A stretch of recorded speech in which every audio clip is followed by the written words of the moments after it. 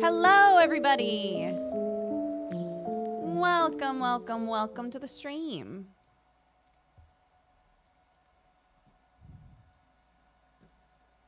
Hello. I just took the quickest shower of my life, but I feel so much better. You know when you this probably won't apply to all of you, but that's okay. Those of you who, you know when you're in this weird mental place where it feels like the shower is the enemy? And you're like, I need to take a shower so bad. But also, for some reason, I have like a horrible mental block against going in the shower. So I just created an urgent situation and that fixed it. I was like, I have to take a shower. I have to take a shower by this time because I have to stream. So I'm going to do all of the gross, dirty stuff that I need to do outside. And then give myself like 10 minutes to just shower and get it done. And it worked. So yay, we showered. And I fought a goose this morning. And I changed out all of the chicken's gross poopy straw. And I gave a piggy a scritch. So all in all, it was a very productive morning.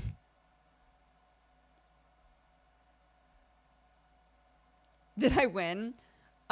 He ran from me, so I think so. Yeah, he sought me out. This is what it's come to now. Like, he was off on the other side of the field, dude. I was minding my own business, doing stuff with the chickens. The chickens started to make a racket, and I was like, "What's going on?" And I turn around, and there's Crumble. He's just slowly meandered over to be like, I'm going to go assert dominance on this human, which never works out.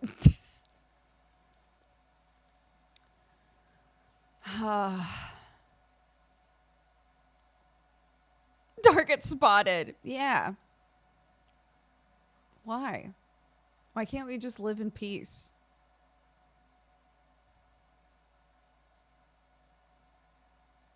You know what's funny, though, is he finally got the drop on me one time, and I didn't even realize what had happened.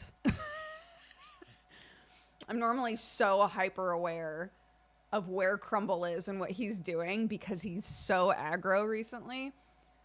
And I was turned around because we were working on the fence. We were putting the fence together, and I was turned around, and then I heard my mother-in-law being like, "Crumble, stop that!" And I turned around and realized that he was, like, trying to attack me, kind of, but like really failing at it.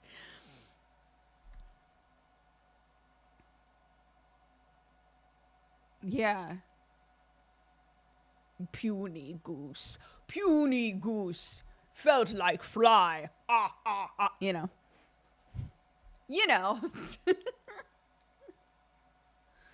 So.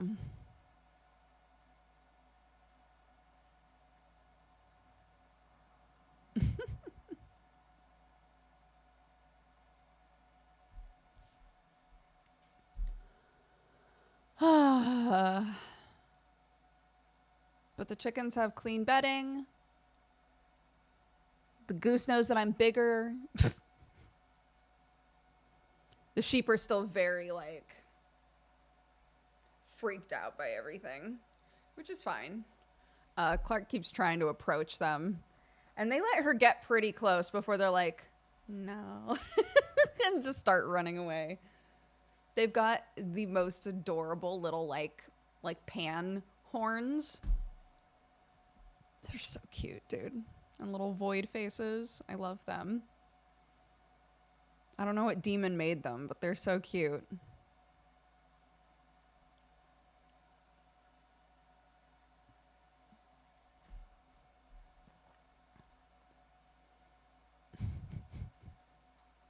Hello. Hello. Welcome.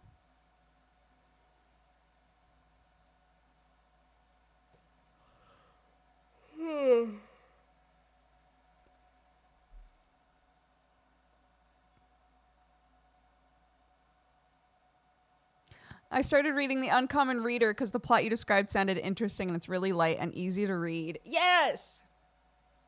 I still haven't continued it, but the beginning of it was so cute. I'm glad that you liked it.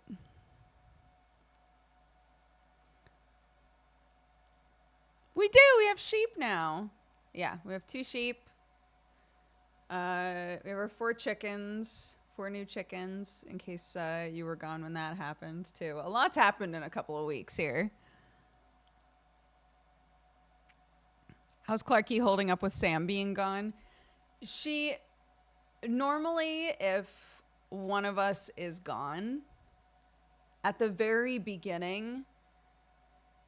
The kids adapt pretty well. At the very beginning, it's a lot of like, you know, where's so-and-so? I miss them, you know.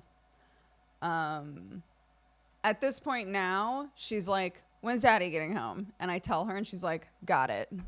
You know.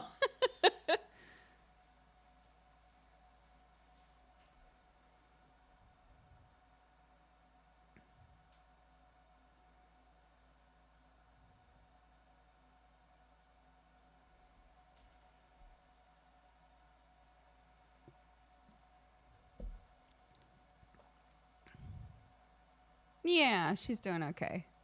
When she's really mad at me, though, which has been a few times during the last couple of weeks, when she's really, like, frustrated with me, she's always like, I wish Daddy was here. Because Sam and I work really well together as parents. It's really easy for one of us to be like, I'm going to tag in because I can tell that this is not working right now, you know? But there's no one to tag in currently. So it's just Clark and I doing this, you know.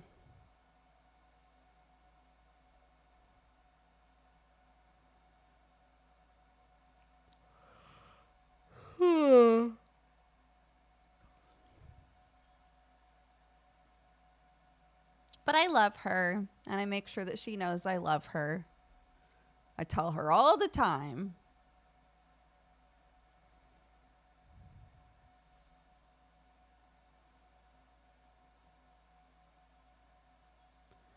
I can't stop the feeling. Can't stop the feeling. I was just reading about embedded piercings.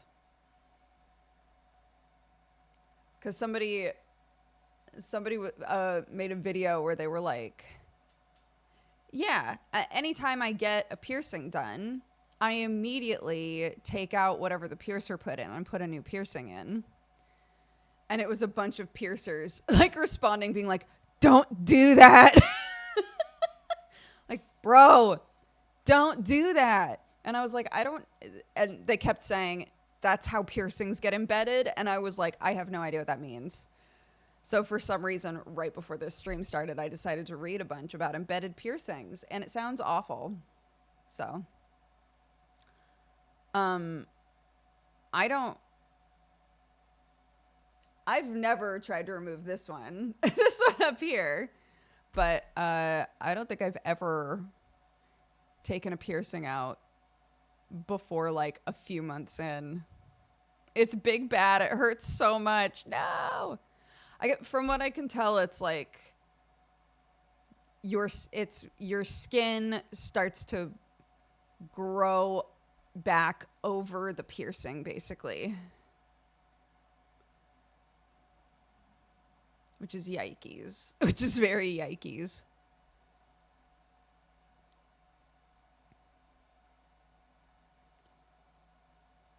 Hi, Summer. Yeah, can you imagine? Some of you can. Some of you have experienced it. Oh my goodness. I already, have dealt with so many of my piercings getting horribly infected. Literally, just these ones, just my main ones. But I've had to redo them so many times that they've got infected many times,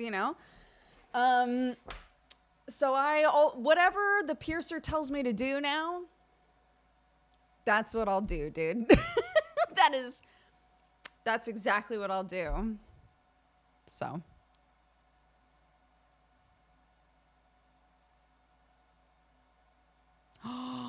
My sister had a vertical, industrial, and chest dermals in bed.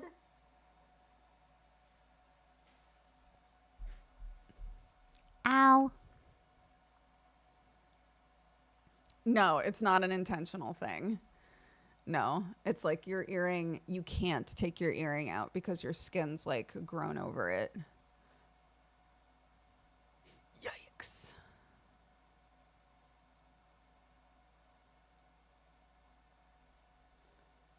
Yeah, these ones are healing really well. They don't hurt at all. They turn really easily. I've been trying not to touch them very often and to like spray clean them a couple times a week.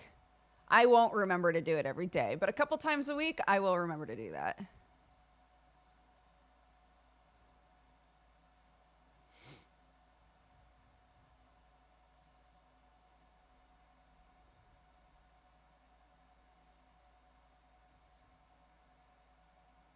But I guess it happens with nose piercings a lot. And I literally was just saying the other day, like, I keep thinking about getting a like a tiny nose piercing. And now I'm like, I don't want it to embed. I'm scared of that now.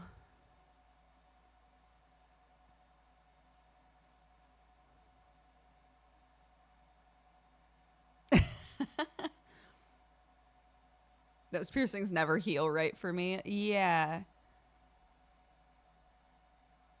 I don't know. I've tried to talk to a bunch of people that have had nose piercings, and it's like a 50-50 thing. It feels like some of them are like, God, the healing process with my nose piercing was awful. And other people are like, it was great. It was totally fine. It was really easy to like not fuck with it. I don't know. I'll just keep doing ear stuff for a minute here until I am used to taking care of piercings. And then, honestly, my nose was so much easier than my ears. It's just blowing your nose that makes you regret it. Yeah.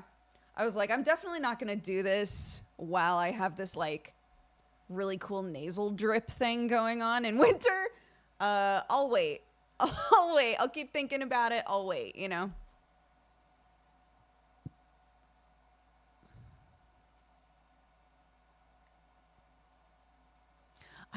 I really like the look of lip piercings, but I've never wanted a lip piercing or eyebrows. But nose piercings, I think, are so cute. Yes. So I pulled the trigger on getting Clark a little CD player, a little mini boom box. I found one for pretty cheap. And then I was like, do they still here's the issue though, right? Not an issue necessarily because you can just go thrift CDs. But I was like, do they still make CDs? So I went to look. Her current like favorite album is the Sing 2 album. And I was like, I'm going to go see if they've made Sing 2 into a CD. And they do. They still make CDs of everything. I was so excited. But I also was looking at the cost of CD drives for burning because the computers don't come with them anymore.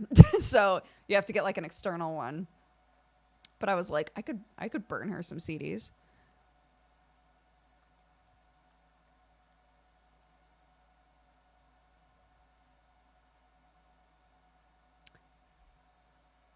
Yeah. So I got her a tiny little CD player. And the Sing 2 album and the Bluey album. And I think that'll be a fun start. And then we can thrift from there or whatever, but I think she'll like that. It'll be like an option for her to just play music in her room.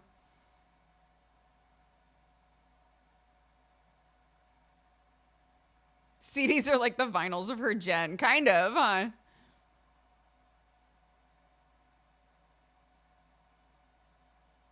Yeah, the Bluey album's very good. There's two Bluey albums. There's just the normal one that has all the normal Bluey music, and then there's one that's like all of the weird like sort of like dance songs, like the weird like cartoon theme music and things that they make up for for certain specific episodes. No, it's a boombox. So she can like play music, you know?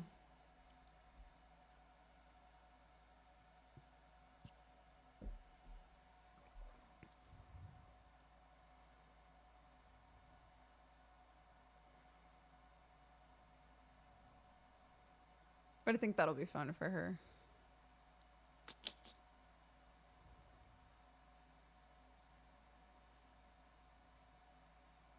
Exactly.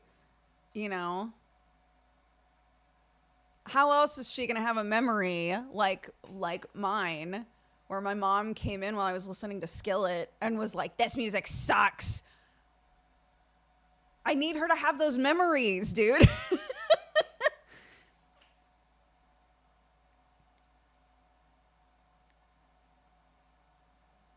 She's turning 6 in a couple months.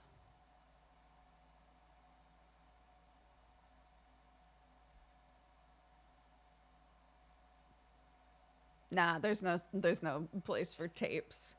I think tapes are like too old now. But CDs, they still make CDs. So,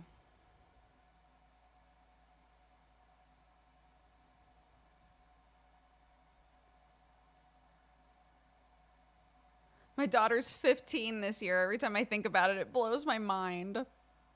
Yeah, I was talking with a friend, and I hadn't seen them in years. But I don't think I realized how many years it had been, right? And he was like, "Yeah, well, my son's gonna be like going on this trip," and I was like, "Oh, cool, like with your wife or?" And he was like, "No, just like with a couple of friends." I was like, "How old is your son now?" It turned out his son was 19. What? Huh? What do you mean? What happened? Yeah, that shit's crazy.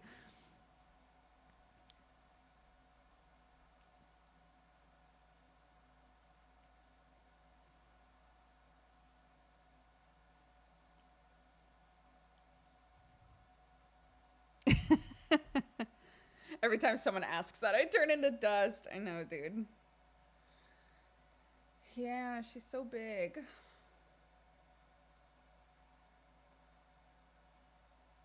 My sweet girl.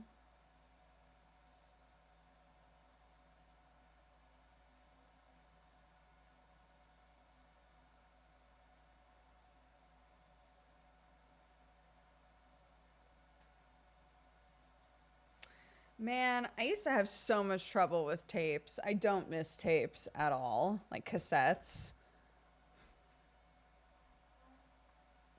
I don't miss like the actual tape like peeling out and having to use a pencil to rewind it and all that shit. That was not fun. Yes, trying to find the start of a song. Oh my gosh. When I started using CDs and was like, you mean I can literally just go to the next song?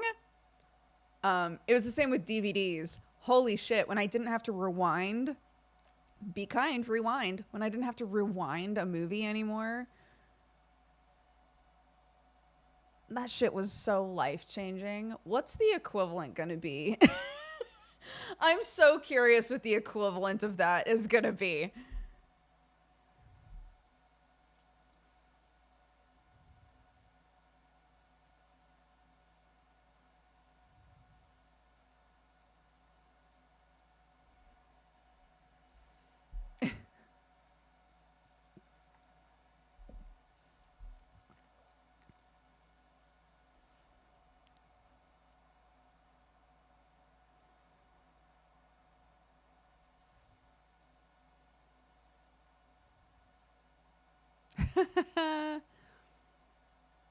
Mm-hmm.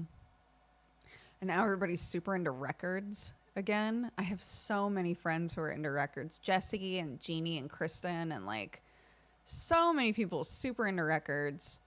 I've thought quite a few times that would be a really good gift for my dad as like a modern record player, because I think still the record player that we have back in Oregon is like ancient, like like an ancient record player. But my dad still has like 200 records, maybe more. There's so many there. It would be so fun to like get a more modern record player that works really well and like play some of them. That would be so fun. And before, but it still works just fine. I wouldn't expect, knowing my dad is where I get my pack rattiness from. He gets very attached to like what a thing means, not what it actually is, you know? And I think he would be very attached to his old record player. I wouldn't expect him to get rid of it. But I do think he would love to use a new record player. I think he'd get super jazzed about that.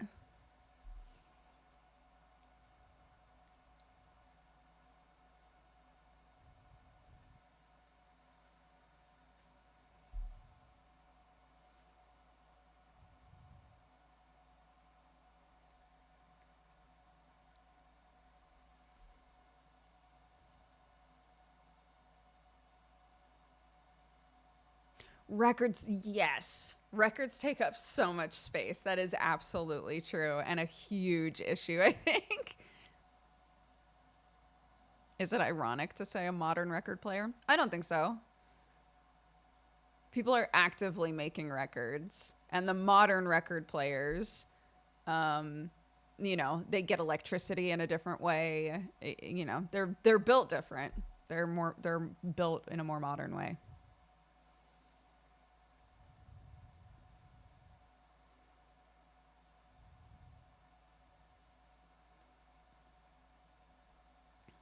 Literally built different. Yeah.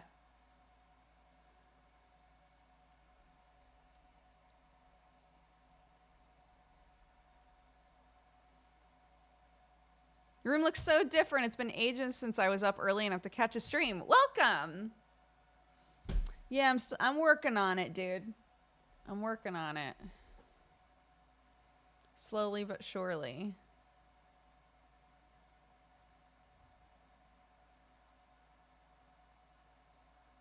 Yeah, that's what Jesse loves is the vinyl video game soundtracks. He'll like frame them and stuff. It's very cute.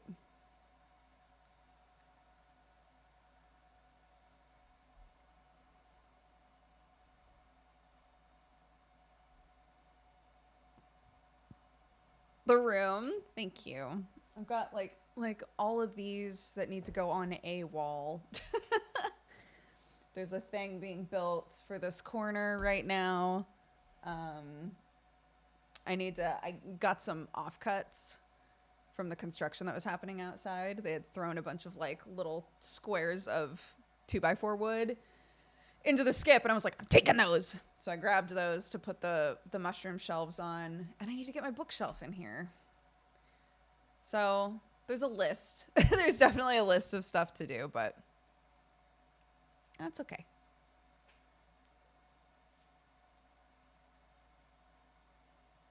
Thank you. I also love this color.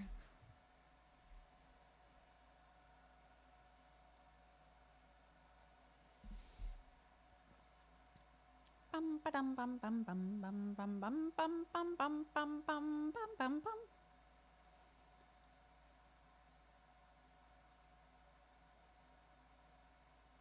You got the fundamentals. Cool lamp, cool box, cool rug, cool plant wall. Fake plants. This box was part of like a brand deal thing that got sent to us. Rug, yes.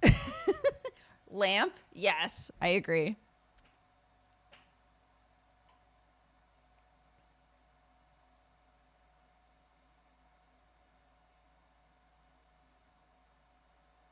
Hee hee. Jack, come on, coordinate our minds. We can telekinetically get the shelf upstairs. Please. It's actually dry now. It hasn't rained in a while. It could be safely taken up the stairs. Oh my God. Boone messaged me. I don't think this is a secret. Boone's doing, I guess every year, Boone does a battle station review. And he was like, I need you to take a picture of your setup, your like computer setup. And I was like, are you ready to be deeply disappointed? It's not cute up here. We're working on it back there, but here, this isn't cute. This is 3 Coke cans, 1, 2, 3, 4, 5 mugs, a plate, an empty package from all the candy, some earrings that I took off, a pair of scissors.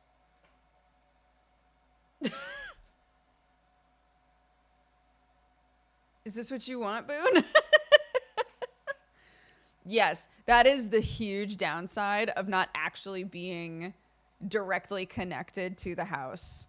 Is it feels like such a huge ordeal, especially with slippery stairs. It feels like a huge ordeal to take mugs and things back to the kitchen.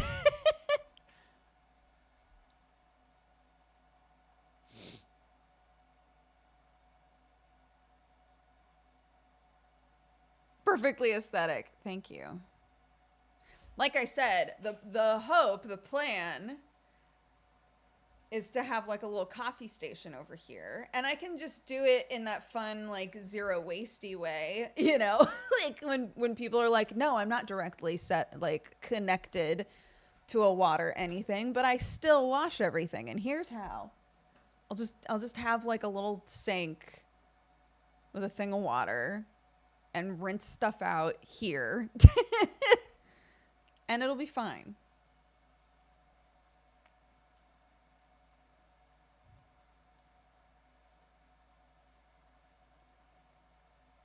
You need like a washing basket to help you make trips. No,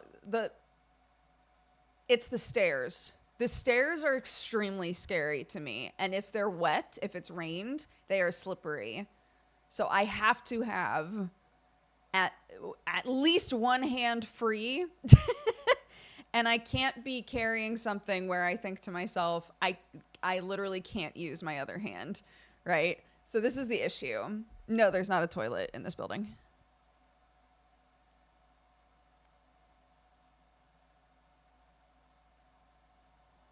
Yeah, I think I'm going to sand them down. And then my father-in-law said like an old hack for that was taking outdoor wood paint and mixing a bunch of sand into it and then painting with it. And I was like, that's fucking so smart.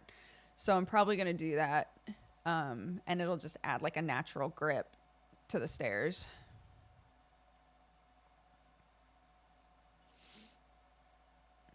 I'm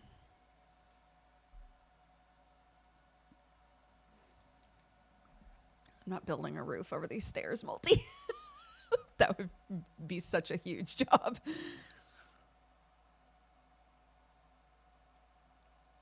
I'm on the second floor of a building.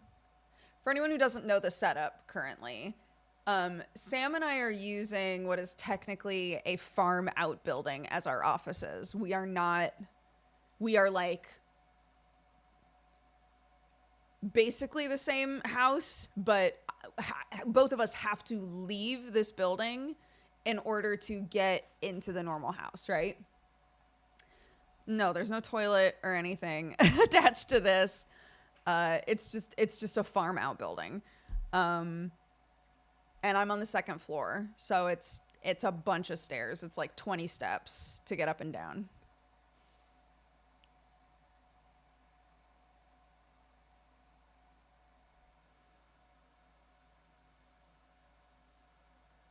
So, I have thought before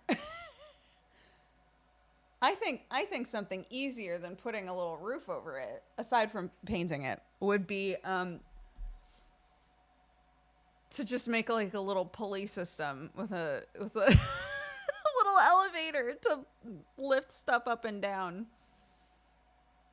I think that would be really fun. Any dishes or anything that I need to put down there, and just dumbwaiter, basically just put it on a little thing and then it would be so funny.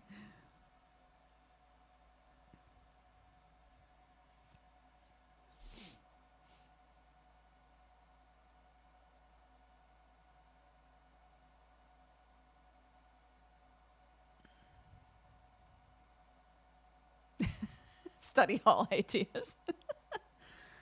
Yeah. I can't even imagine how much work that would be. At its most simplest, in my mind, at its most simplest, it would be some sort of like a wheel with like an embed in it, right? Rope. You need the wheel to be stabilized onto something. So imagine that like it's the wheel with like a little thing attached, and then you screw it into the building. And then a tray that the rope is attached to, right? I feel like a really simple pulley system is probably super easy. Making it as safe and weather resistant as possible would probably be the more intensive part of it, but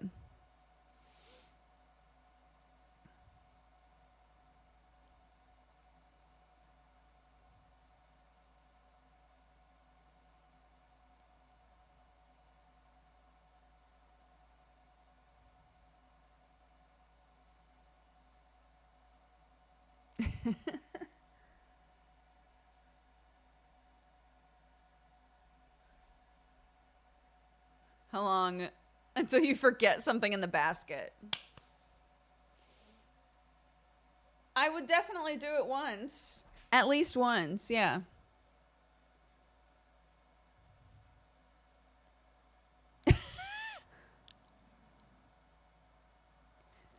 The important thing would be really making it clear to my child that if she tries to ride on it, she will die. Because she would try.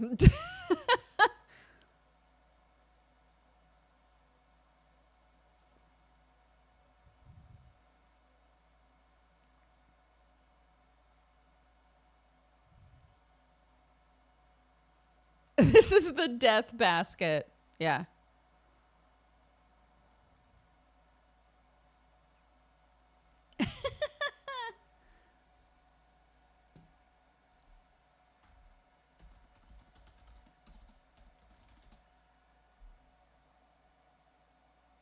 Yeah. Yeah. Double wheel pulley for $5. 2-pack with rope. Adjustable reinforced metal internal gears. $4.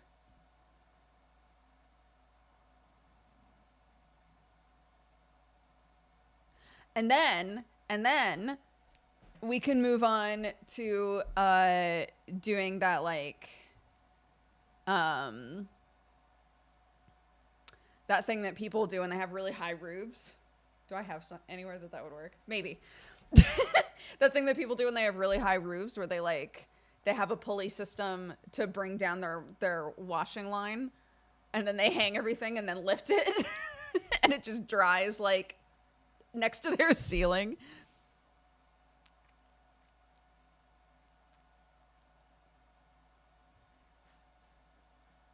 I don't know where I would do that. There's one room that I think is part of the old barn that has a pretty high ceiling, but it also has the most like air leakage. If that makes sense. The room is really cold because it's got tons of windows in it and all of the windows are old. So much cold air gets in there and moisture probably. People do that inside houses. Well, if you live somewhere that where most people don't have dryers. A lot of people in the United Kingdom don't have dryers. I don't know where you live. I might be preaching to the choir. But if you can only air dry clothes, you have to do it inside if it's raining.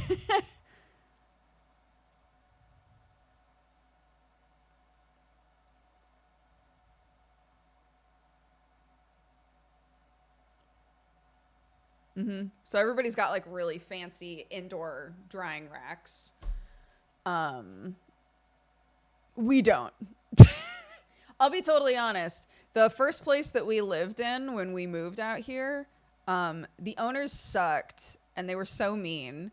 And we accidentally, and I mean it, I'm not like, but we accidentally, one of the things that got packed up by the movers was the like little drying rack that was already in the house when we moved in.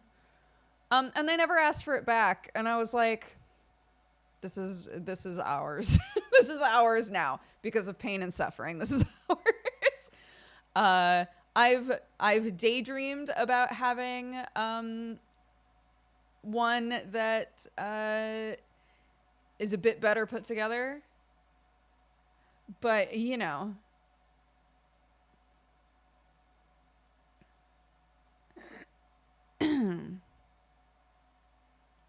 rack thief.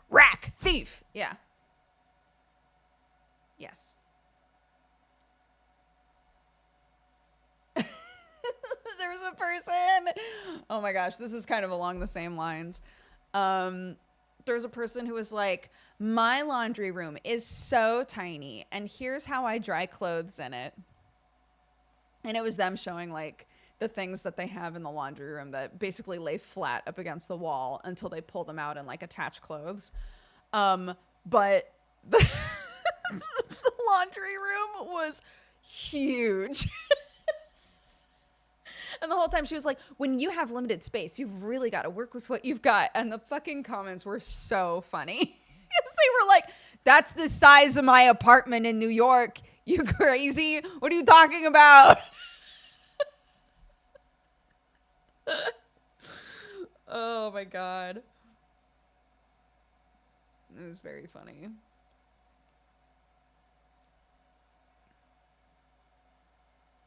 You got a separate room for laundry? That's crazy. We have a separate room for laundry, which I definitely see as like, wow, a whole separate room for laundry. But it's also a curse for people like Sam and I because it is where things go to die, dude. If there's something that I just don't want out, I throw it in the laundry room. That room is a nightmare. It is a nightmare room. Okay? It is not a privilege. Not in my house. I've daydreamed often about just tearing down the walls so that I don't have somewhere to hide shit because it's bad. People like me, we can't have tiny rooms for laundry, okay? Because laundry isn't what lives in there. Everything else does. Everything goes in their room. Yeah. The lost and found. Yes. If I'm looking for a tool, I'm like, it's probably in the laundry room. And then I go in there to try and look and I'm like, oh my gosh.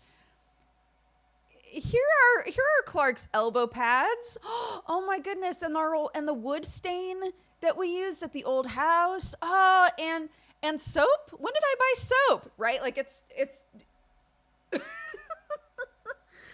and I know myself well enough that it's not an issue of, man, if only somebody could like be here and help me clean out this room so that I could start from scratch. That's not it. That's not what needs to happen here. That's not what needs to happen here. Okay. I need to just not, you can't, pack rats can't have places to hide things. We're dangerous. We're dangerous. We will hide stuff there. If we can close a little room, that little room, it's not a room. It's not a room. It's a danger closet.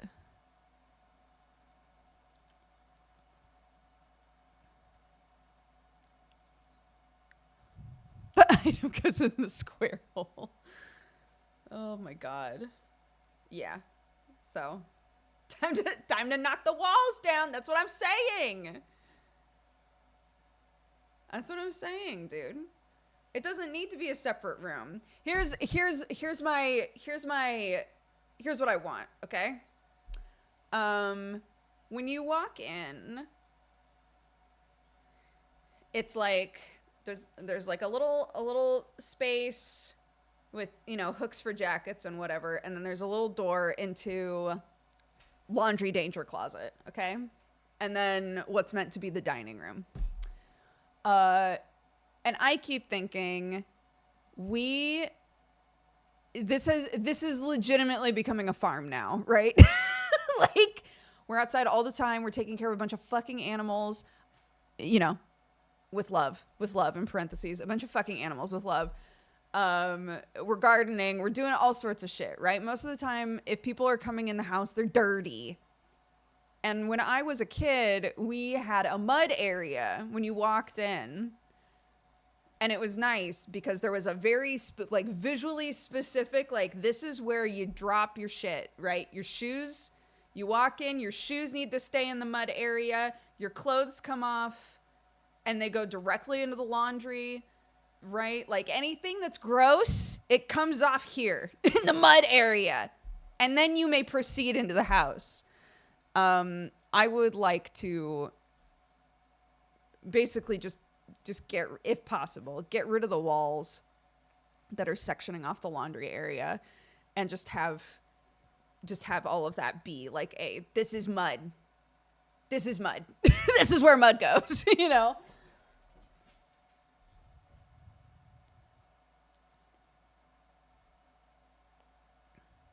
This is mud. Yeah. You get it. You get it. Yeah. So that's what I would love to do. But currently I'm doing the stairs. So one thing at a time. We're doing the stairs right now. I have to sand down the stairs. I was talking to somebody who did their stairs, and I was like, yeah, I'm at the sanding stage. And I was like, I'm kind of, you know, I'm excited to do it, but I'm also worried that I'm going to get halfway through and just like hate it. And they were like, oh, but sanding is so fun. And I squinted. I've sanded before. It can be fun. It can be satisfying, but also your hand will cramp. How much hand stamina do you have, you know?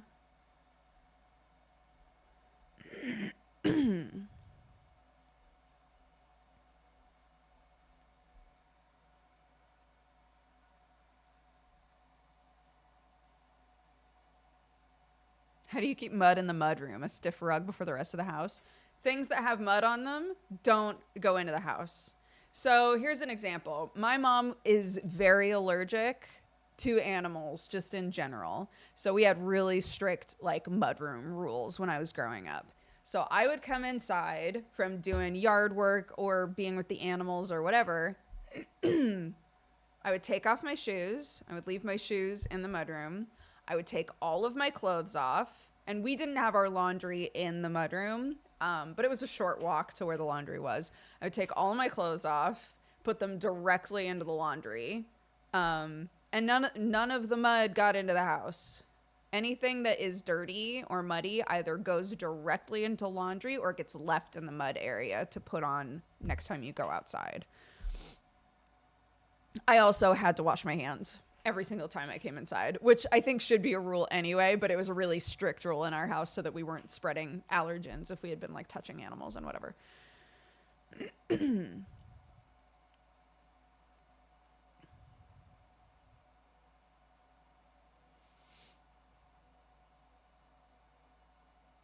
I have an electric sander. I have that. It hurts to use after a while.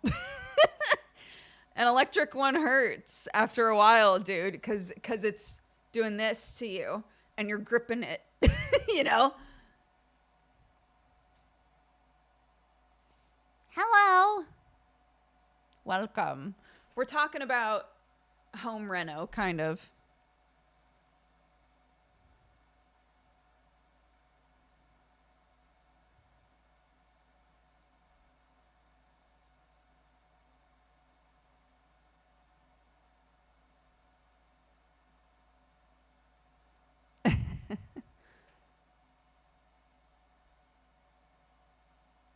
Yeah. Talking about the mudroom.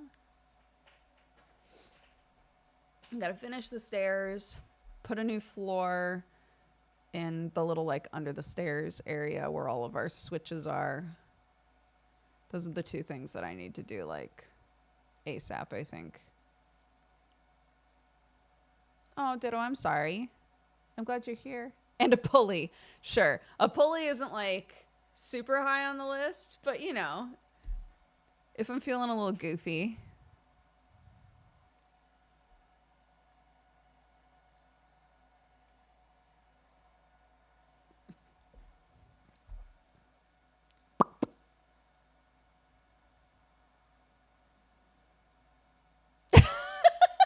Not Nintendo Switches, no.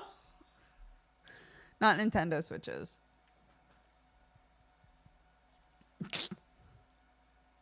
Like our breakers and stuff. No, there's no farm cats currently. All of the shelters around us are on high alert for a barn cat to give us, but we don't have one yet. It's okay.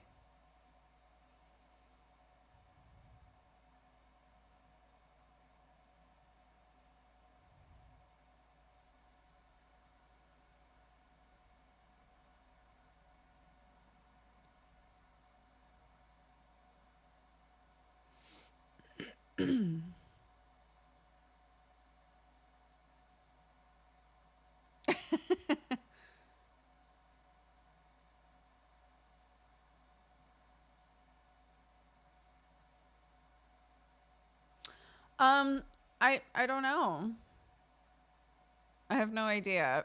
For those of you who weren't here a couple of weeks ago, we were talking about how apparently in a nearby village, there's a cat that they've gotten multiple complaints about, and they've been trying to catch it.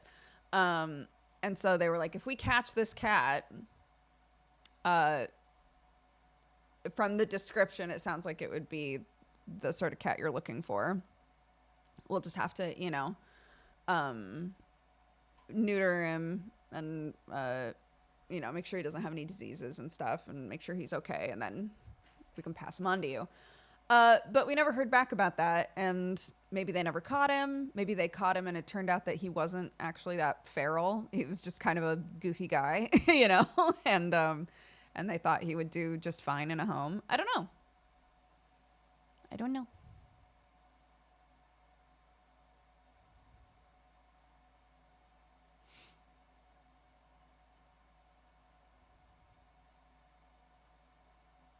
How do you stop it from running off? There isn't really a clear explanation of that. You basically have to make it seem like they've really got it made where they are, you know? Um, so we've cleaned out and fixed up the old pig house. So that would be literally just for him. We'd feed him every day. So he'd have somewhere warm to go. He'd have food. He'd have rats to chase.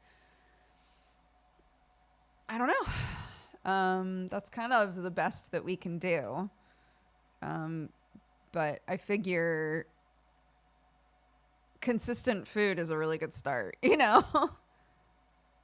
Yeah, we're looking for a working cat. We're looking for a cat to pay rent.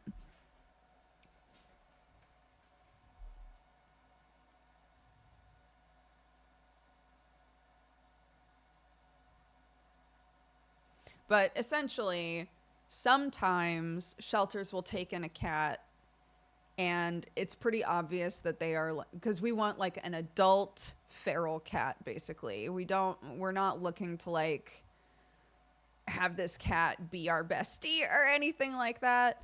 But you know, we're having sort of normal farm issues. We have a rat problem currently. We have things that having a barn cat around would really help with. And we would be, you know, essentially taking in a cat that a lot of people aren't going to want. So yeah, basically like if a cat comes in that's an adult feral cat that they don't see being socialized, that needs to stay outside and keep living outside, farmers want those cats. And currently we want one of those cats. So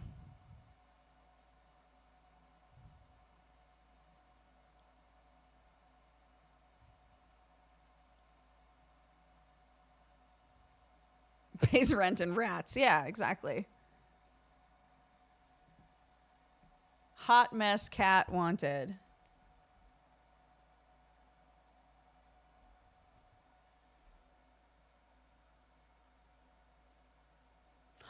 Oh,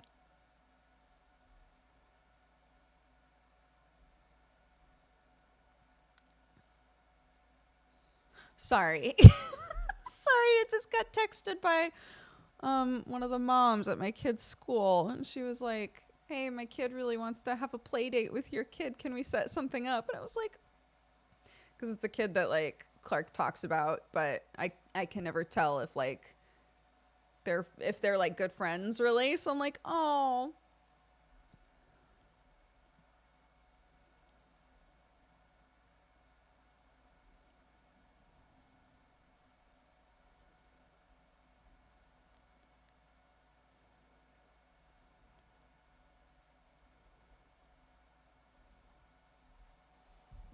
friend time. I need to be better about hosting friend time because Clark has now gone to play with like a couple different kids at their house, and it's gotten to the point now where Clark's like, "When are we inviting my friends over, Mom? What's happening here?" And at first it was, our house is a construction zone, right? Like, I really don't want kids coming over when there's like 10 tradesmen like doing construction shit outside. Um, but now, yeah. It's getting to be spring. Things are winding down. I really need to like step up here. No, we don't do sleepovers. She's had sleepovers with one specific cousin. Um, I trust their home situation completely, and with her grandma. But I've made it clear to her like I'm never gonna say yes to a sleepover unless you're quite a bit older. Um, and I've said, if you get invited to a sleepover, and a bunch of people are going, I'm totally down with you going and hanging out until like actual sleep time, and we'll come and pick you up. I don't want you to like miss out on that sort of fun. But just for safety reasons, I will just blanket never say yes to a full on sleepover with a friend. Not unless you're like an older teen and we can talk about it a bit more. For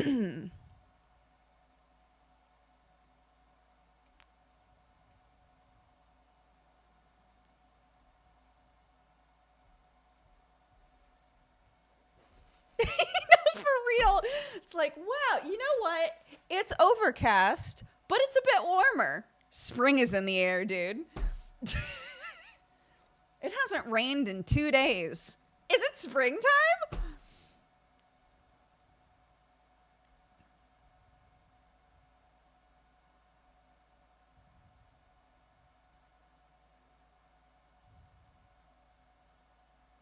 One of the trees near me has a blossom, bro. It's spring. It's springtime, dude.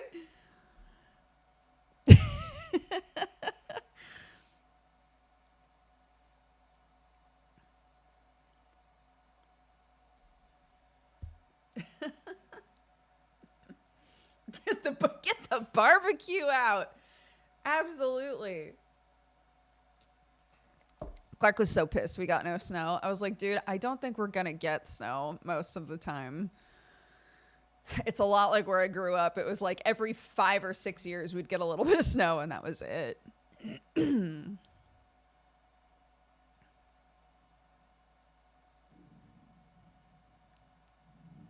My dad is like that. Any amount of sun and the barbecue will come out. We had some really awesome family barbecues right after we moved here. Um, and I think it's going to be really fun to do that sort of stuff now that like everything is so much more established. We've got like so much fencing up, and all of the animals are sorted and the garden's built, and like I think it'll just be so fun to do things like that now.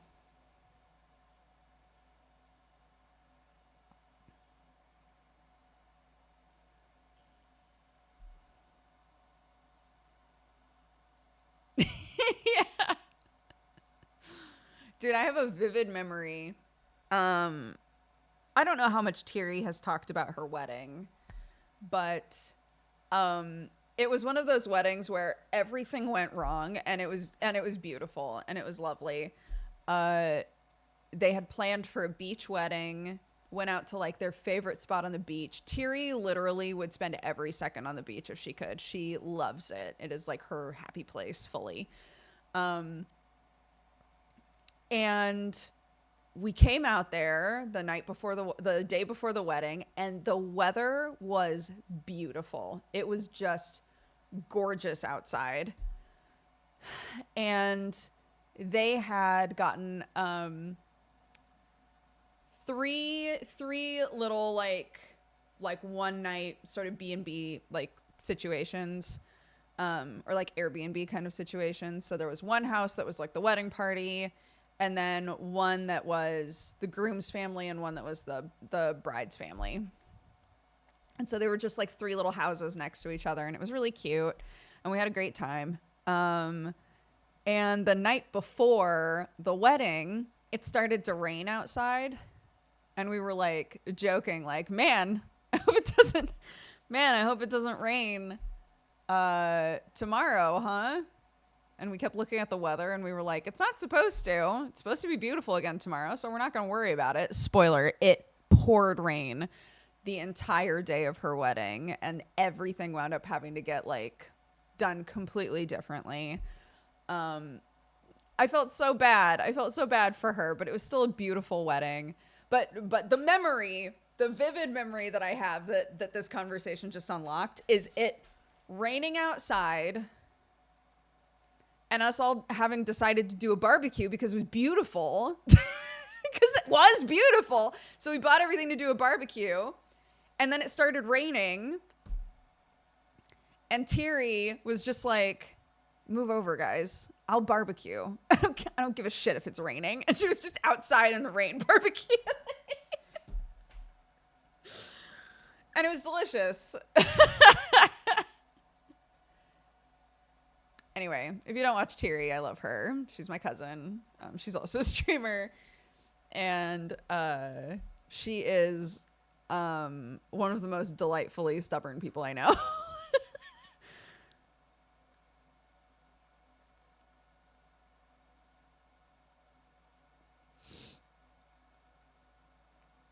Yes, that's exactly what we do. We get those like big canopy tents, not like a full tent, but like something at least to hide under. Even if it's meant to be beautiful out, we always have one of those if it's going to be like a big family thing, because you just don't know. You just don't know. You just don't know if everything's going to go bad.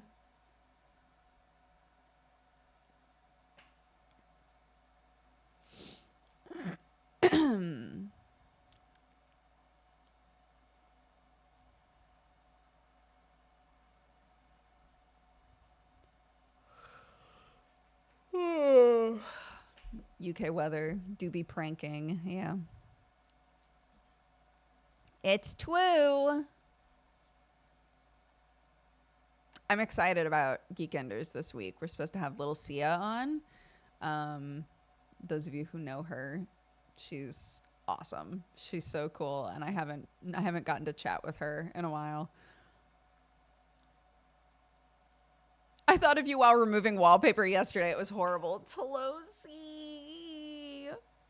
Did you do it? Or did you do what I do and abandoned it? Did you get pissed and go, I can't do this anymore?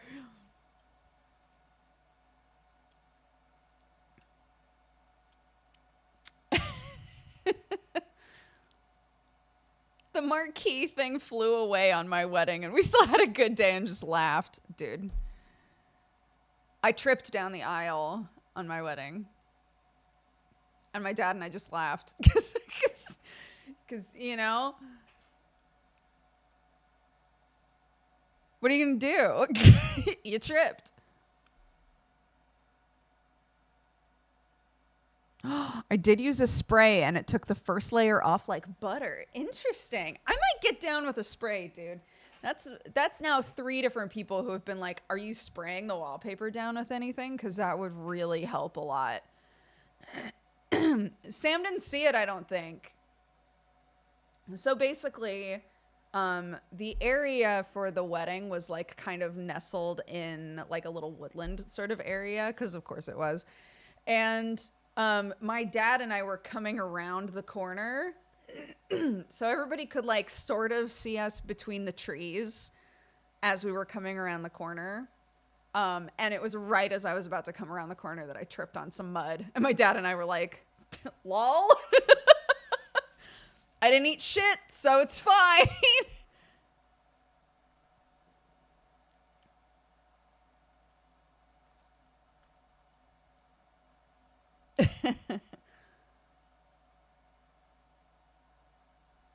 Oh, that is lucky. Our wedding was kind of the opposite problem, where the 3 or so days leading up to the wedding day were some of the hottest days the United Kingdom had ever had. And we were like, what are we going to do if everyone is dying at our wedding? But it wound up being fine. Our actual wedding day was like overcast. It was warm but not too hot, so we were just so thankful.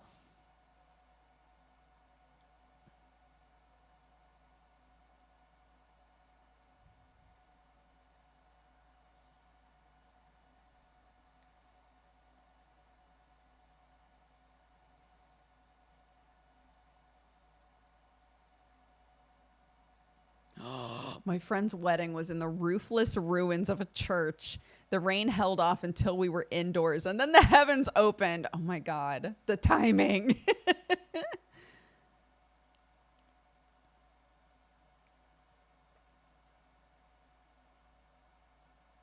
Yeah, I have a wallpaper steamer and it still won't come off. And I don't know what sort of black magic, what sort of evil such and such is keeping this wallpaper on the wall, but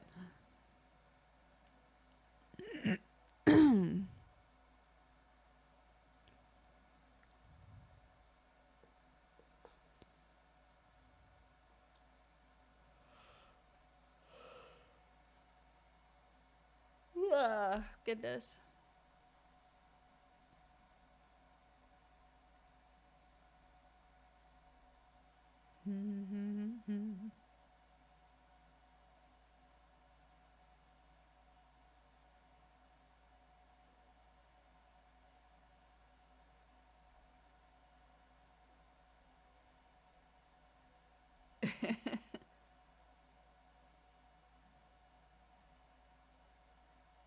Oh my gosh. So yesterday we went to the grocery store because I was like, should we do spaghetti tonight? And she was like, yes. So we went to the grocery store and she saw a book.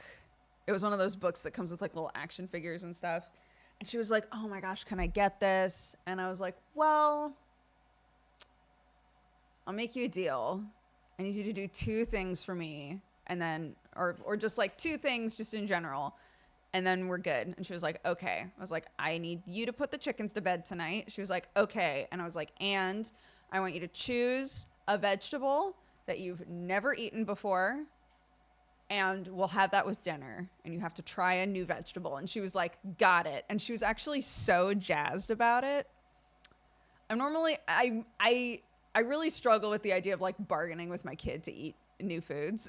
But like, she and I were talking about it and I was like, like as far as like chores go, I feel like one of the things that is like your job as a little human is to try new stuff and experience the world, And if you're open to it, one of the things that we could be saying is like a thing you can do towards, like as like part of a chore list, basically. If there's something that you want to get. If you're down, we can start putting things like try a new food on there. And she was like, yeah, let's do that. So she picked out asparagus, which I don't know how many of you guys love asparagus, but I love asparagus. But it is stinky. Asparagus does not smell good, but I was like, sure, let's try asparagus. So she helped like snap off the ends and we boiled them and she was like, that stinks. I was like, I know, dude. And she tried it. She took a big old bite and was like, I do not like that. I was like, that's fine. The point is that you tried a new food. That's what matters. You tried it. That's the important thing here, you know?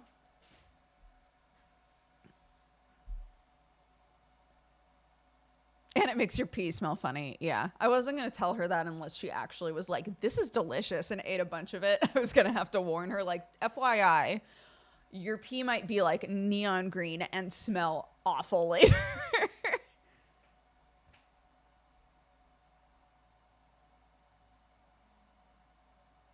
We pretty much only find green asparagus here. I don't think I've ever had white asparagus.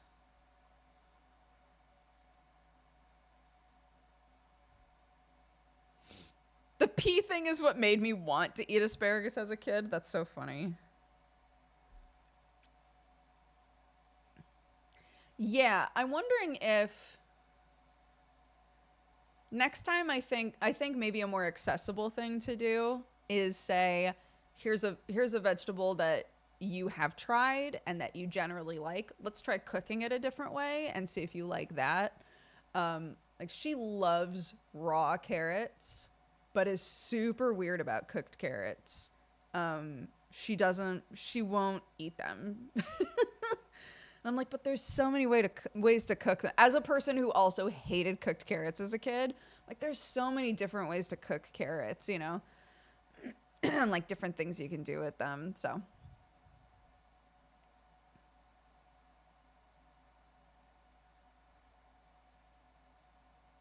oh, here in Germany, there's asparagus season and you get white ones everywhere. Interesting. My mom is 60 and still hates cooked carrots. Yeah. Look, everybody's got their preferences. Um, and you know, sometimes people will be like, if your kid's like a picky eater, they'll be like, well, what's your kid going to do when they get older? People aren't going to accommodate them. And it's like, when my kid gets older, she's going to know if she's picky or not. You know, is she going to a restaurant and somebody else is ordering for her? Probably not, dude. She could just order what she wants to eat. And if she really is that picky and can't trust other people to cook for her, then she will learn to cook. Picky eaters can figure out how to take care of themselves. It's fine. Like, it's so ridiculous. I'm trying to just create safe environments for her to try new things. And she's really open to trying new things. Even if most of them she's like, no. I figure it's good if she's down to try it, you know. I forget that I'm a picky eater because I mostly cook for myself. Right? Like,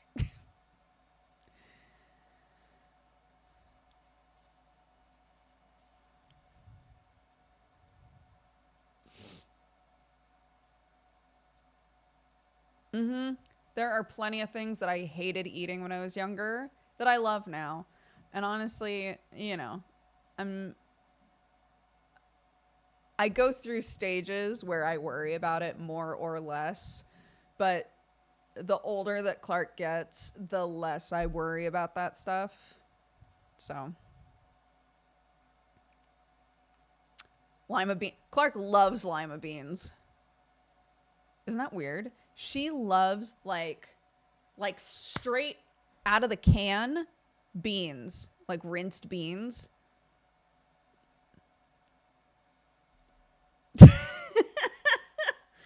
Loves them.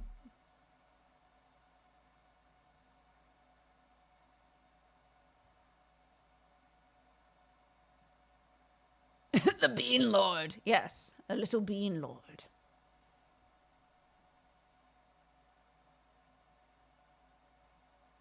Mm-hmm. Somebody was like, yeah, a lot of kids go through a beige food stage. And it made me laugh because that feels so much like my kid. It's like, okay, here are the things currently. And again, it's not like she doesn't eat vegetables and stuff. She does. There's plenty of vegetables she really enjoys eating, but like if you were to look at her and be like, "Hey, what do you want for dinner tonight?" She'll be like, "I want bread with nothing on it. I want pasta with nothing on it." This morning, she did the thing where she was like, "I want raw oats in a little bit of milk." She's in a beige food stage. You know? And if I put vegetables on her plate, she'll eat them and it's no big. But if she's choosing food for herself, she's like, "All right. Plain pasta, plain crackers, bread with no butter." Is she bulking?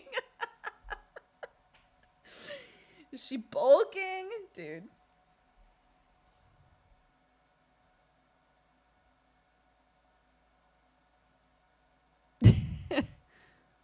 Yeah, big carb loader energy. Yeah, I wrote Pwince Peeseeps because at first I wrote Pwince of Peepus, and that felt um like it was not the right direction to go in for the title.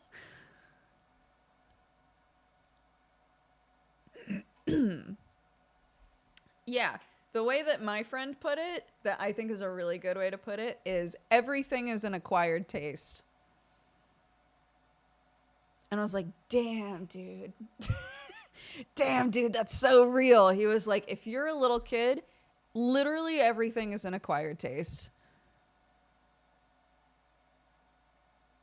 Damn. Bruh. Holy shit.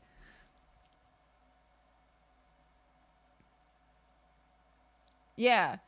Um, the struggle meal that my dad would still make when I was a kid um, is just pasta with garlic and a little bit of butter.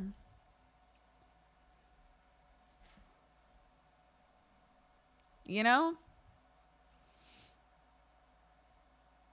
we would do the same thing with rice. Oh my god, if we had leftover rice, like plain rice, we just my mom and I would just put butter in it, heat it up until it was really hot, put butter in it and garlic powder, and that was it, and just eat it.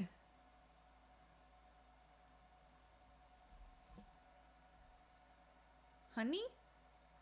What the fuck was that? Did you guys see a thing fly at me just now?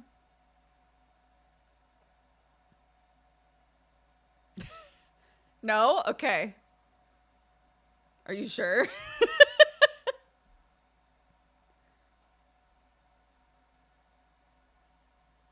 It felt like something flew into the back of my ear, but I don't see anything now. So,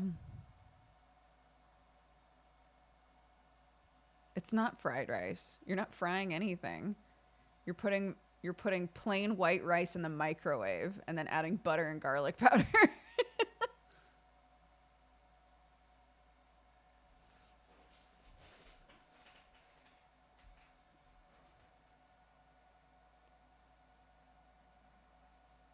My hair flipped oddly. Maybe my hair like pulled like boinged out of my ponytail or something. Your hair moved, but the camera didn't pick up anything. Okay. Yeah, ghosts. That's all. Yeah, that's the only thing that makes sense is ghosts.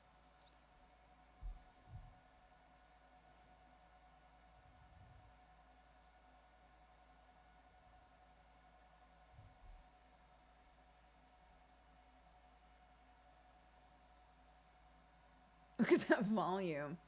It's just because it was in the ponytail holder.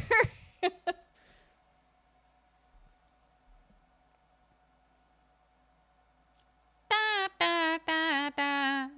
Ba, ba, ba, ba, ba. Da, da, da, da.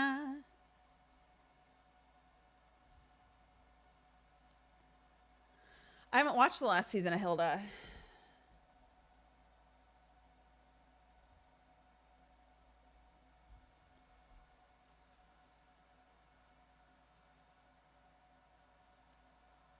I'm sure it is, yeah. Oh, thank you to Lucy.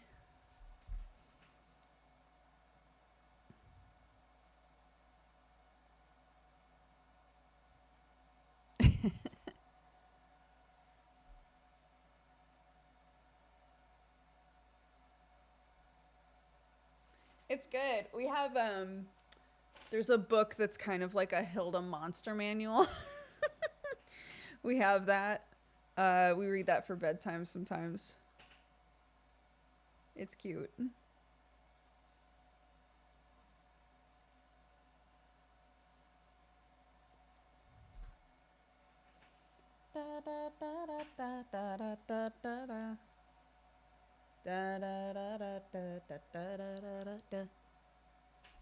Suéltate.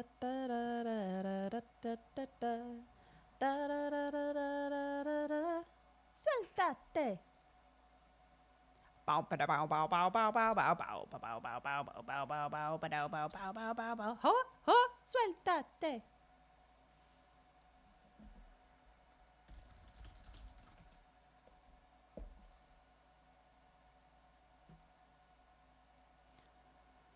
Okie dokie. Let's play a game. It was suggested that we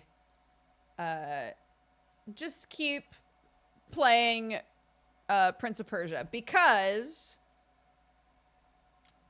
next week is demos. We're going to be doing demos all week. I'm getting reached out to by companies to have sponsored demo streams, which is amazing. So, so yeah, we're going to be focusing a lot on demos next week. Yeah, next fest all week. Wow.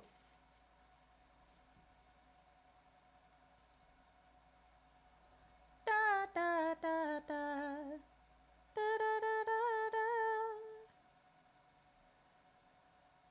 So here's the issue. Last time we played this game, no! Oh my gosh, I forgot about this. Is it gonna do it again? Yep. Is it gonna do it again? Yep. Is it gonna do it again?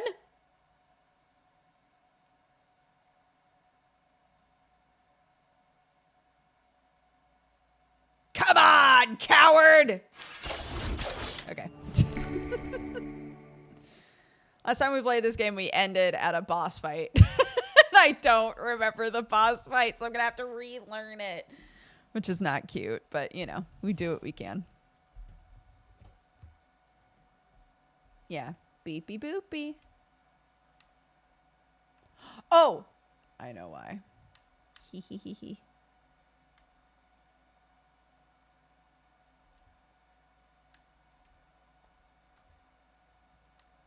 Why is there no sound? I don't have the warnings for Pwince. Can you send them over to me?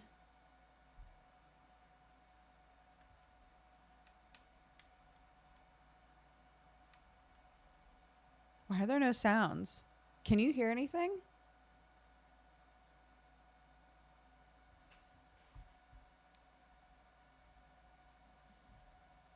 Hold up.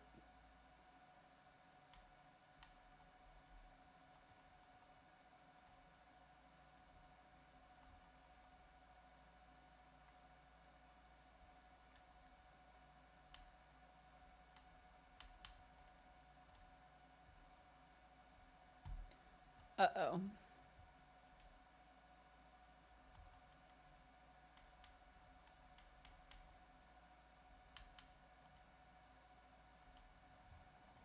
Okay, well, let's restart the game. I'm not sure what happened here.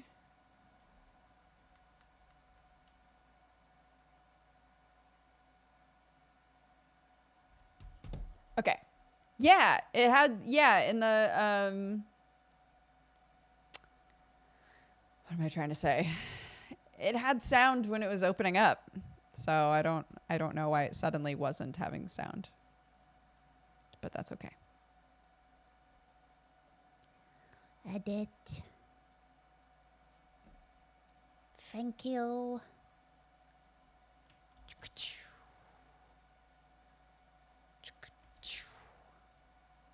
Okay.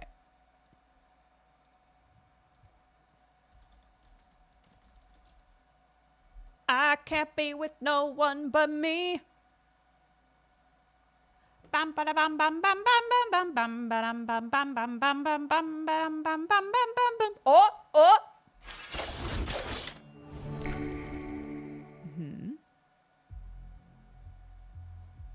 Sounds. There we go. We got sound. Yeah, it's that ghost that flicked my ear, dude. Let me know if it's too loud, not loud enough, all that. Okay. Right. Okay. Okay.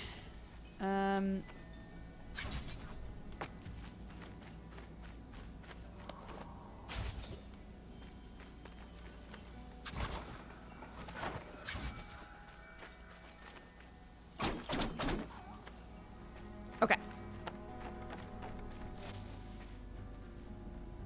This isn't where I need to be.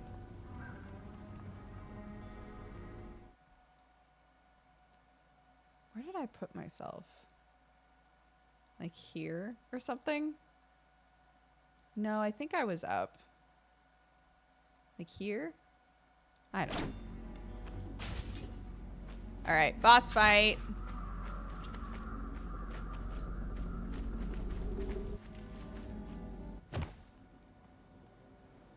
I'm facing the wrong way though.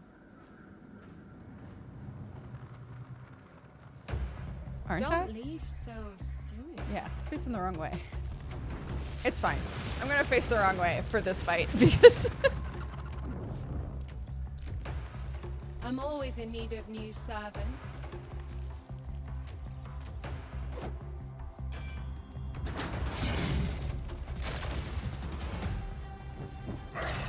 that's right. I remember this fight now.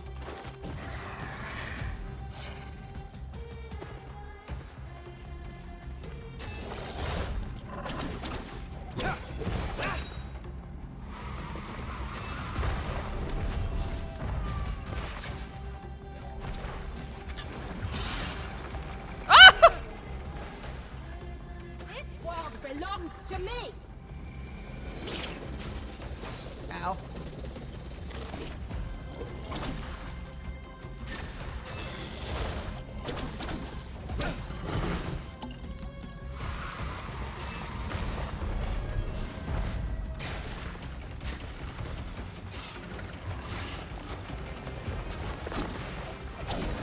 You will serve.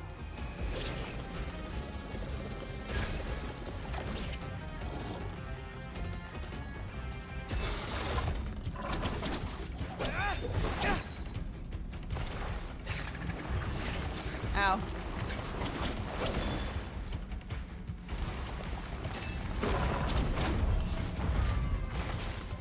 You will serve them.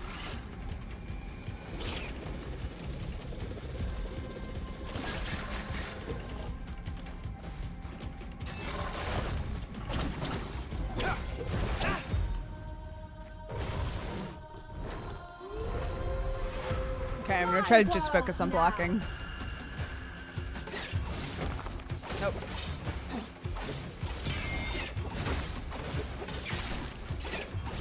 Why can't I block any of these?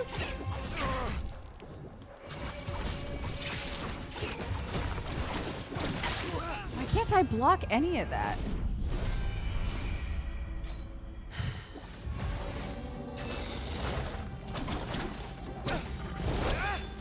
My world now.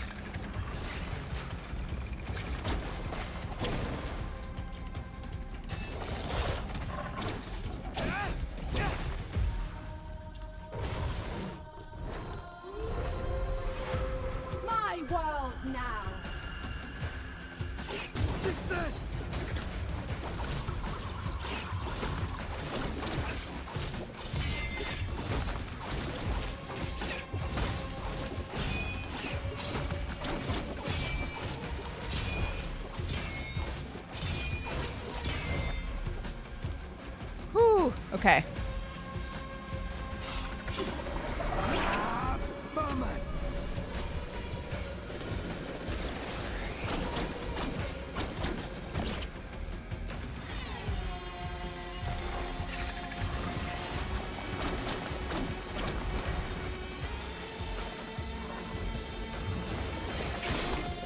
Oof.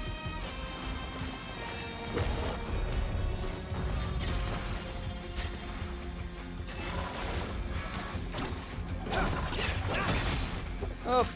God, I forgot about that.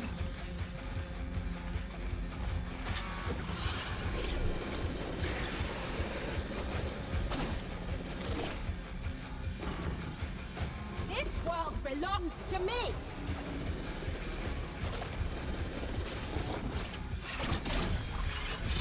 Woo!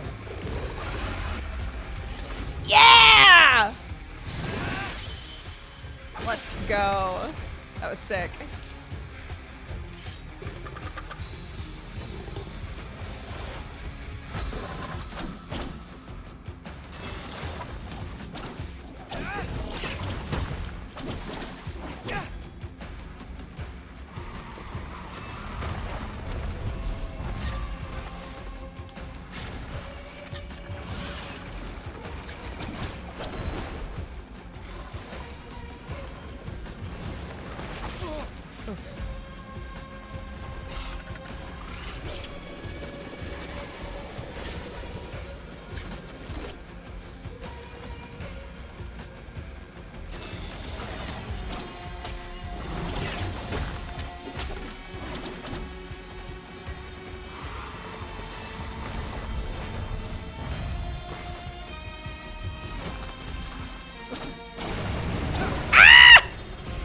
Oh my god.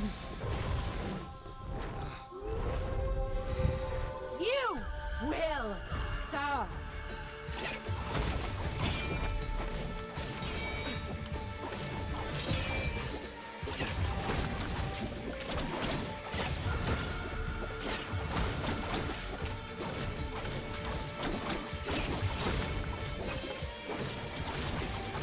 Woo! God. Ah!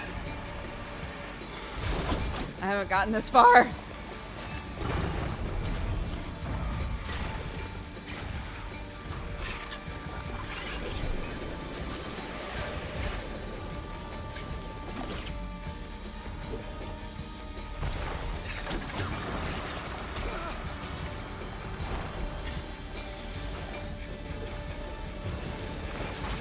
No idea how I'm supposed to deal with that. Oh my god. You will serve.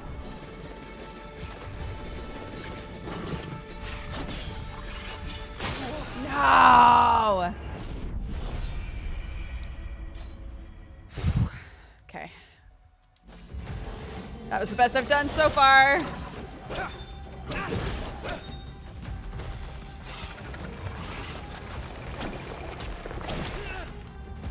You will serve me.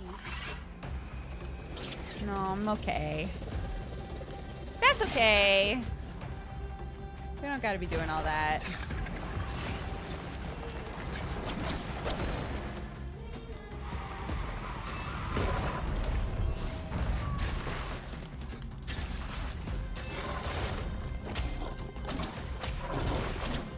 My world now.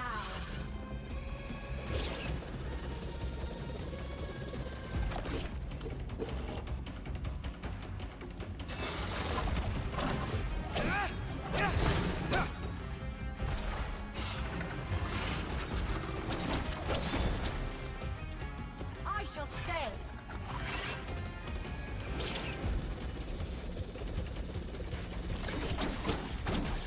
Woohoo.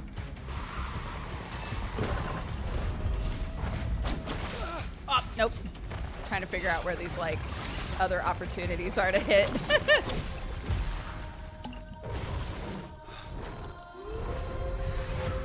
My world now.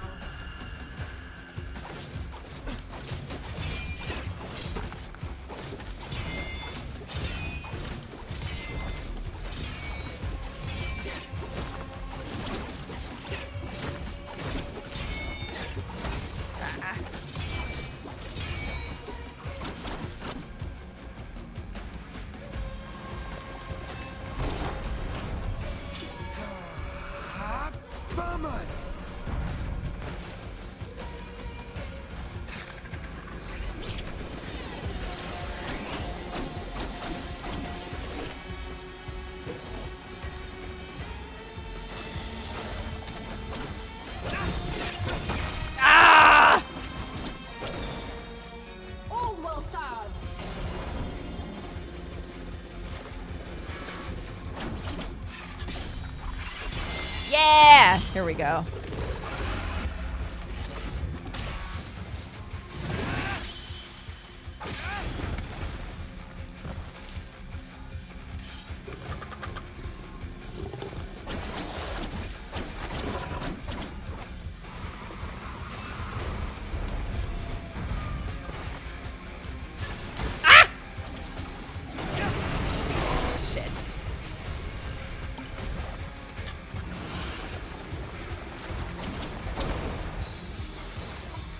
No idea what I'm supposed to do here.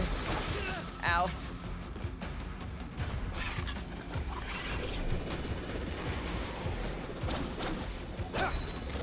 Sister! No!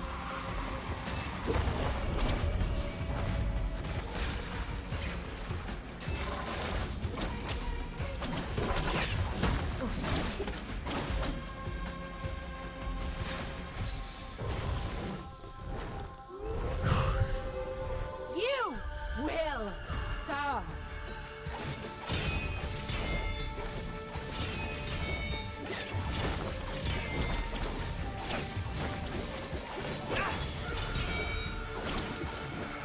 Ah, bummer!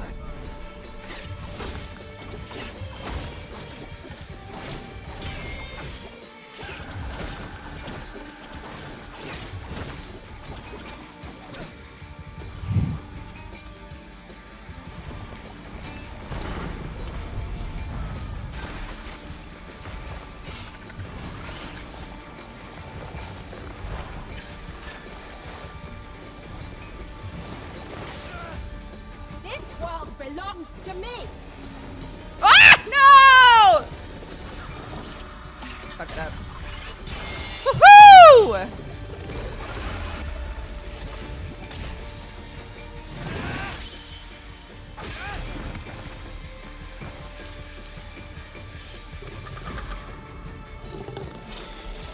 Sister! No! Oops, shit.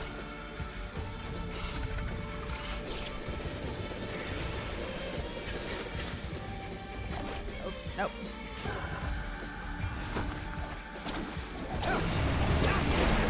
Shit.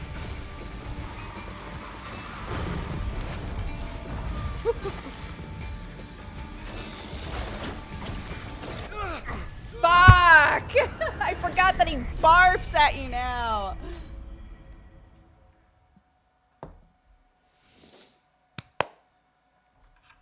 Yeah, I'm on whatever the like normal difficulty settings are.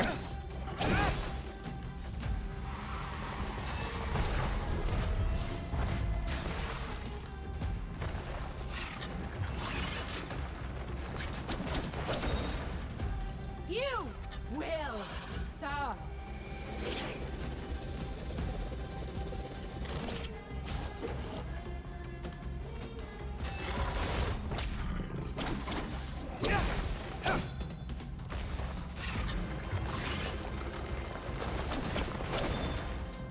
You will serve me.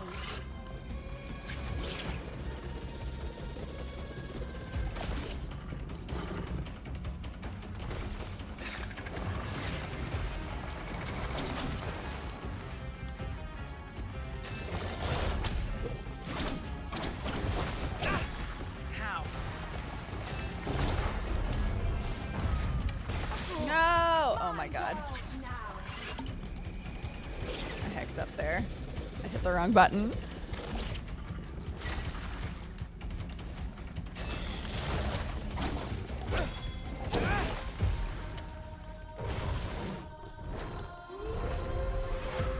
My world now.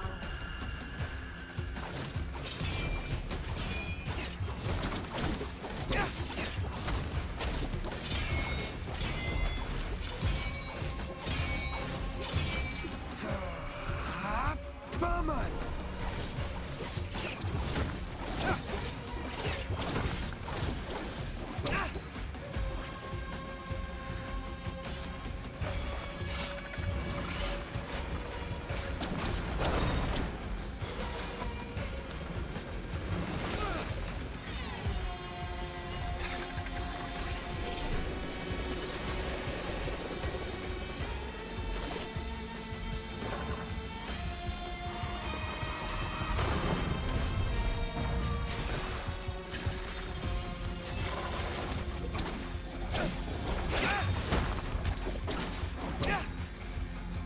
I shall stay.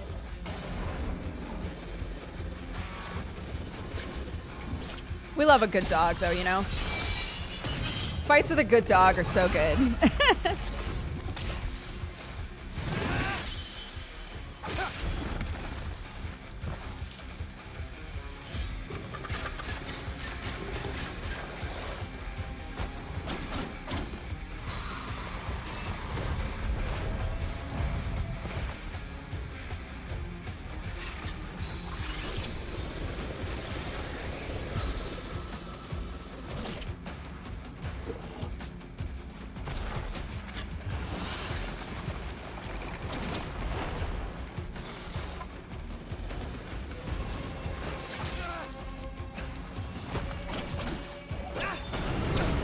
Oh, God.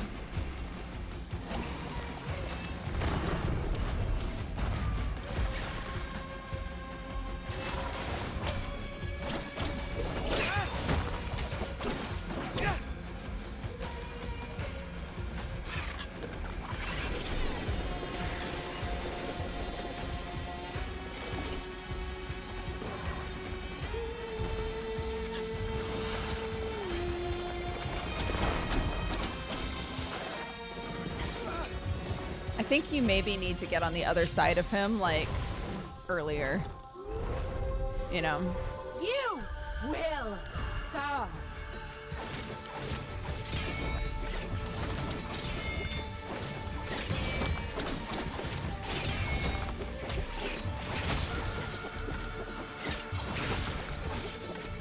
Sister!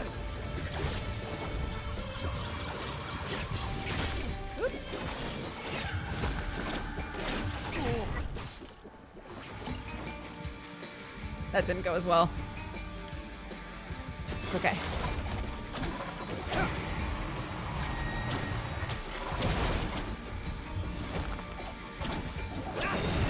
Ah!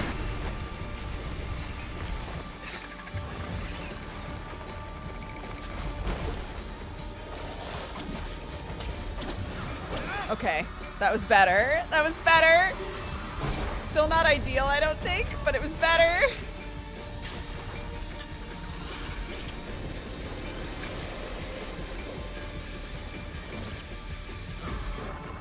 All will serve.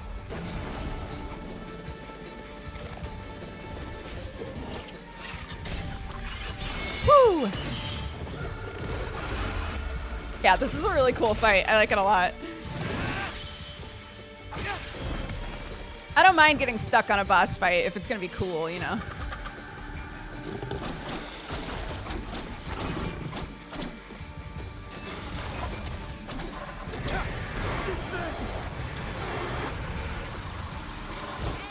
Yeah!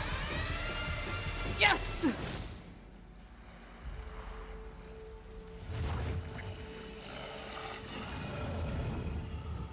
Borfer?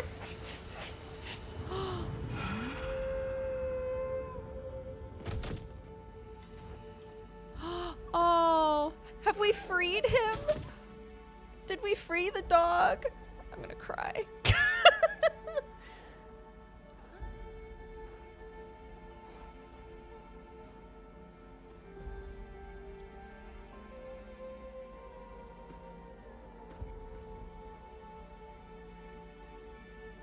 Thank you, young mortal. You saved my life. Yes! I'd like to show you my gratitude, but I cannot.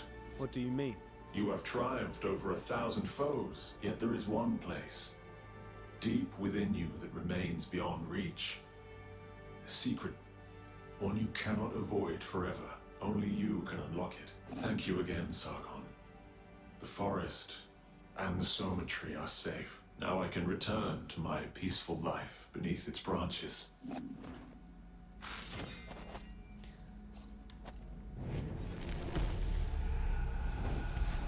Oh, damn. More health? Wait, so... okay.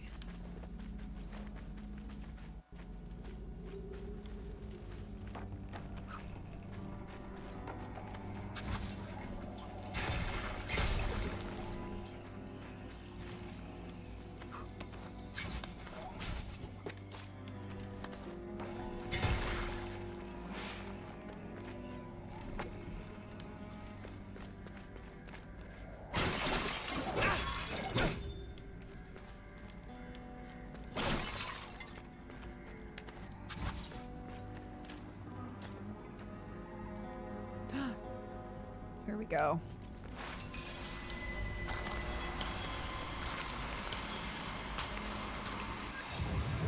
Yeah!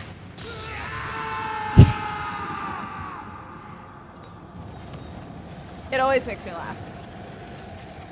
I love it.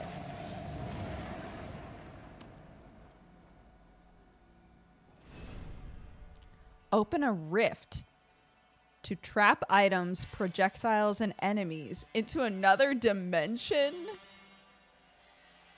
It can only contain one entity at a time. The icon appears if it is full. Press B again to throw the entity in the direction.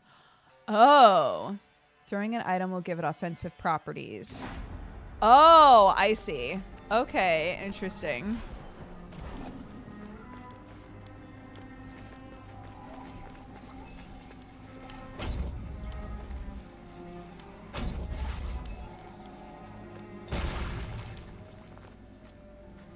Oh.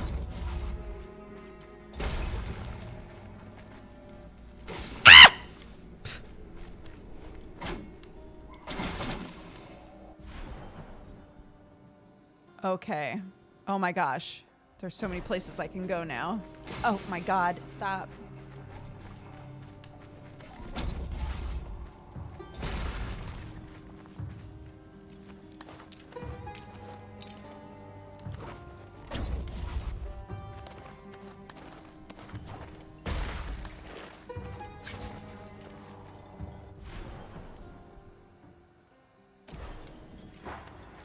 Okay.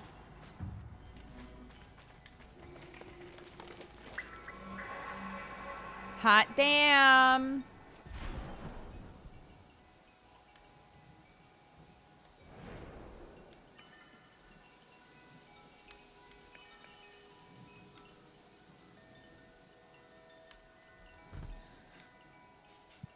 Okay. Where am I? I'm here.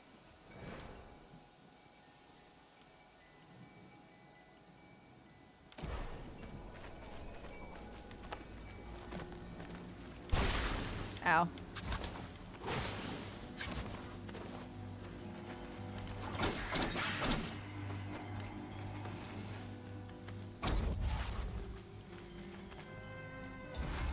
Nope.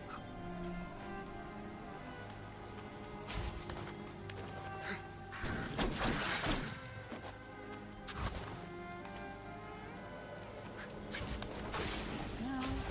Ow.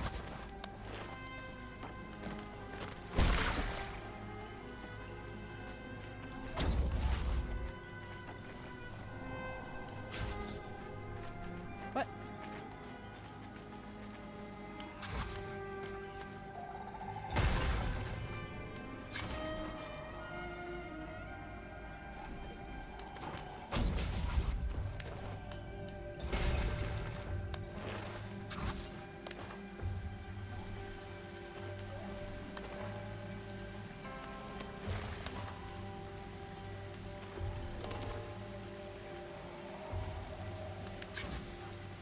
Oh my god.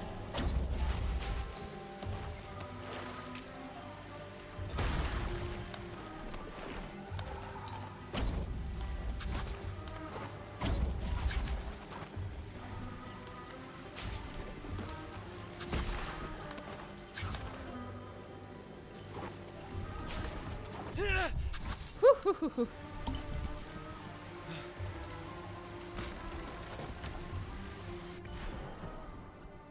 Okay.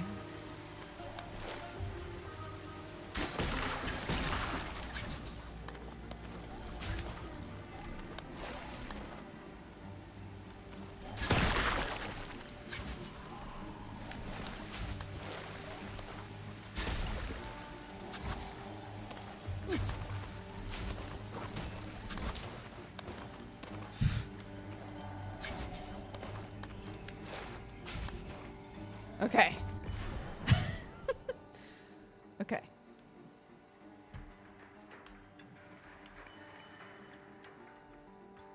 Okay, that's one of the spots. Oop.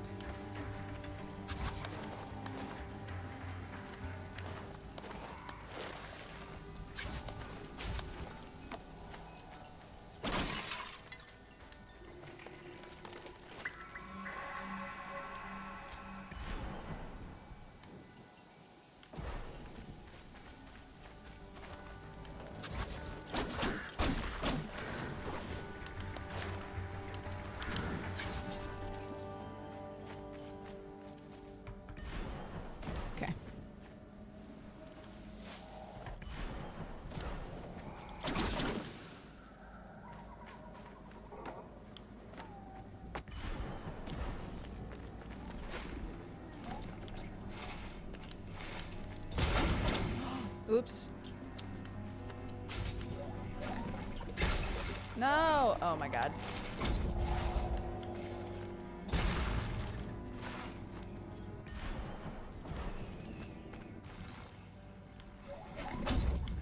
Oof! Oh my god.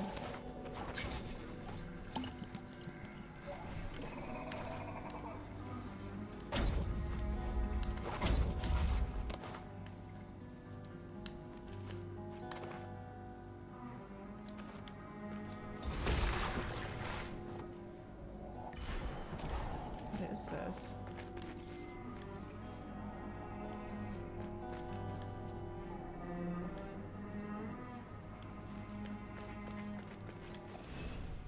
These statues keep watch. A certain direction they face, there's an object hidden within a secret place. The largest looks to the east and watches all the rest. The medium guards the smaller in the direction that is best. Observing the other two, the smallest waits as a guest.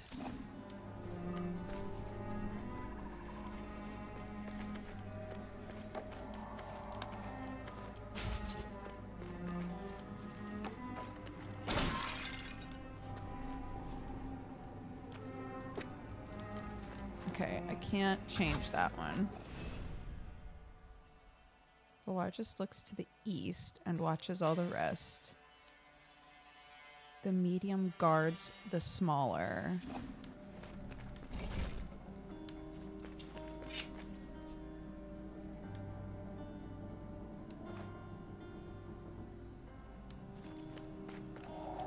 There's one missing. Is that what it's telling me?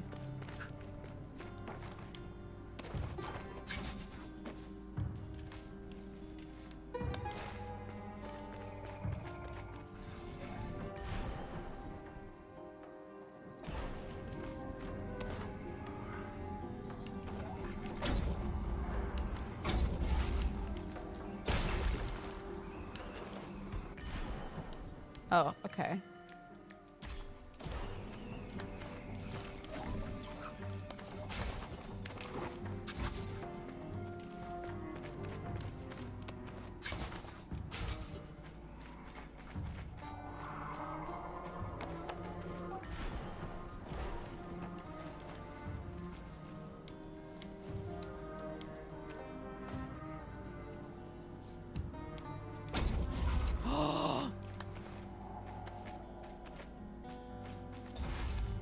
Oh.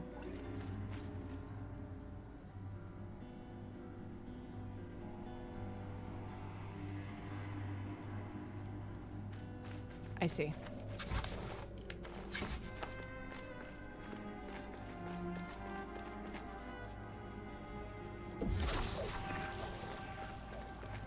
Probably. This is probably what I'm supposed to do. If I had to guess. No! Oh!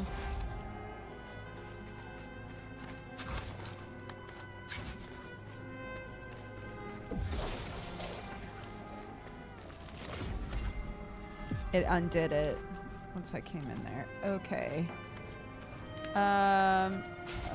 Okay.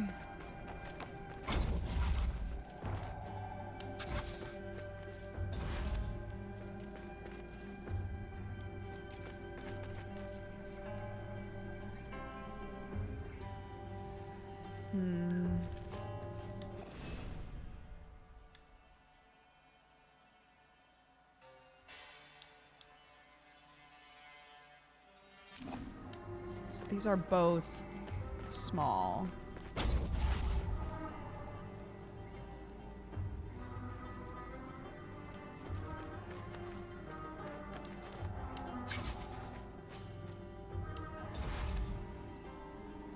How do I get you there?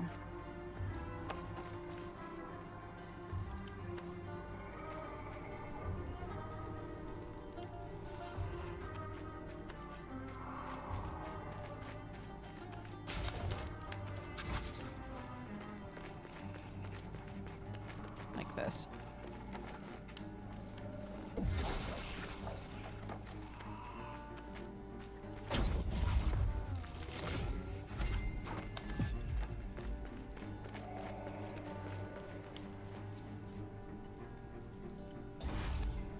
Okay.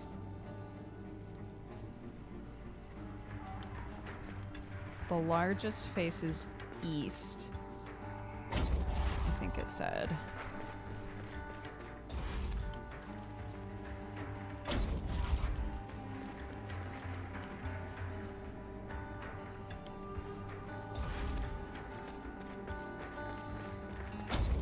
think this one has to be here.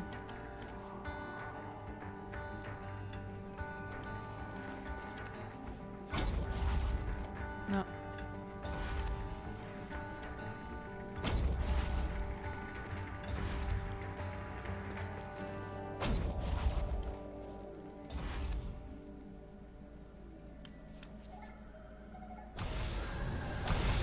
Woo!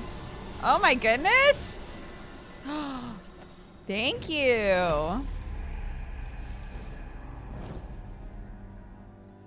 Yay! Puzzy done.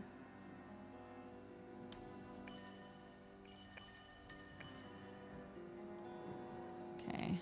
Don't know what to do there. An ad break? No! An ad break? No! Probably should have taken a proper break. I was just excited to play.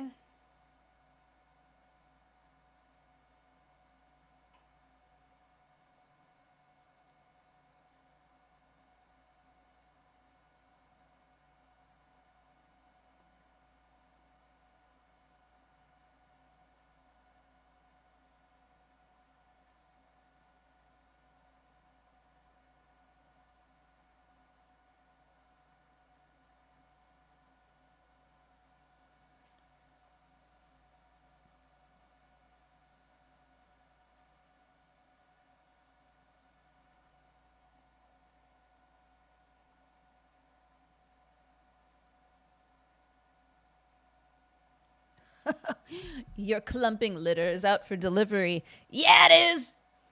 Yeah, it is, baby. Ads? Ads!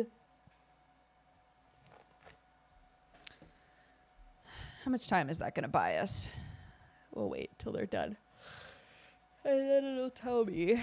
And then I'll set an alarm. Okay, we've got 30 minutes. In 30 minutes, it's going to try to run more. And so we'll just take a proper break in 30 minutes, okay? Great. Great. I think that's the first, like, one of those puzzles that I've finished.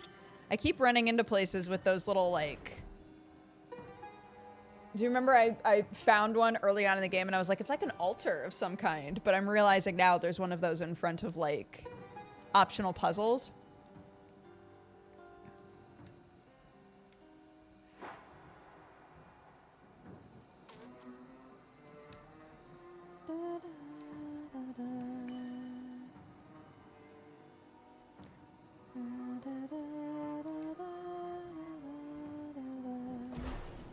Okay, let's get to a teleport.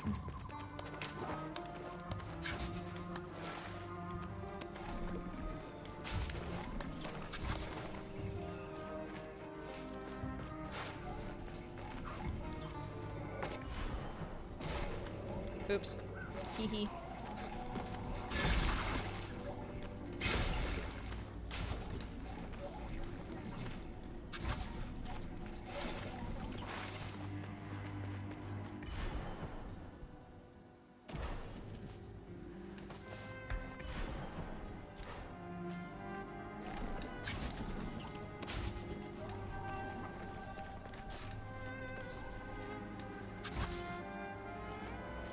There we go. Travel.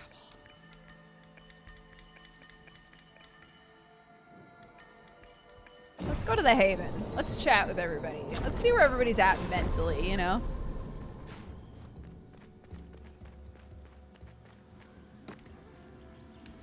Hey gang, how we all doing? Welcome.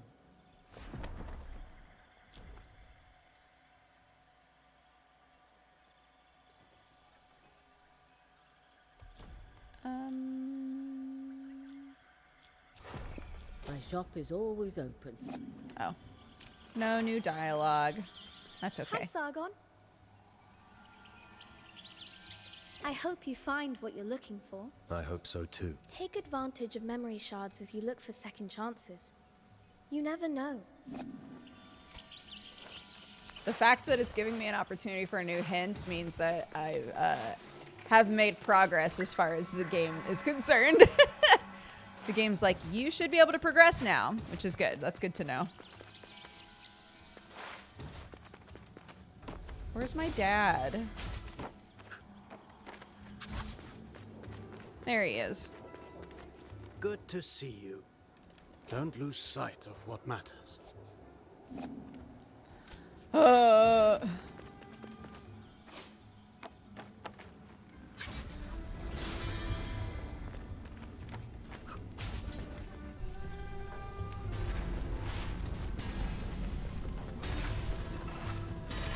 Welcome. I do wish something forged, please. Oh, I only have one. That's okay.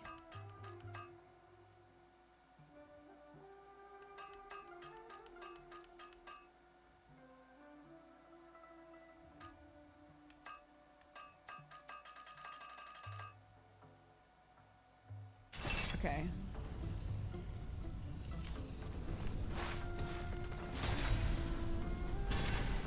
Oh, this? No! So long.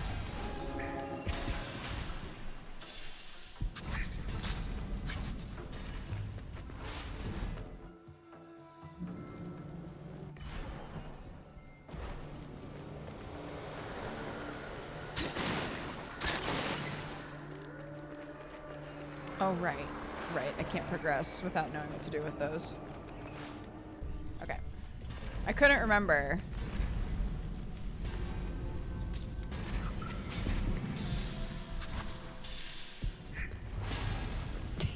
Summer.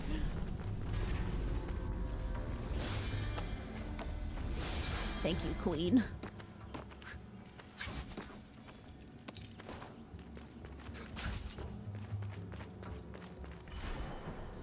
Okay.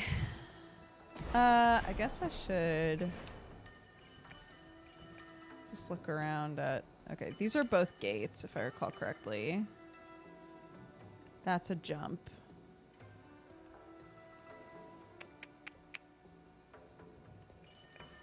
That's something. That's certainly something.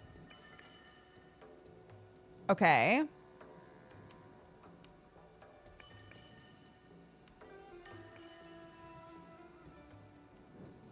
That's a jump.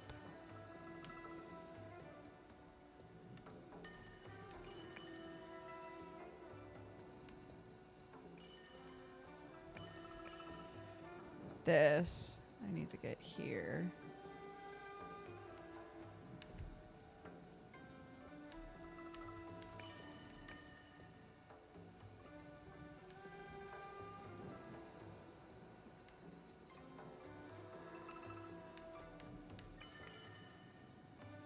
And here.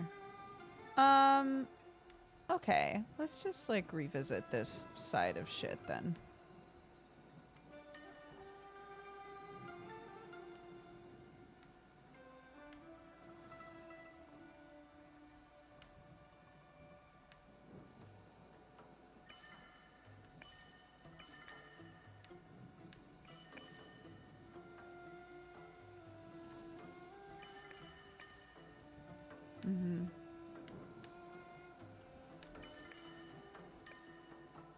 Gate, jump, gate. Okay. So we'll go to this one.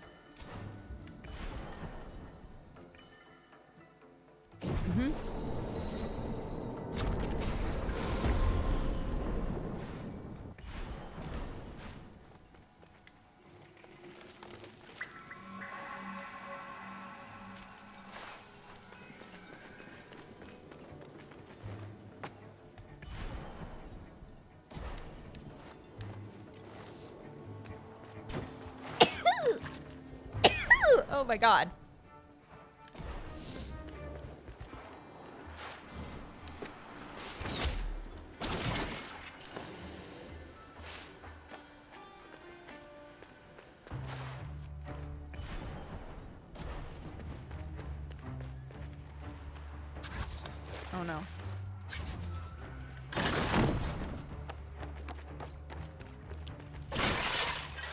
Here's my worry, is that there isn't gonna be... I won't...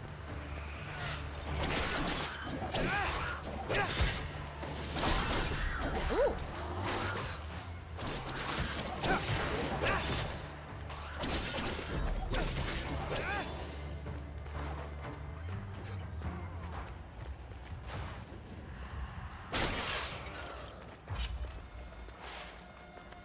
I don't have what I need to pop this open. Oh.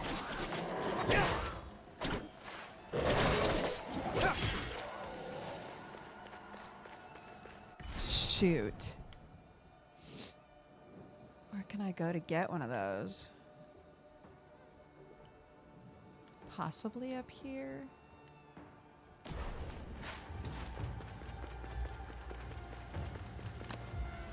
No.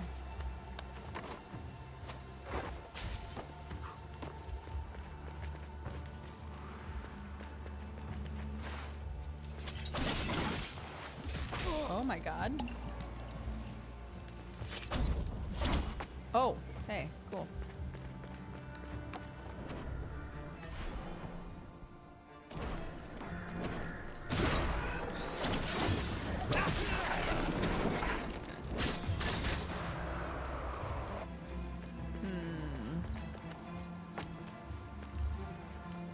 Oh, yes. Aren't they cute? The little sheepies.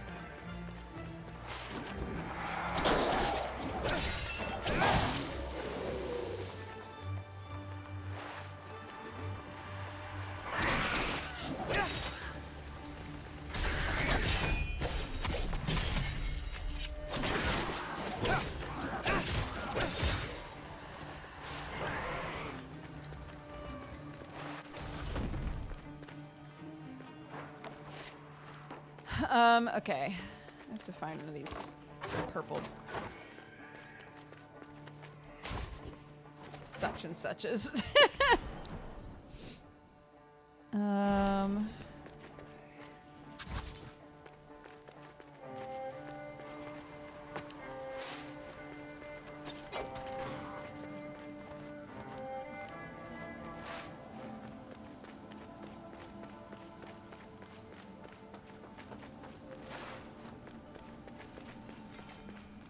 What?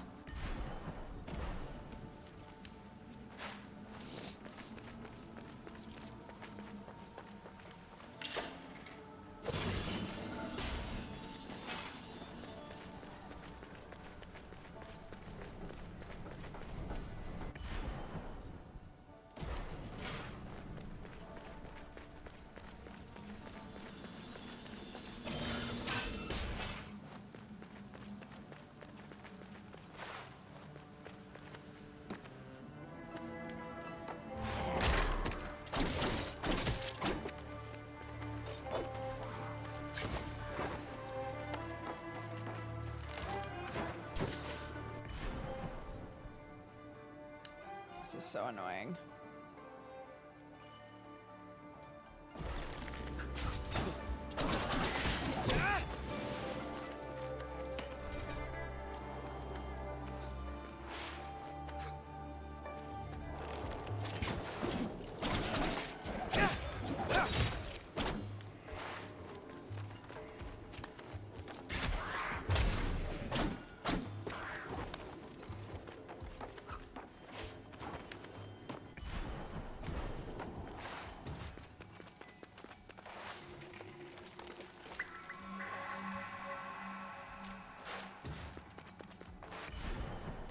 Okay, so I have to travel into the depths, I guess. Well, no. I know for sure that they're in this area, so I might as well go back to this area. Get what I need.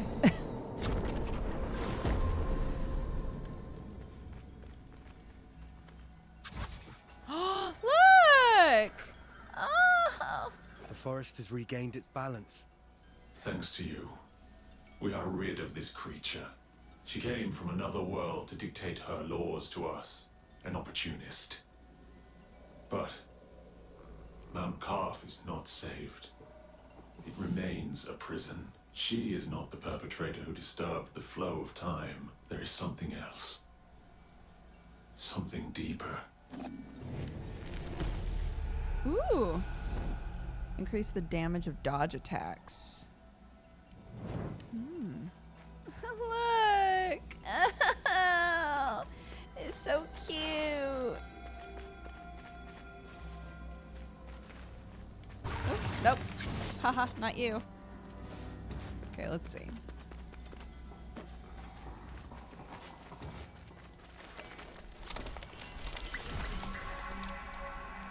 The one who called herself Queen of our forest is gone, and her poison fades. Thanks to you. You are helping me. I have the chance to help in return. Time's shattering caused rifts across our universe. There is still much to be healed. We long for all Whack to be safe within the trees.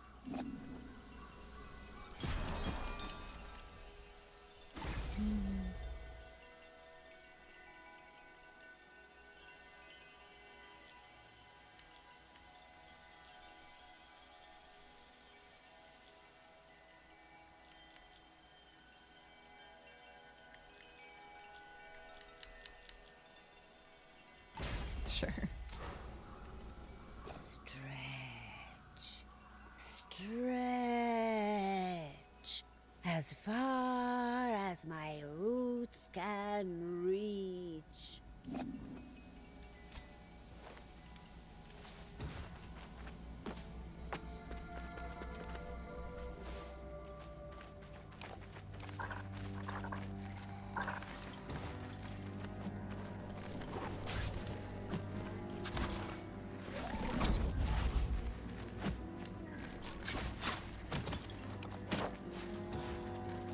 Bye. Stretch. Oops. No. No. Yes.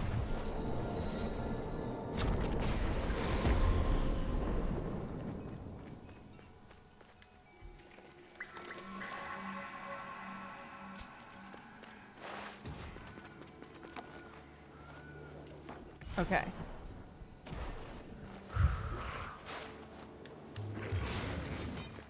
Try this again.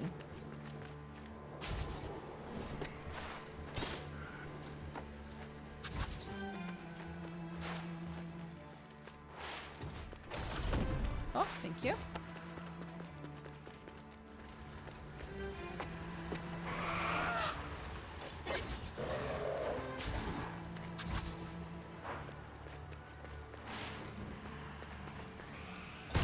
Woo!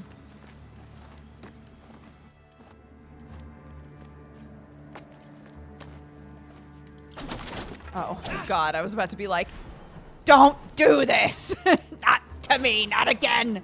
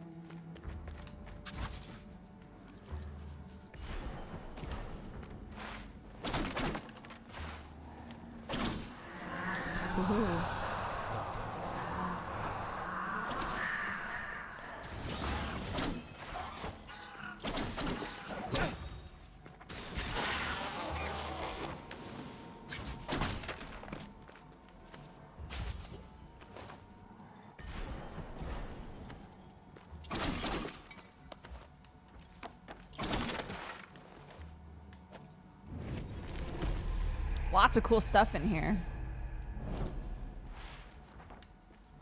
Can I give a hint about the dimensional claw? Sure.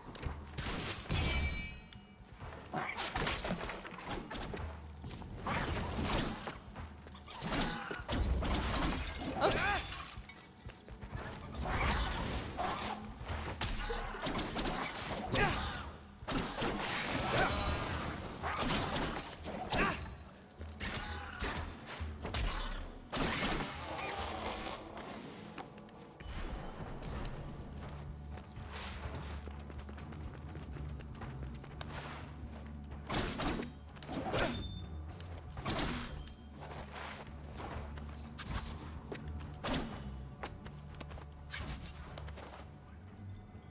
You don't have to use just purple plants.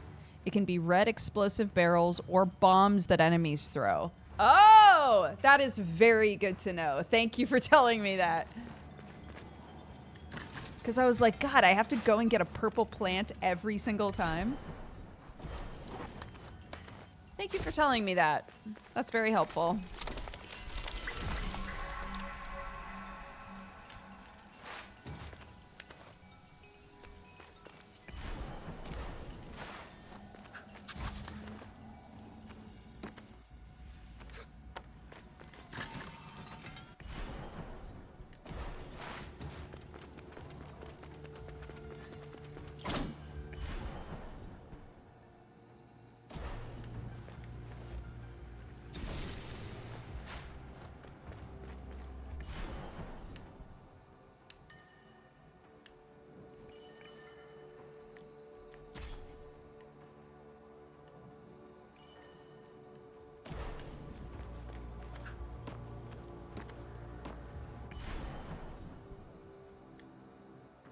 I might not be able to get up there this way.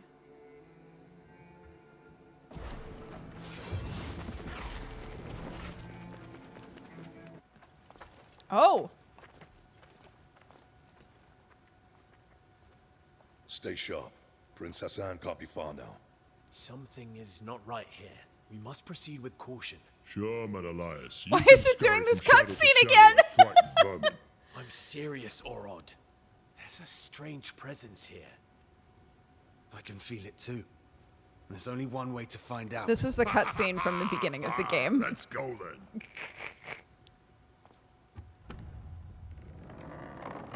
Yeah, it's the very first door that you go through in the game.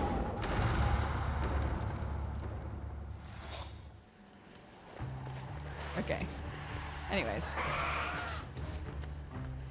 on with what we were doing.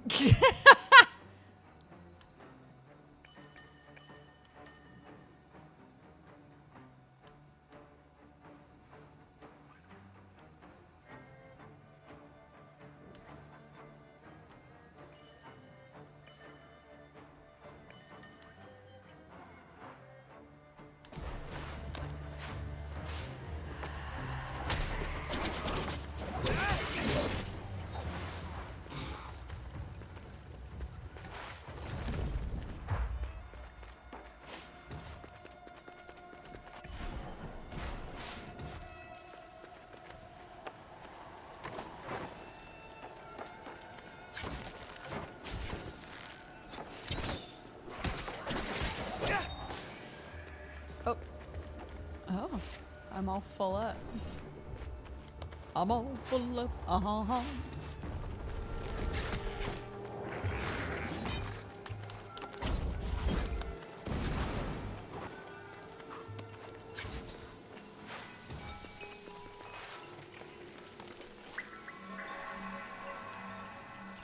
No, they replaced the voice. When we talked to them the first time, they were AI text to speak, but they're not anymore.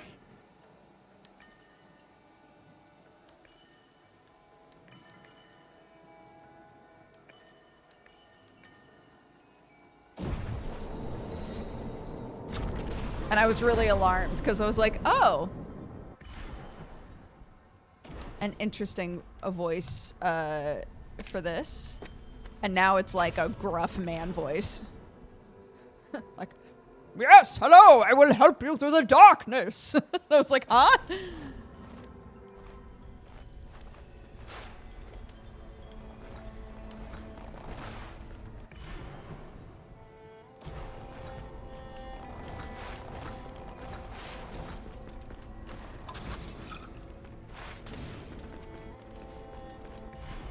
It's like a dono voice, yeah.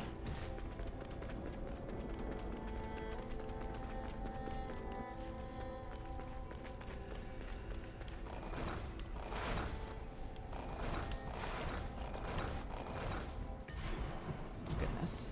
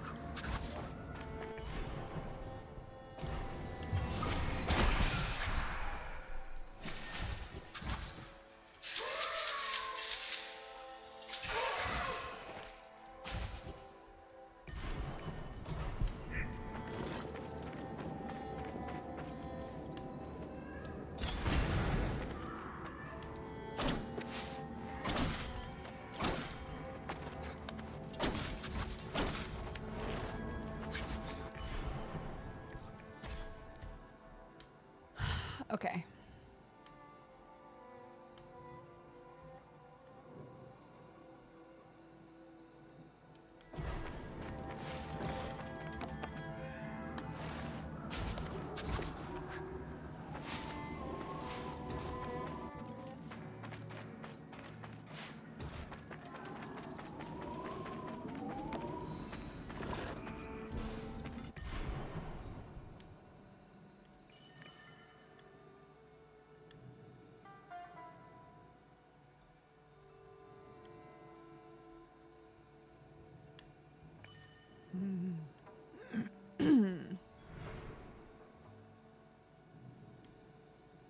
This is a bit annoying up here. Because there's gotta be...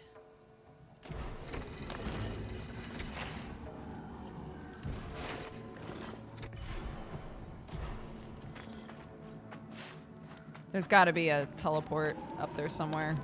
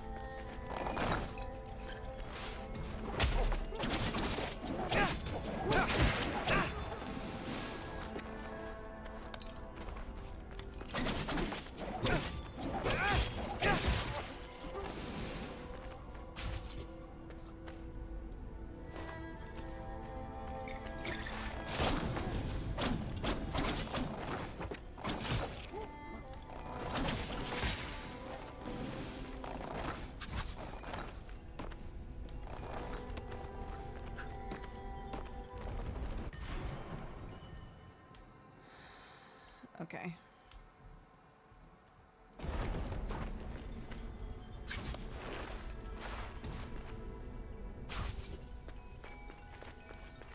Still no double jump. Nope.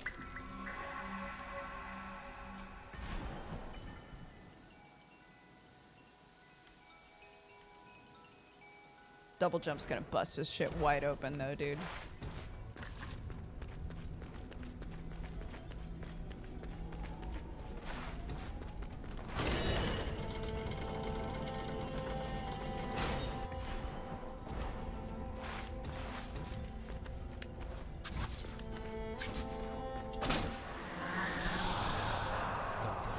Nice.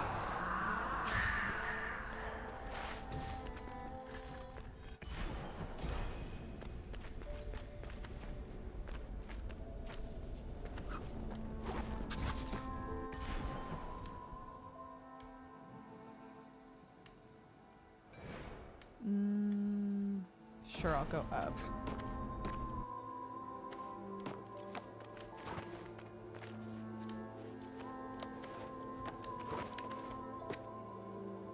Okay, I did all this.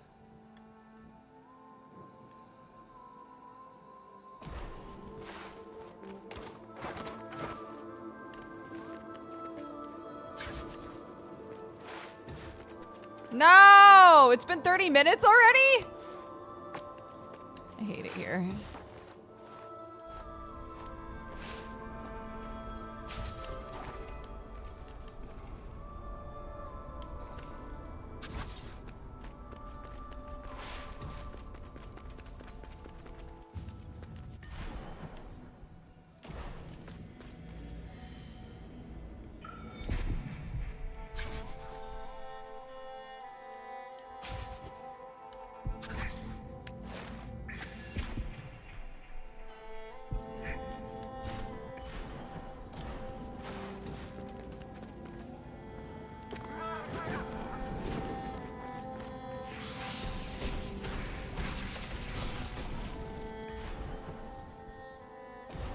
Shit.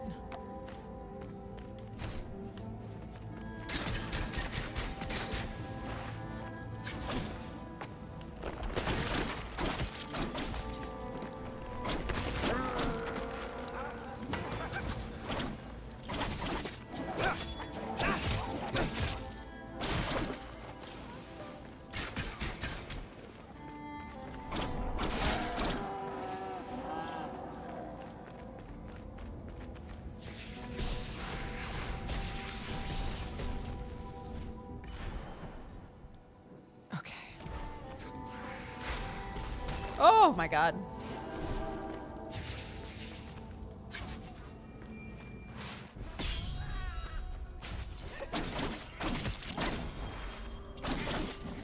Oh shit. Okay.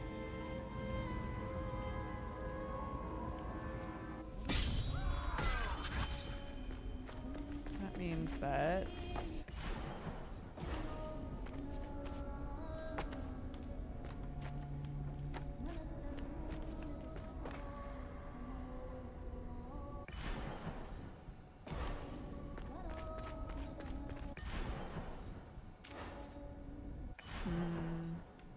okay.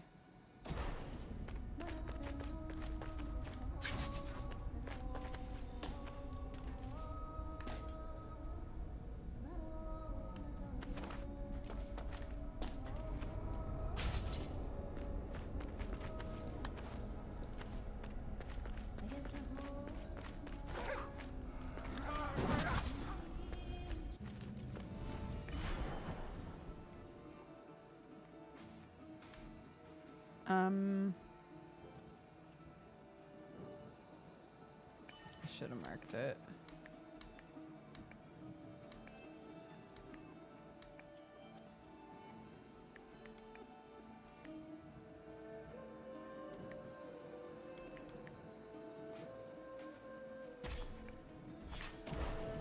Okay, fine.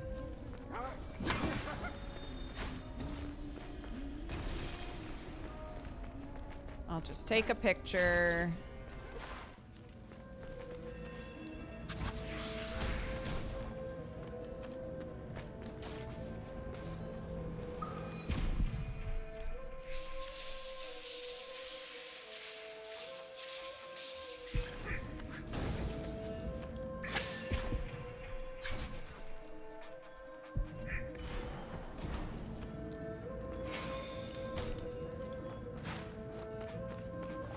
Okay, this is where the other one was.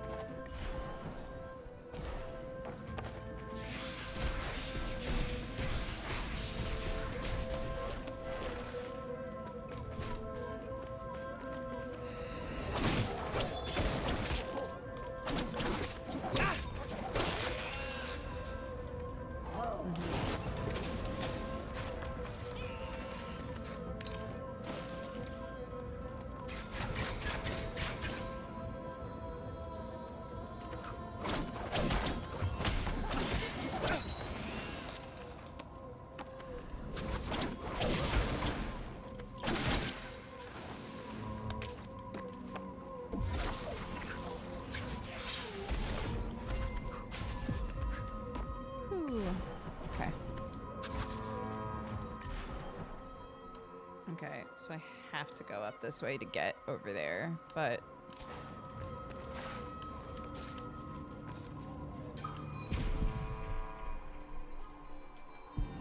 Oops. Oh my god. I look tired? Thank you. I love hearing that.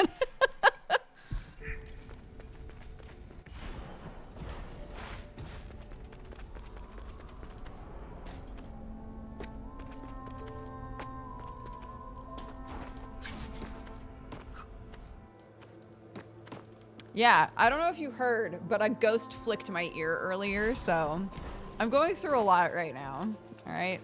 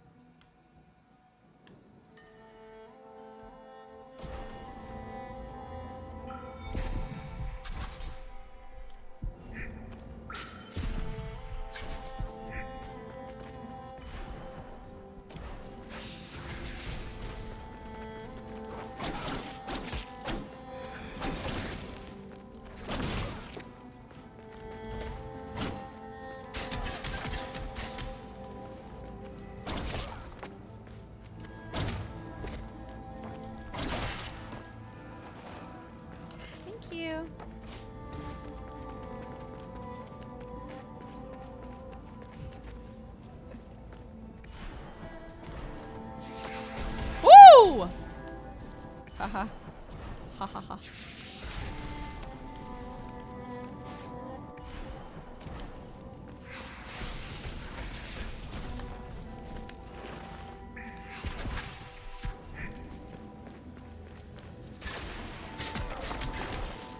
Ow.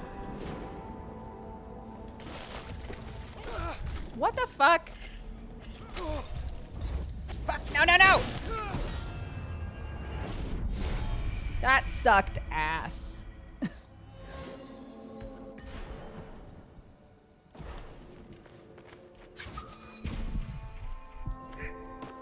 At least I'm not that far.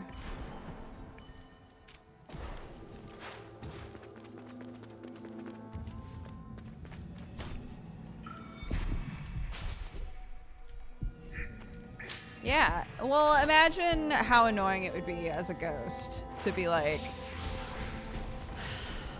your hair is just super fucked and I can't do anything to fix it.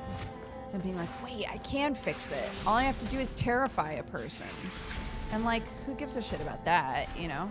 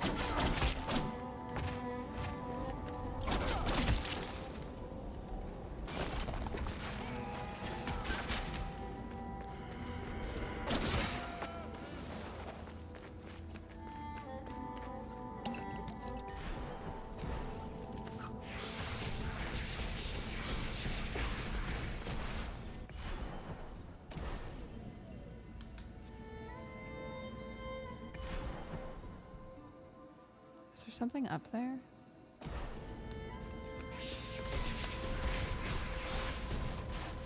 No, that's exactly where I was. So what was the point to going down there? Was there something over there that I didn't get?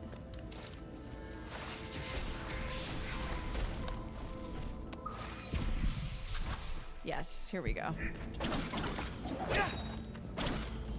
This was what we wanted. Okay.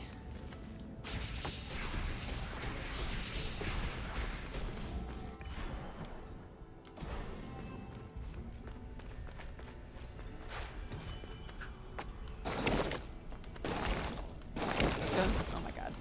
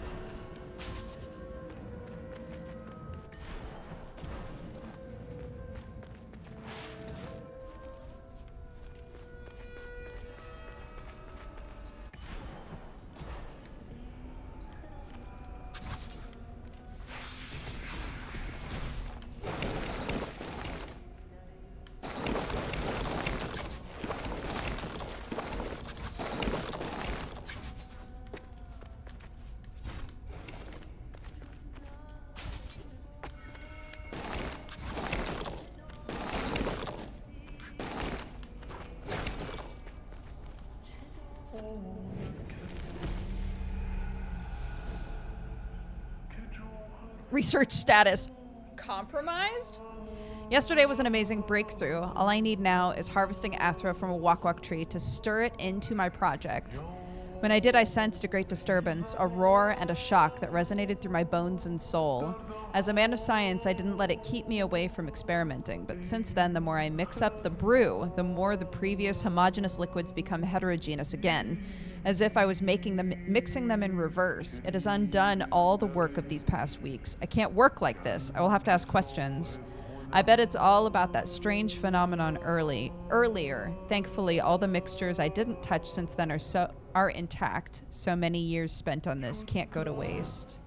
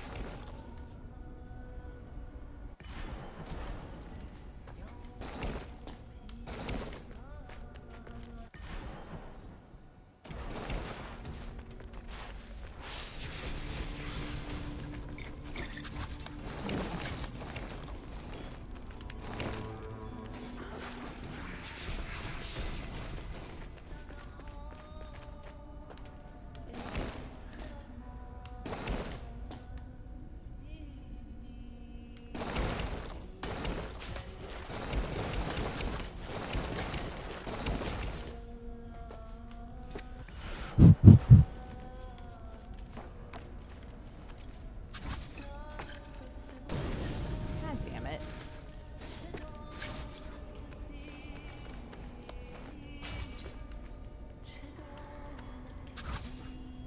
Where are you? There you are. How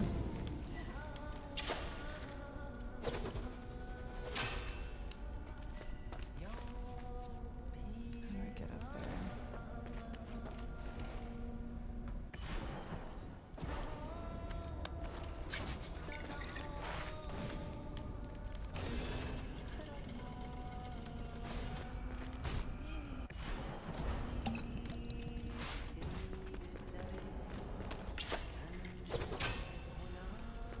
I have to like get into that circle.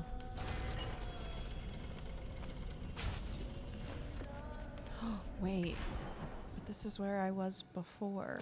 Oh shoot, so I can't do it unless I have double jump? That's annoying. Really?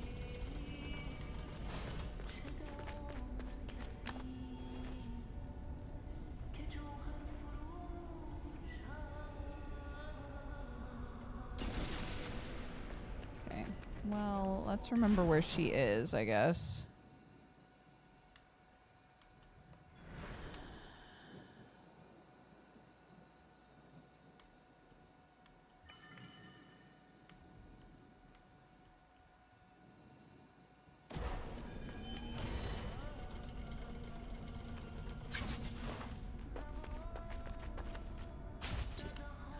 Yeah, that's where I need to go. Okay.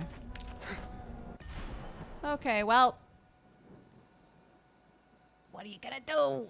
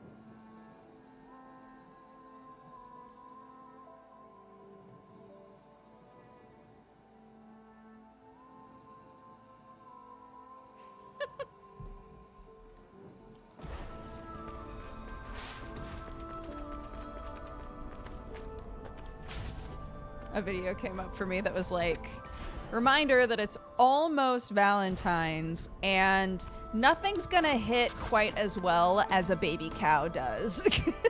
I immediately sent it to my sister-in-law and she was like, BRB, sending this to my boyfriend.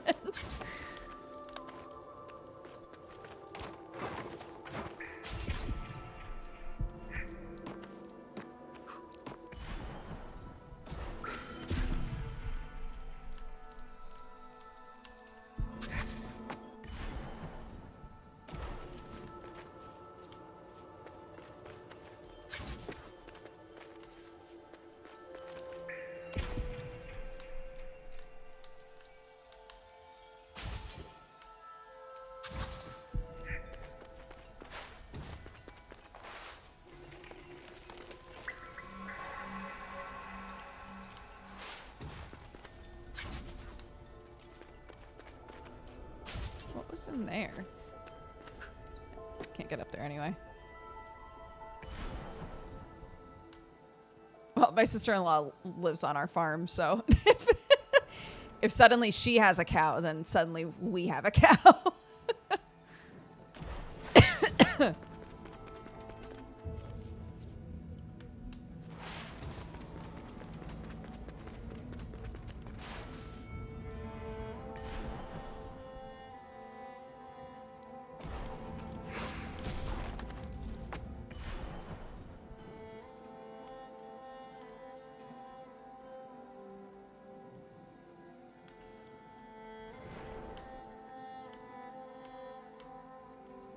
I assume this also needs a leap.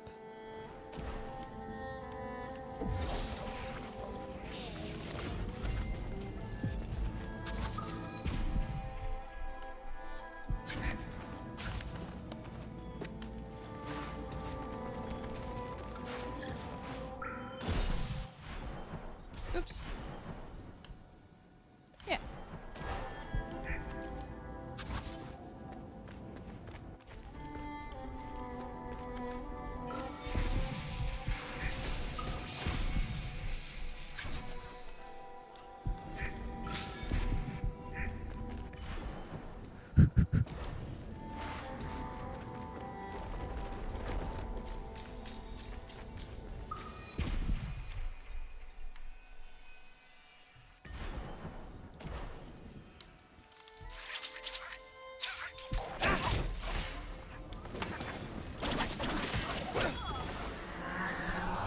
Oh.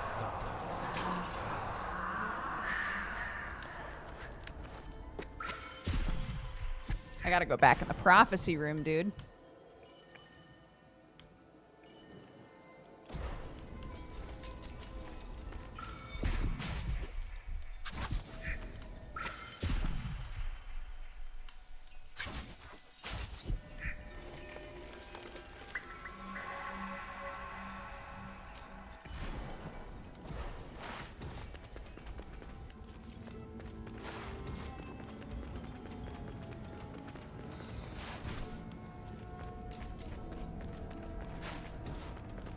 Yes, this. Okay. Okay, so this showed 1, 2, 3, 4, 5.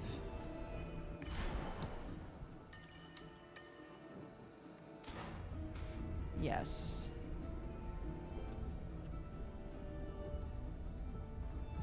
Okay, I think I know what to do.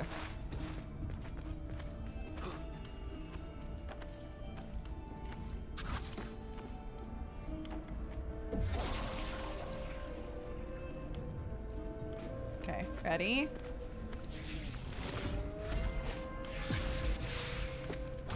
Yeah!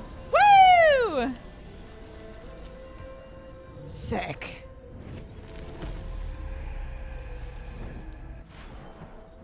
All right. Noise. And now I can get rid of this. Don't need that anymore. Oh, feels good, man. I was like, God, I hope I can remember where that puzzle is. And I do.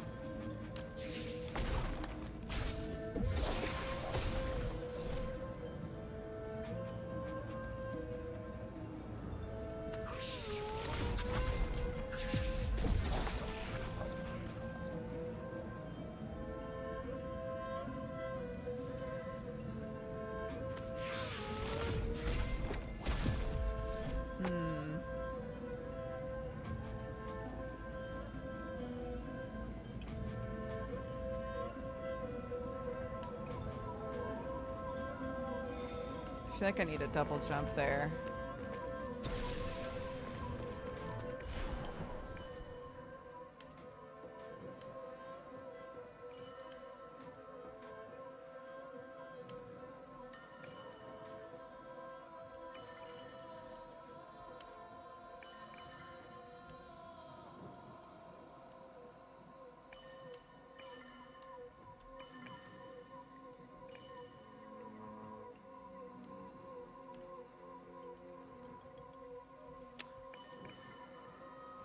Well, I mean, we can go back down here now, because I'm pretty sure the last thing I got the ability for.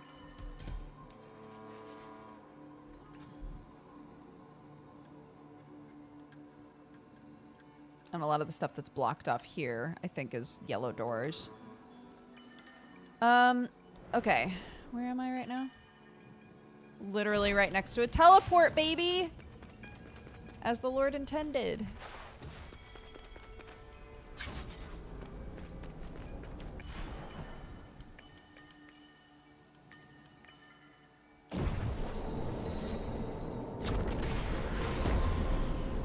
Alright. Let's get some progression, shall we? Let's get some progression, dude.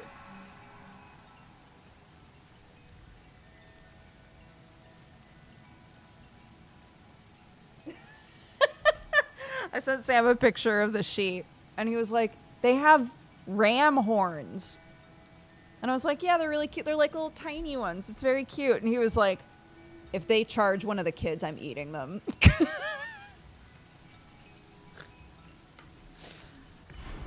Fair enough.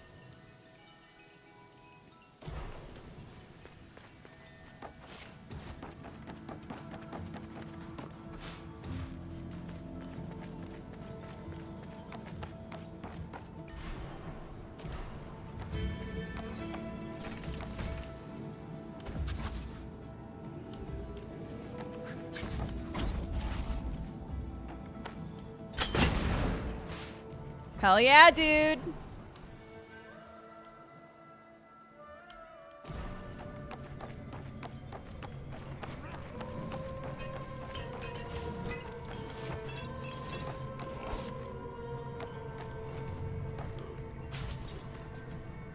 Woohoo.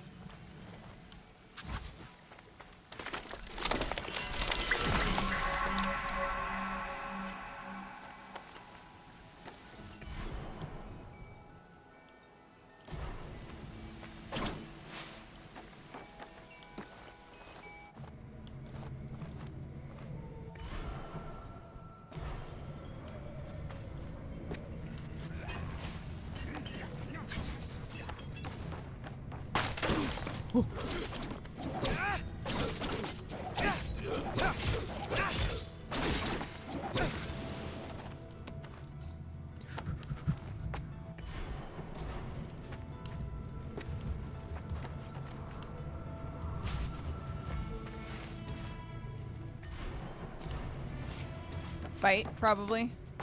Probably a fight in here. Oh no, it's a...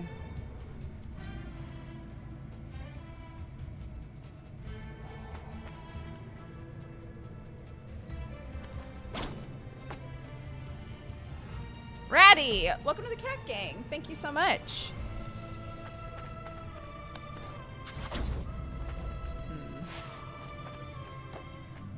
Wait, do I have an ability that makes... This took me ages to figure out. Okay. I assume I'm supposed to finish the tic-tac-toe game. I'm trying to think if one of my Astra abilities does like an X.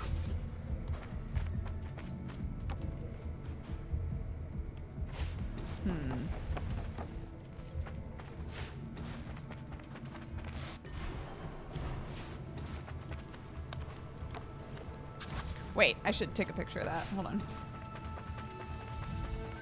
You can solve it? Oh, like right now? I don't have to do anything? Okay. Okay, let's see.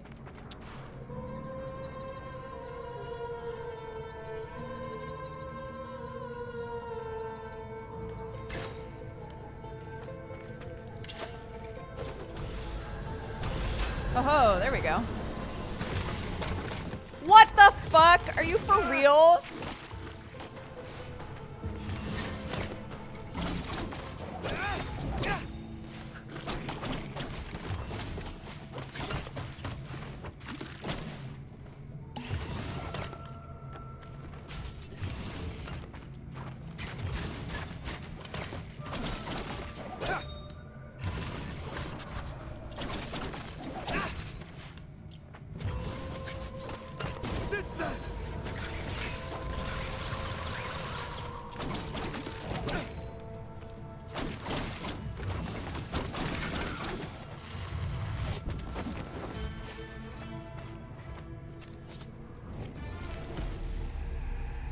Increase the number of time crystals dropped by defeating enemies.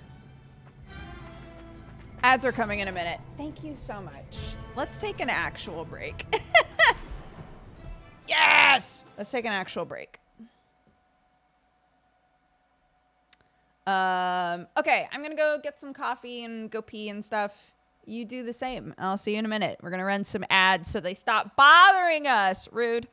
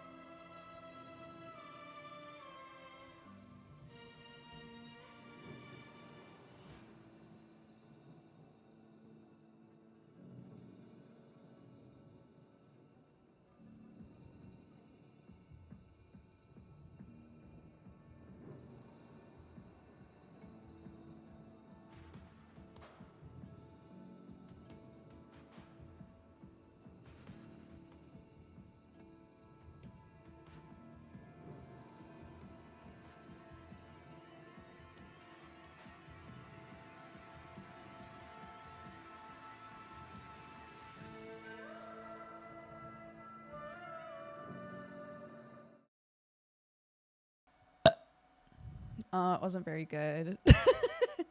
It wasn't a very good burp. I did try, though. Chili. Guys, when I first got this sweatshirt, like at the beginning of time, it was oversized. And now, if I lift my arms too high,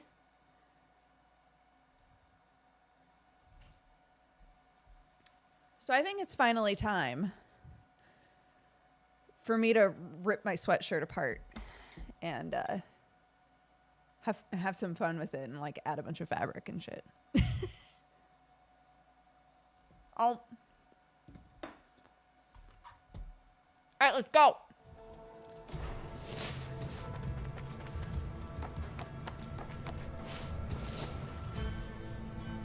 I've really wanted to do that with Sam has like, I don't know, 10 or 12 Amanda sweatshirts. And they're great. But a couple... Help! Can you take care of that? Maybe, give me a sec. A couple of them have shrunk a little bit. You know. And I've thought, oh, it would be so cool to find like he has one that's like black and the design is all red. It would be cool to find some like nice red sweatshirt fabric and just like add on to the arms a little bit, you know.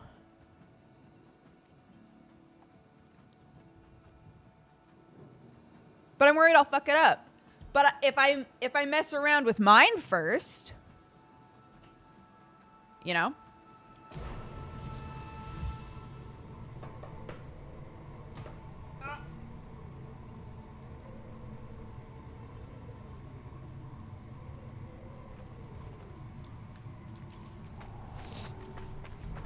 Hi, what are we doing, dude?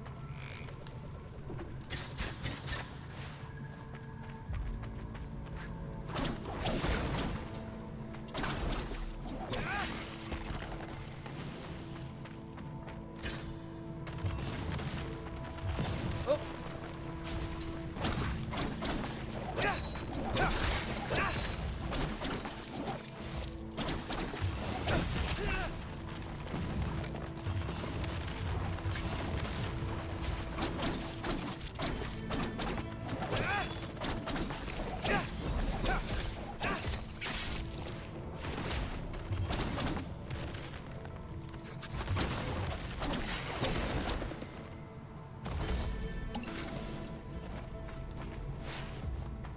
Hi, buddy.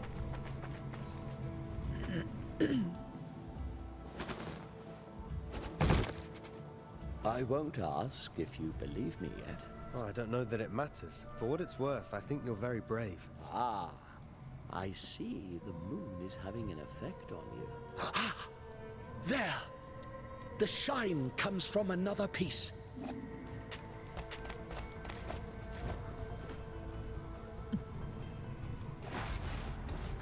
Alrighty.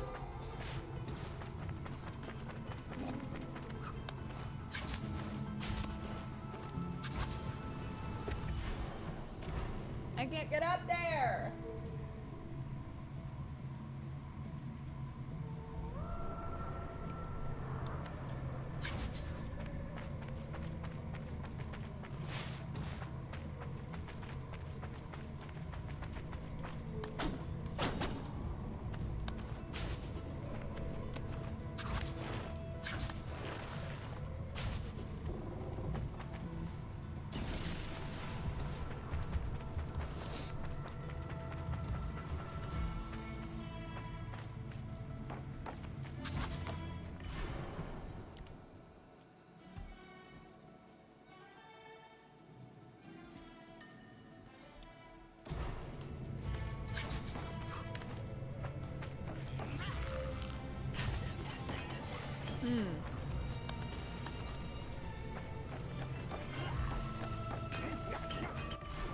Oh.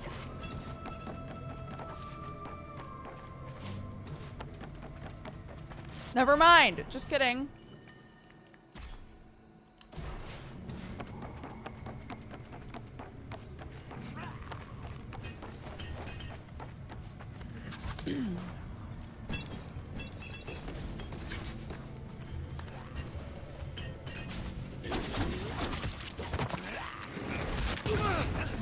What the hell?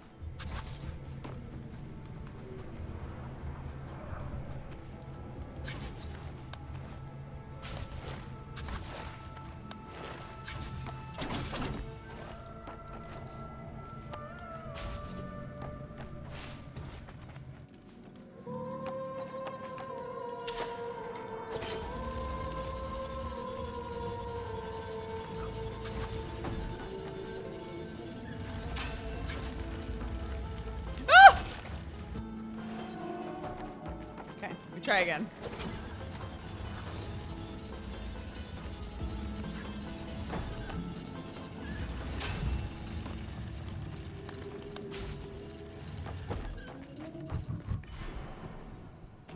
Ah.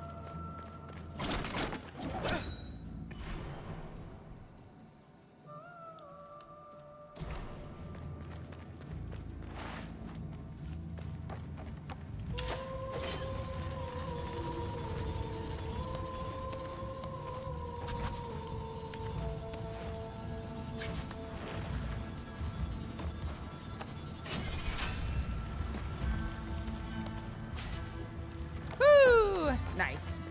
Okay. Okay.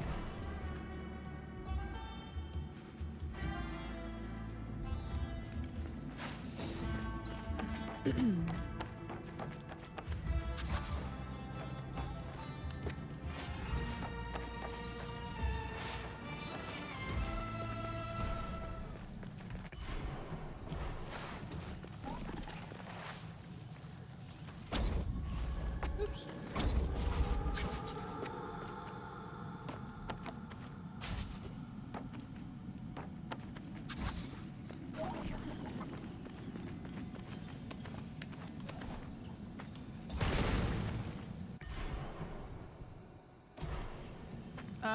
Hold on. I should probably save first.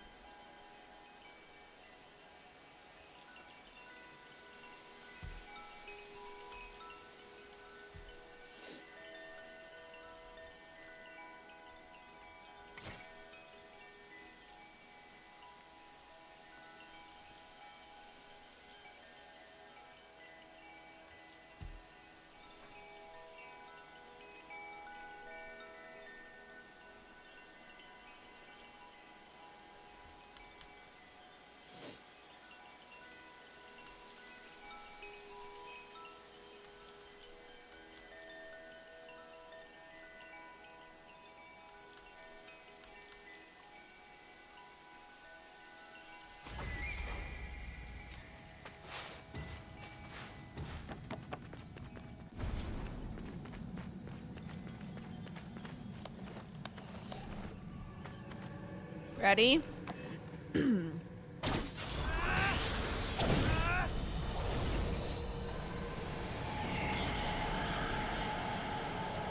She's open, dude. Let's go!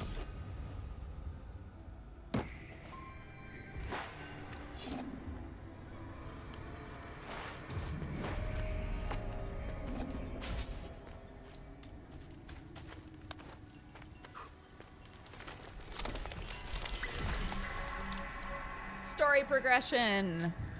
We love it.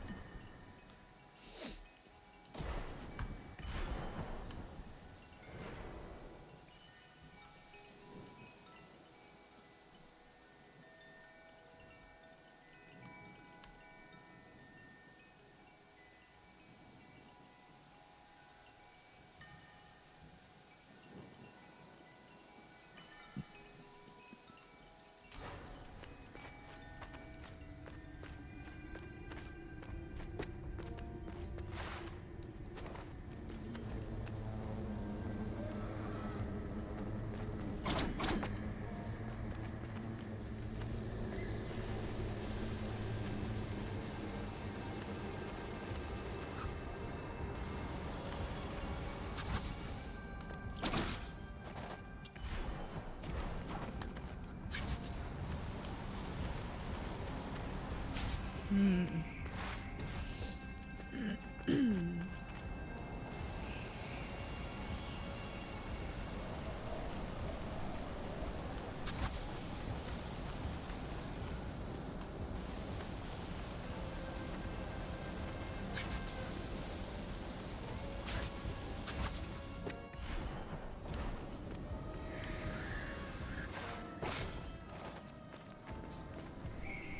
gosh.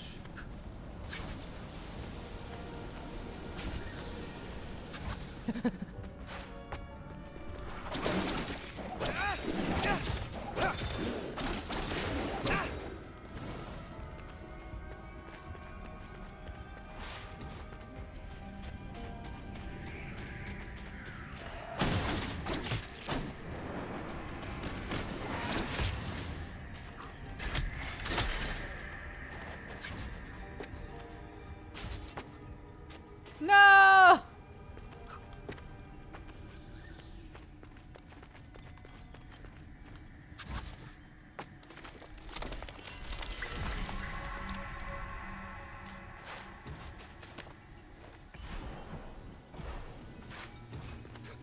I think I'm gonna get, because a lot of these doors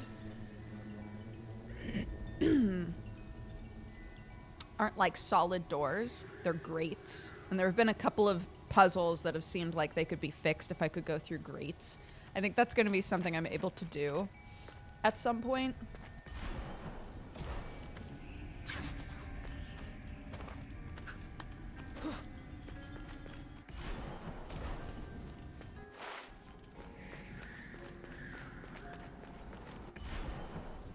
I probably shouldn't have gone this way first. It's okay.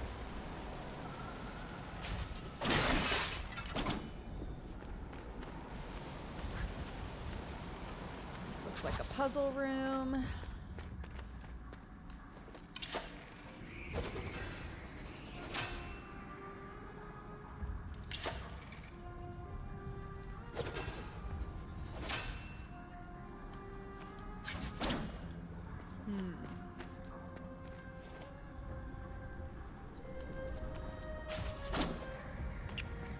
Might not be something I can do yet. Oops, wait, let me take a picture. With my last memory shard. Oh god.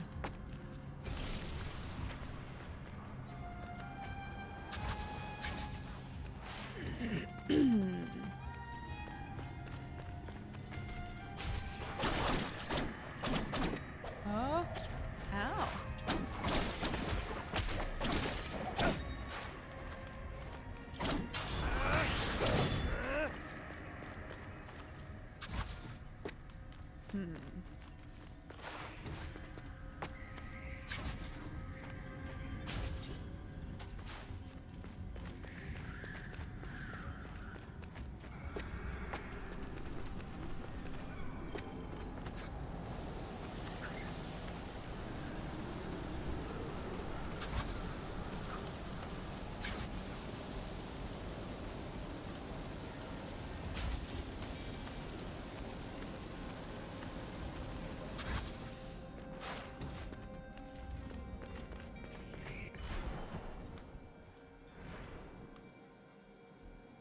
Okay.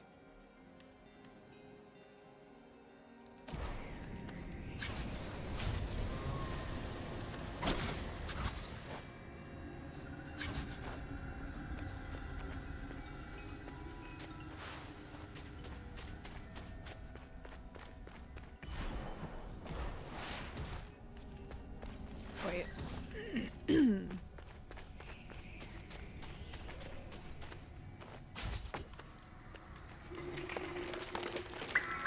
I can't remember if this game like puts you next to the closest tree or whatever tree you used last. And if it's whatever tree you used last, then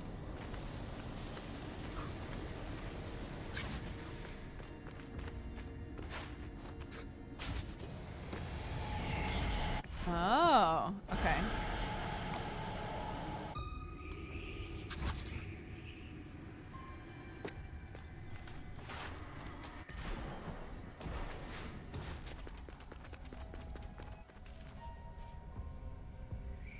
You You can tell where your respawn point is on the map. Oh, because of the puddle. I never thought about that.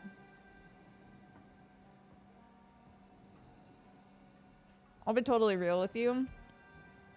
I've always noticed the puddle and never thought about like what it meant.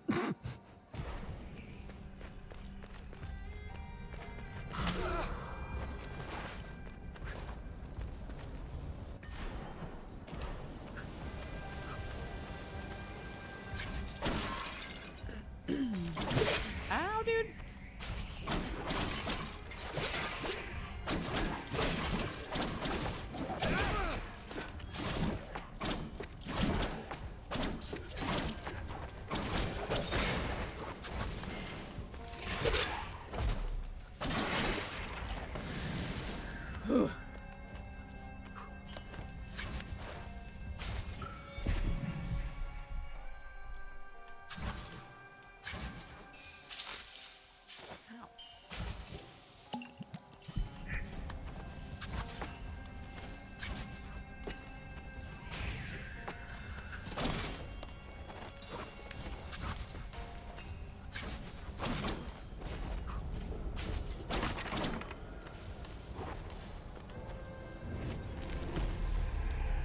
Written in an ancient language, presumed to be a magi spell.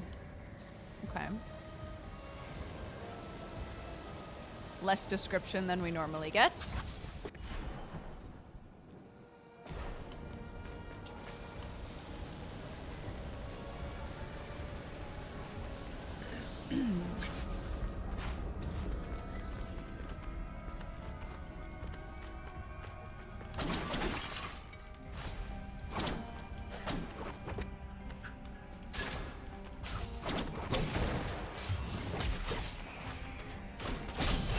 Ooh.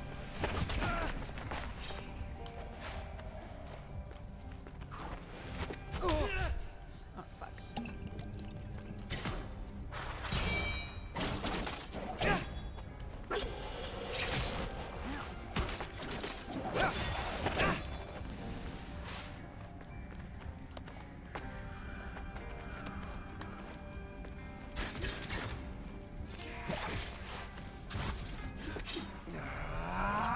Bummer.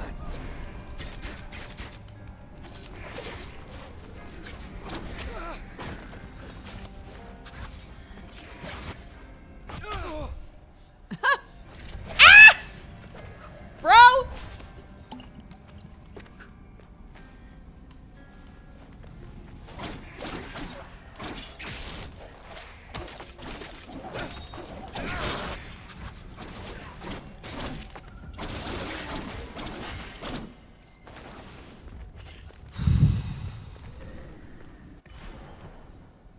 Okay. People need to wait their turn, right? I'm a busy man.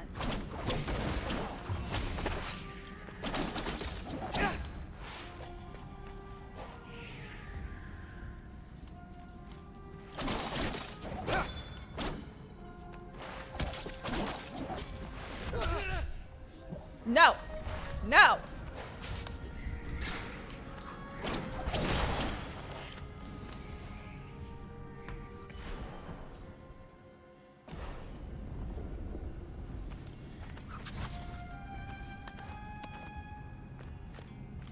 Haha.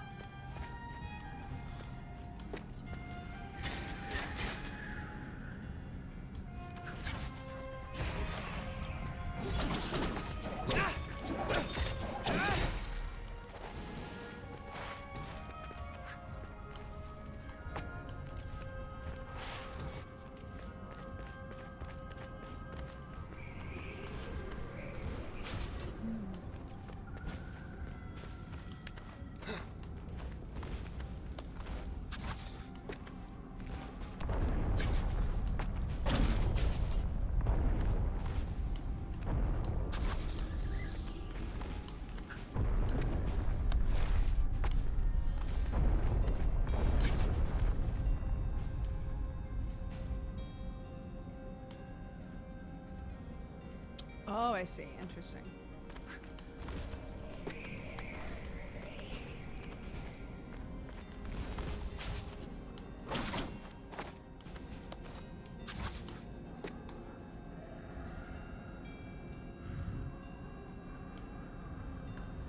Holding down lets you fall faster, even in sand pillars. Interesting.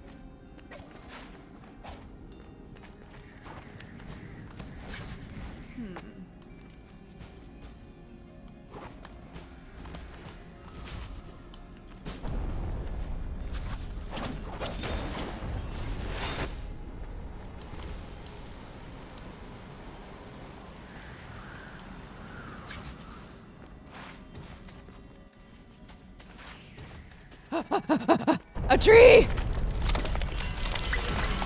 Save me!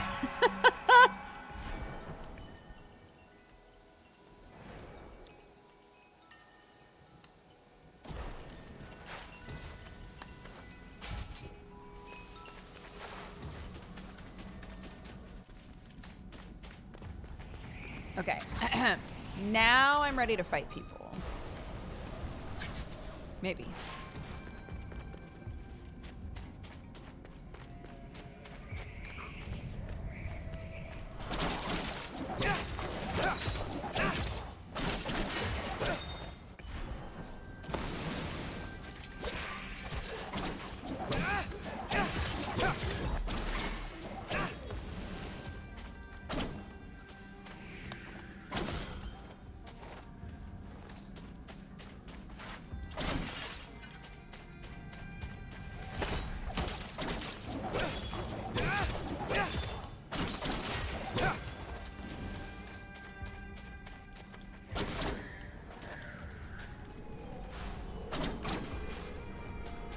Looks like one of those doors.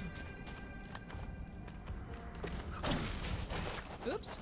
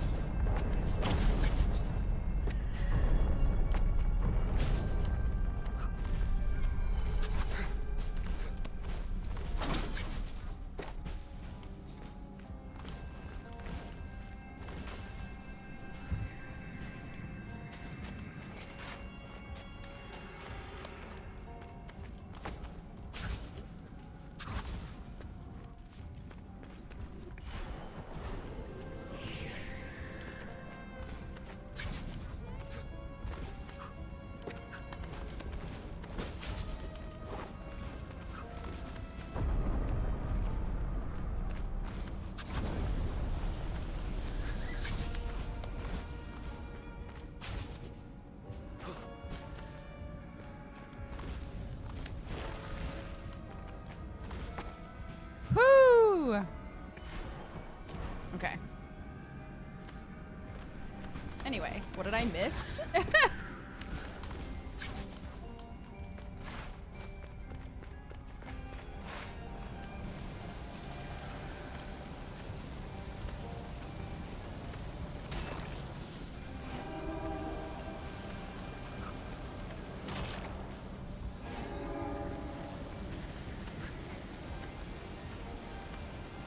What in the Flappy Bird?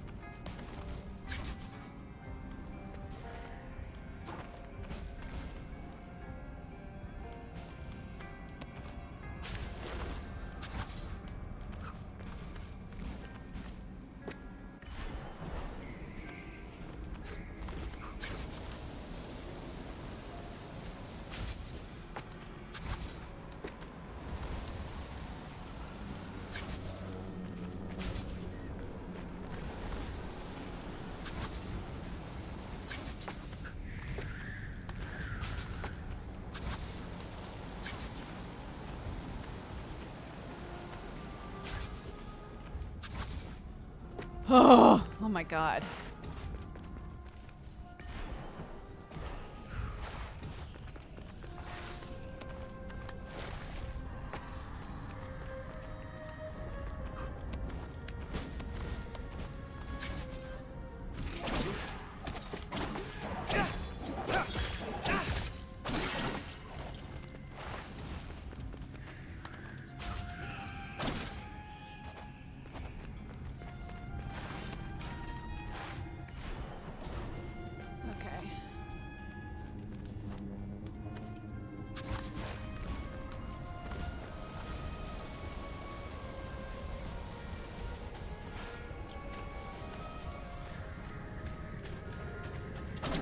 I want to know what these little eggies are. Why are there little eggies all over the place? Is Dodger an epic gamer now? I've always been an epic gamer, bro.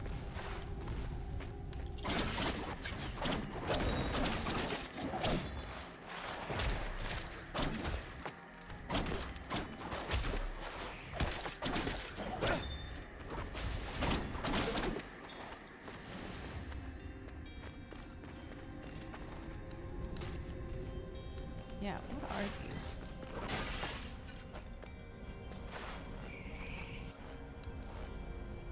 I hope you like danger, Sargon. The god trapped here is more than evil. Doesn't matter. If this creature... Ejdaha. If Ejdaha holds the secret for a second chance to save Hassan, then I'm going in. No mortal has ever entered. Proceed only if you're really certain, Sargon.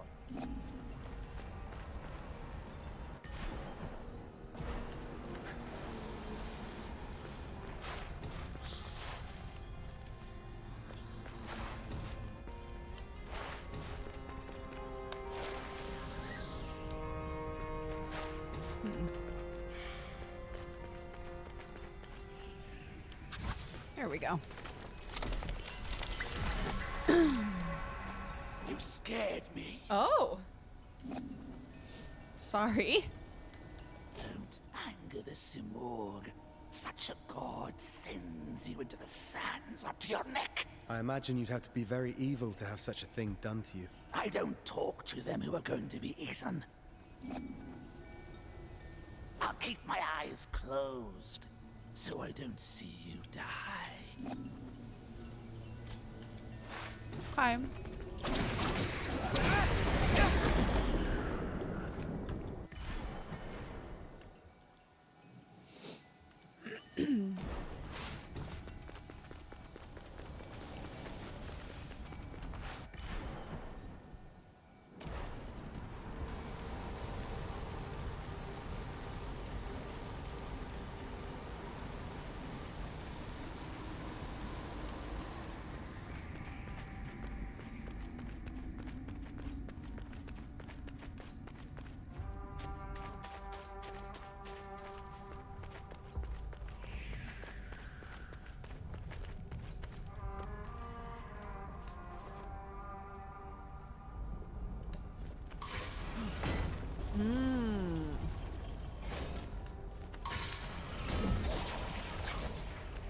That's what that is.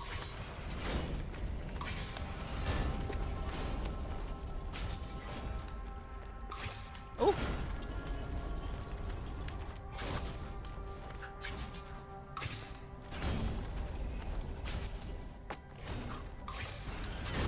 Oh. Ah!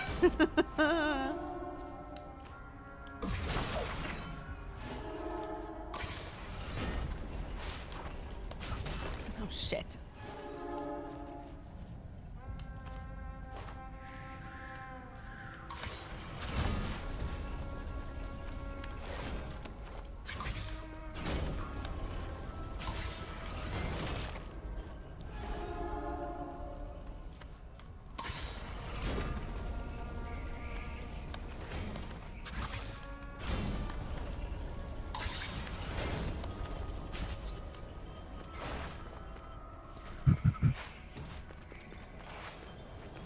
Ooh, what's that? Time of March, never ending. The by even forgotten long prison. Ajdaha of pit forsaken. The into venture to dare ever shall soul mortal know for. Oh, is it backwards? A place where the echoes of the legendary war reverberate. A fabled keep. A prison, both sacred and feared, a god locked in a cosmic duel with another god, their clash shaking the fabric of existence, the universe fractured into countless fragments of celestial dust, trapped in the enigma of time and space, minuscule shards of stardust, akin to sentient grains of sand, mimic the dance of humanity, shifting shape and defying the laws of reason. For no mortal soul shall ever dare to venture into the forsaken pit of Ajdaha, a prison long forgotten, even by the never-ending march of time. I was like, wow, this is written weird.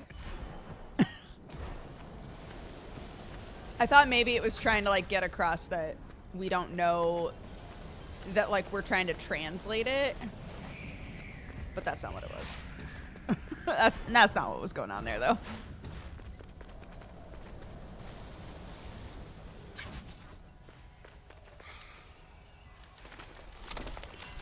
Another TP already?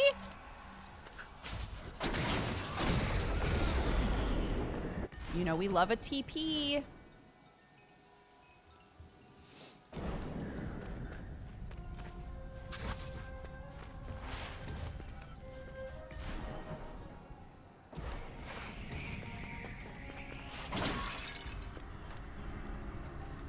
Okay, we have to come up from under.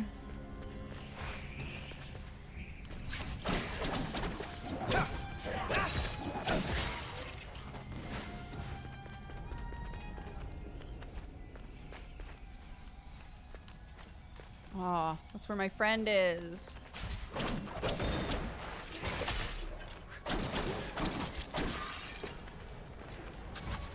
Ow.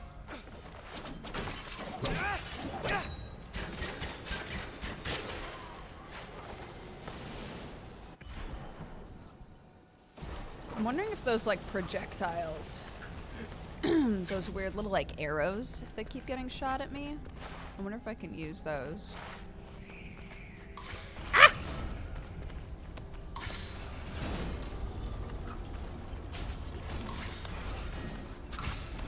Woo!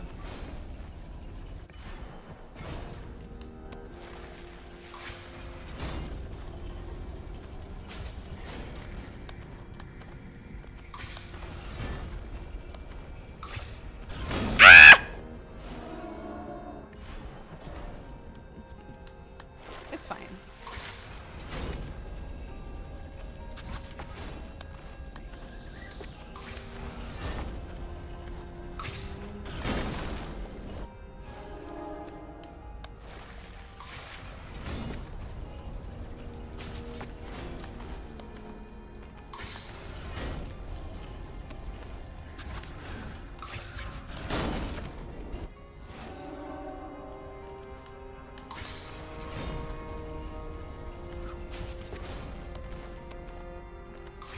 Maybe I'm overthinking it.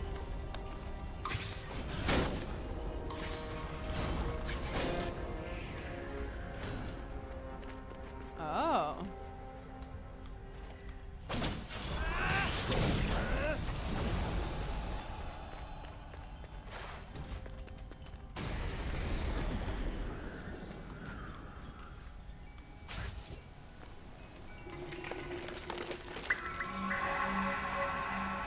I'll keep my eyes closed so I don't see you die.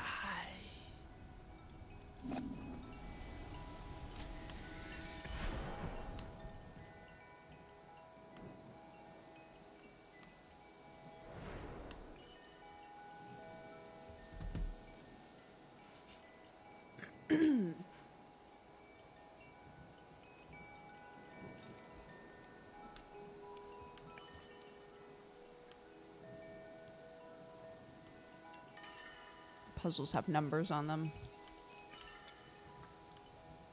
So we've done 6, 7, and 9.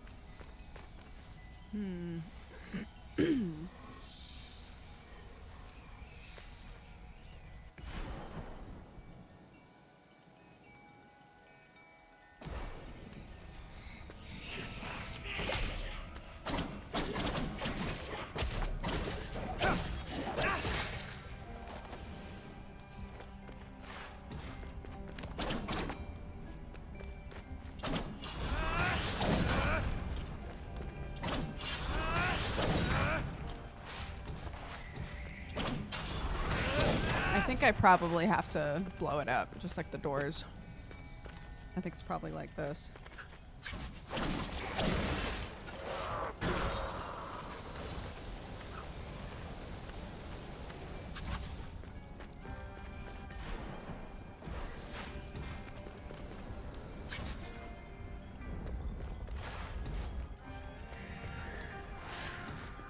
Damn.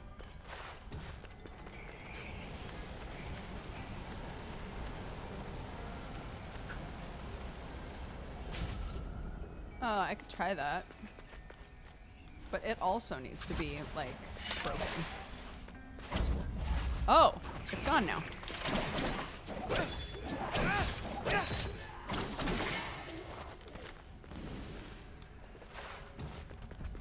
happened? Oh!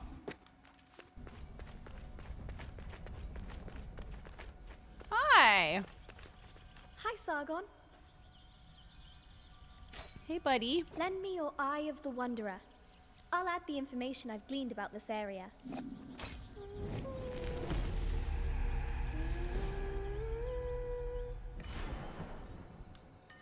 Hell yeah, girl.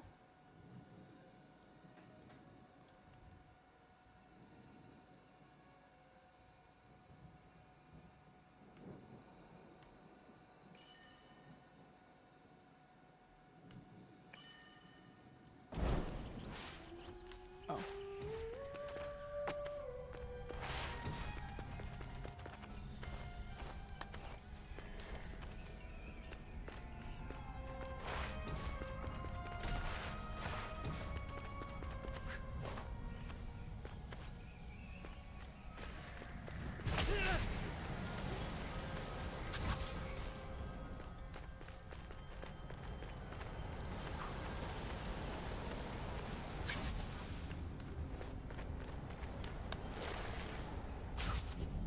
Mm-mm.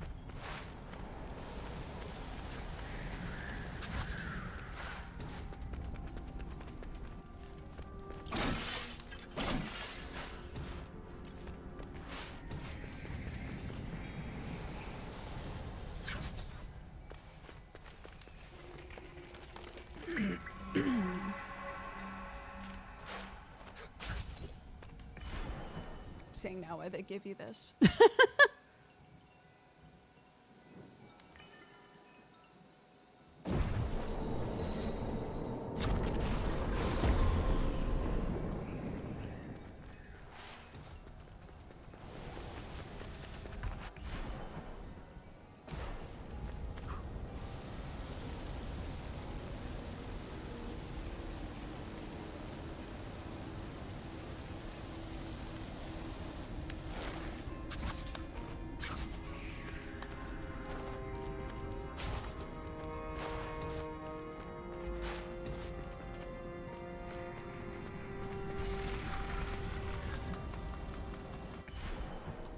Pardon?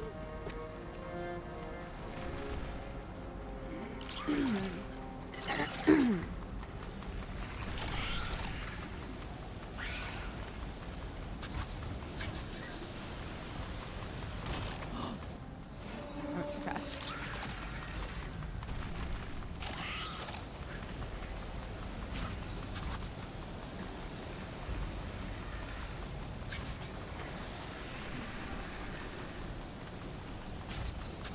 Oh my god. No!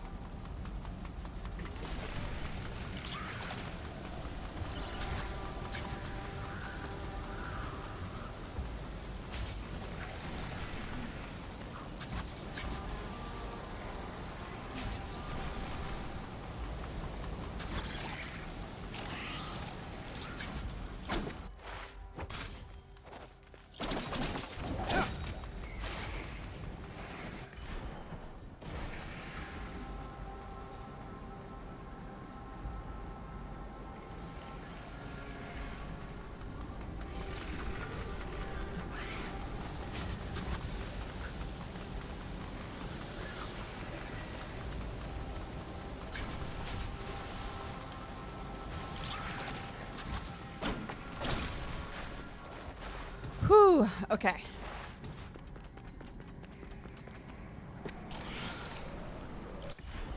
Oh my god.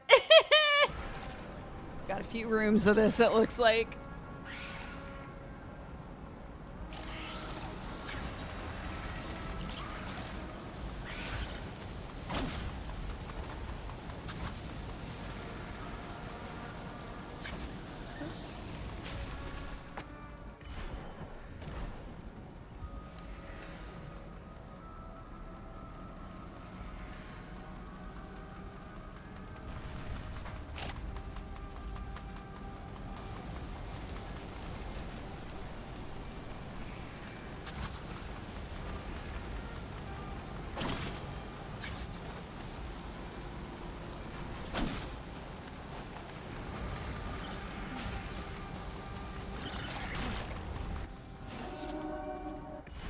That's all right.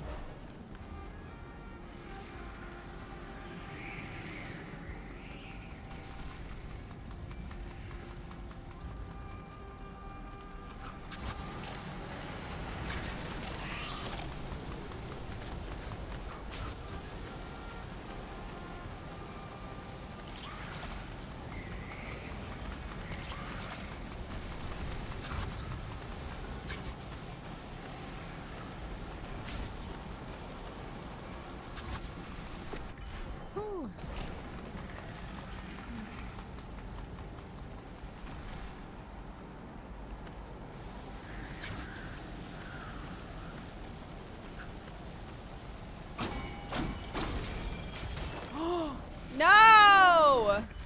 No!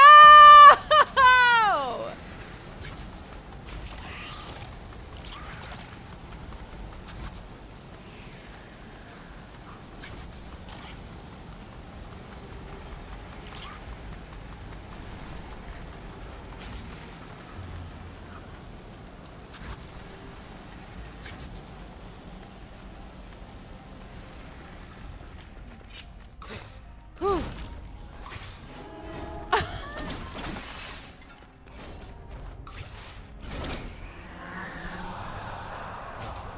Okay. Okay.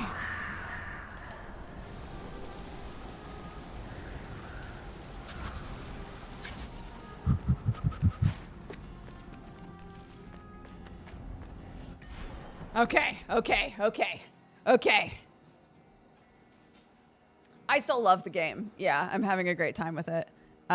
We decided to play it for the rest of this week, and then why are we sticking? Oops. We decided to play it for the rest of this week, and then next week is going to be a demo week because it's another Next Fest. And from then on, if we want to keep playing it, we're going to treat it like we did Lies of P and do it once a week because it's a long game, and I think I've only revealed like max 50% of the map.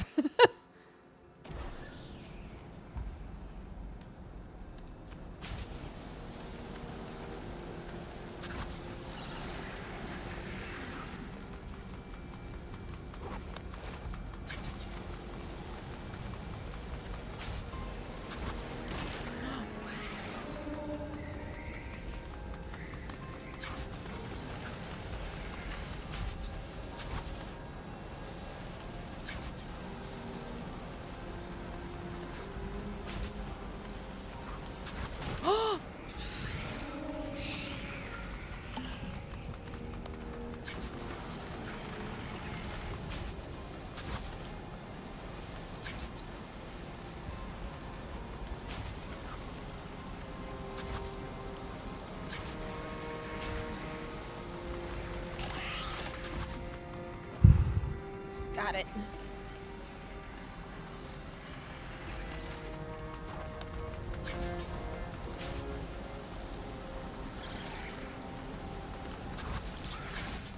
Wait, I came up from there.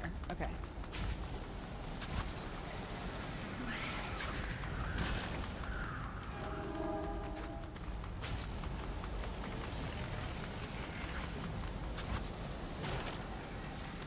I have to go that way.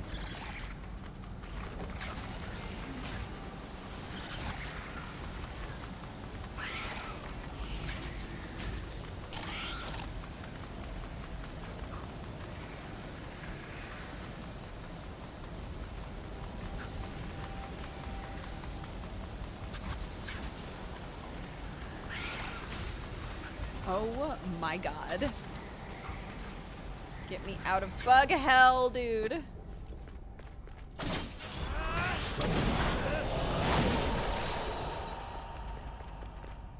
Whew. Okay.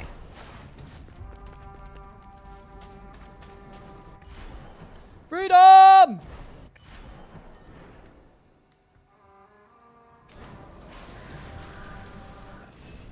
No mortal had ever walked the plains of Fars. No king or queen had yet claimed the throne of Persia. Yet every day, gifted by the sun, the countless leaves of the Soma tree were already shimmering. Every day, the brilliance awakened the Simurgh, nesting in the foliage. Every day, the Simurgh robed the sky, and the harmony of its flight protected the entire continent. But then came the day of Ajdaha. Ahriman had sent her to spread chaos across the world. The Simurgh then rose up against Ajdaha. The Simurgh attempted to manipulate the workings of eternity. He played with the threads of time, distorting seconds into hours, hours into centuries. When the evil flames of Ajdaha burst forth, the Simurgh moved with calm agility. He slowly dodged her lightning attacks. With claw strikes, he tore the veil of time, disappearing and reappearing in the past or the future. Time was his shield, space his sword. But the power of Ajdaha was that of Ahriman. The Simurgh could not defeat it. He then shattered the universe into myriads of grains of sand. It was no longer one battle, but 10,000 grains of battles that shimmered in 10,000 places in 10,000 moments, like so many grains of sand carried away by the storm.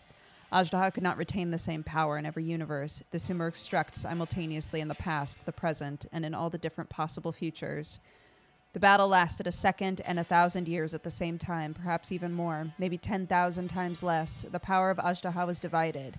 The Simurgh then froze all universes by crystallizing them into as many grains of sand, all except one. A single universe in which we can breathe and worship him today. In this universe, a weakened Ajdaha was defeated and thrown into the depths of Mount Kaf with all the grains of sand. Crystals of universes forever extinguished. So many universes that were once possible, but whose history will never be written, and which still form today the Barkan dunes of the pit of eternal sands.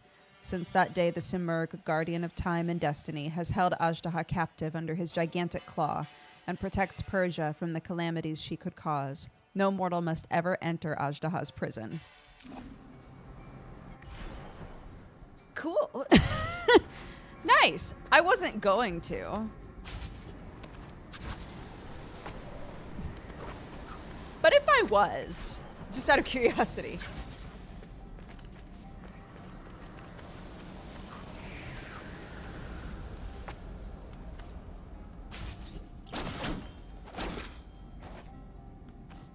This sign can't stop me. I can't read. A classic.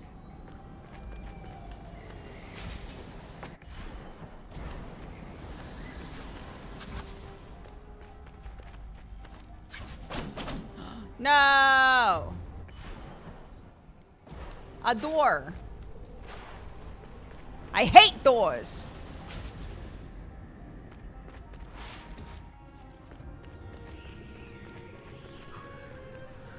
Oh good, another moon.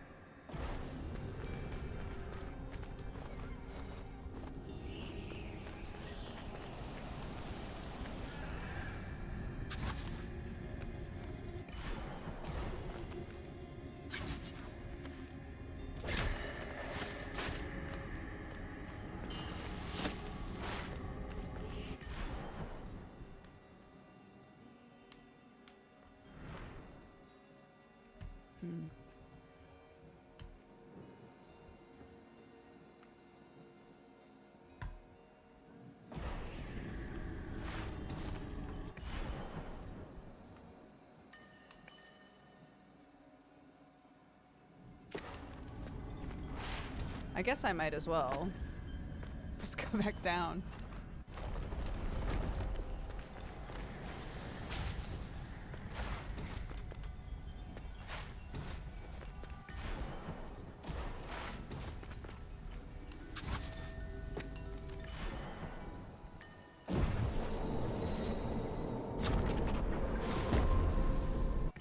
Wait. Yeah.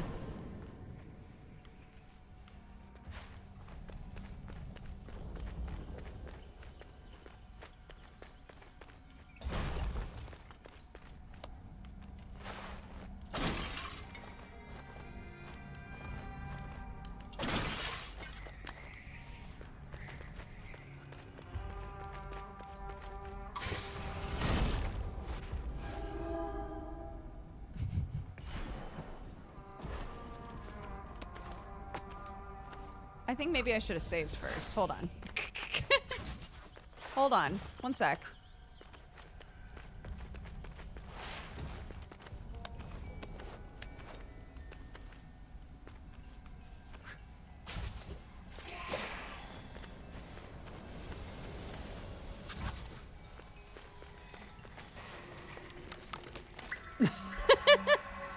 All right. Cool, cool, cool, cool, cool, cool, cool, cool, cool. Anyways.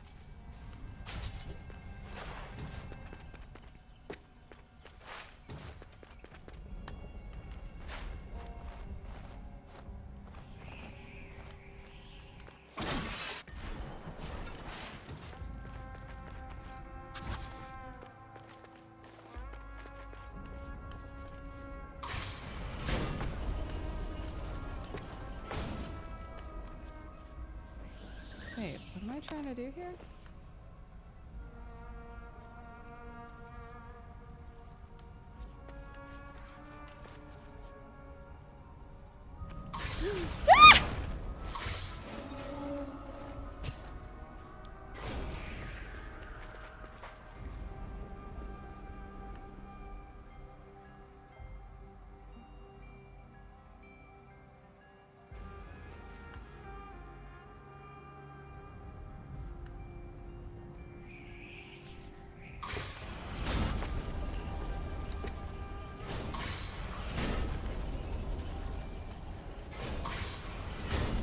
To put something on there? Is there a thing I need to grab?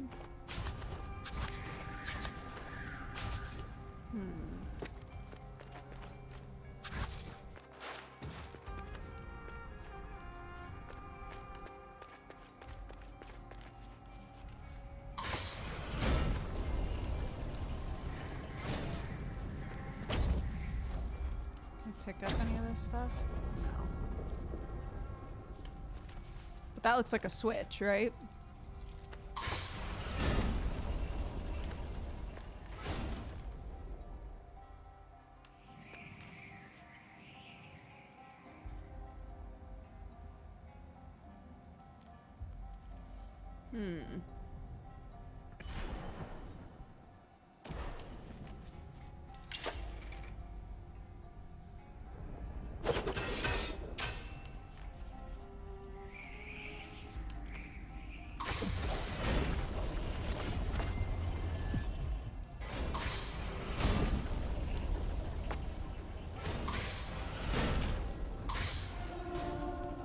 I was wondering if, like, maybe I was supposed to get one of them.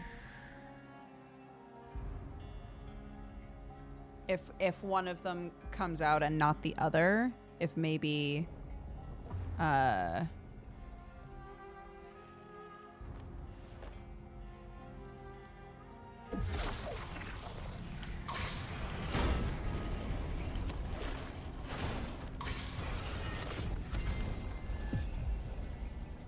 No, okay.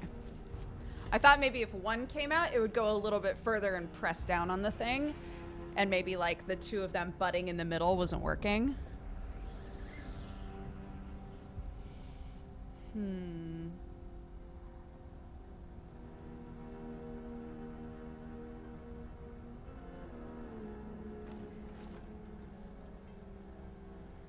Is this one that I can solve now? Just like in this room by myself. Yes, okay. Okay. Then let's figure it out.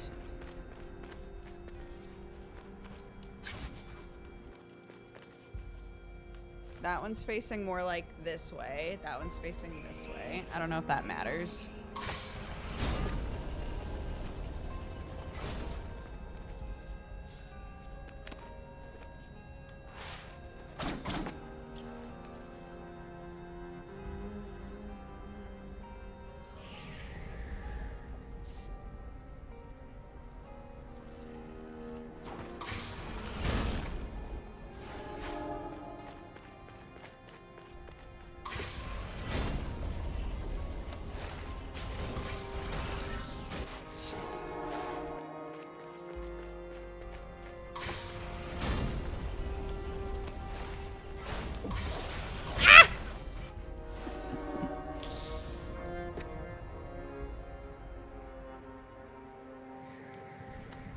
You can, but not in this room by yourself. Okay.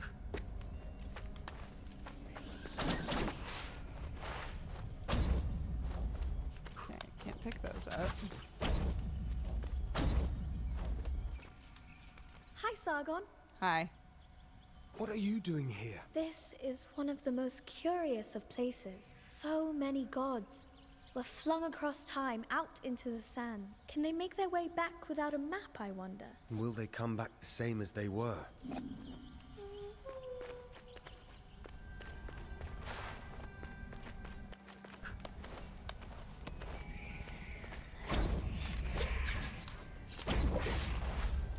I can't pick you up. Interesting.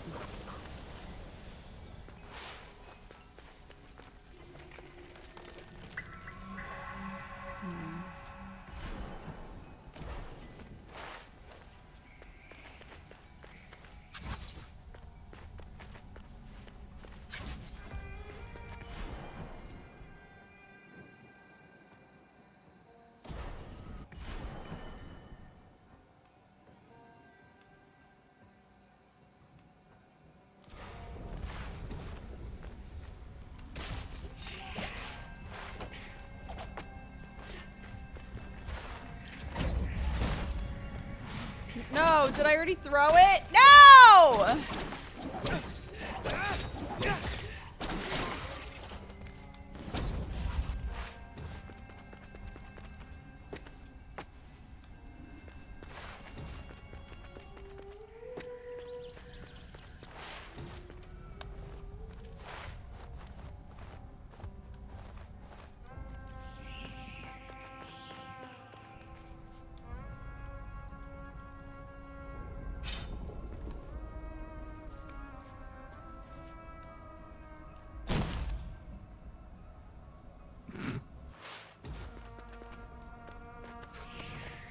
Cool.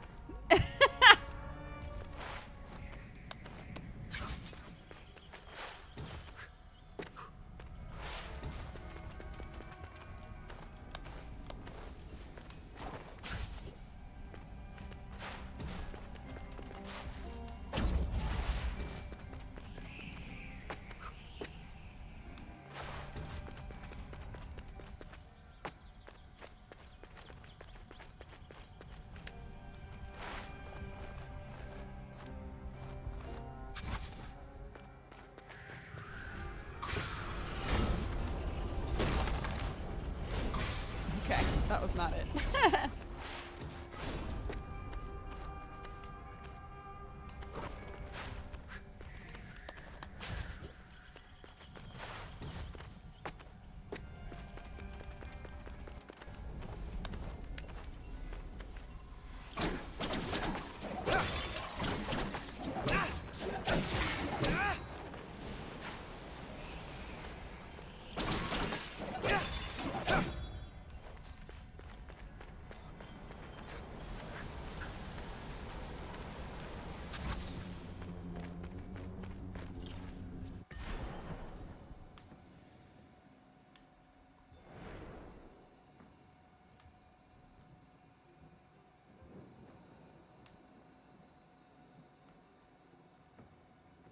I want to go back up here.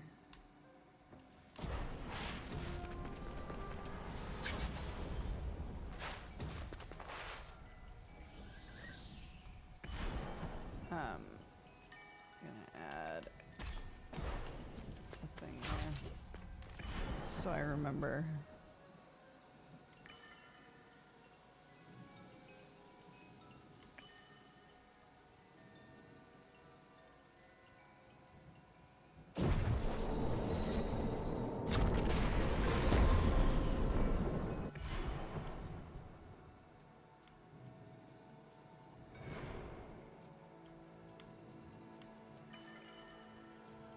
Oh, actually. This might be better.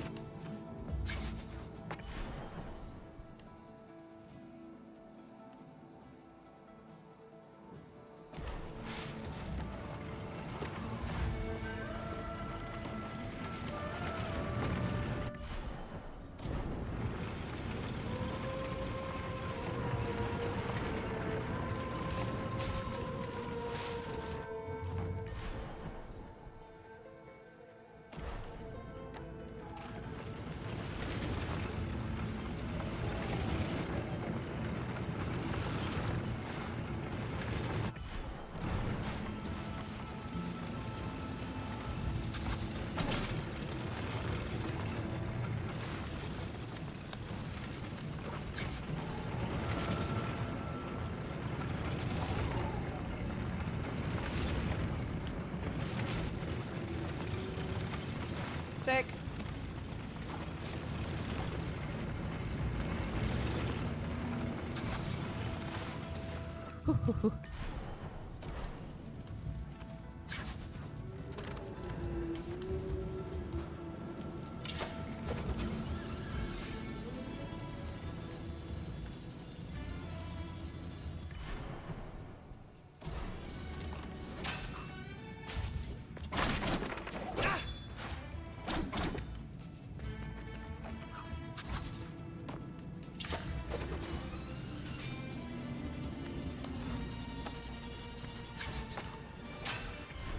Man, that sucks.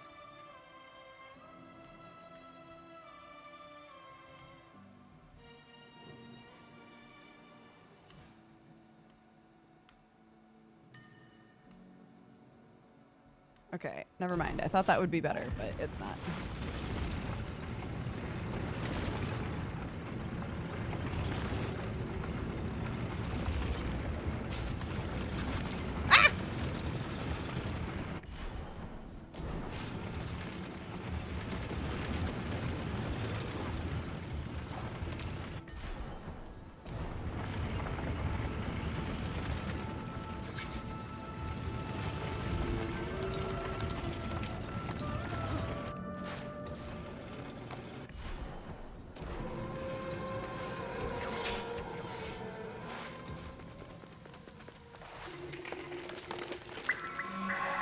Yeah, it's a Metroidvania. It's huge.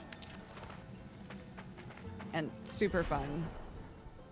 All right, let's go back over here. Let's see what this big pirate ship area is. This shit. We still have not gone there. This and this. I have no idea what those are. So we might as well explore. That's what we're good at. Wait. Not yet. Not yet, Goober. Where are you going?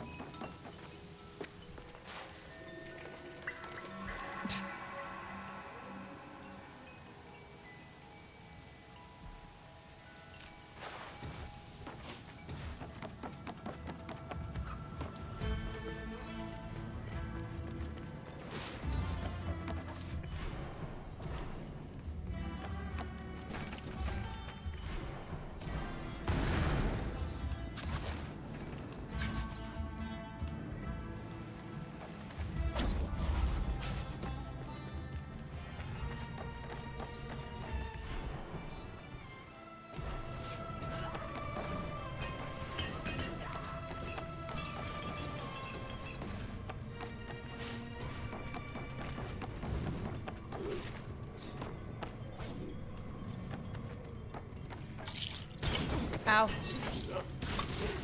Woo, woo.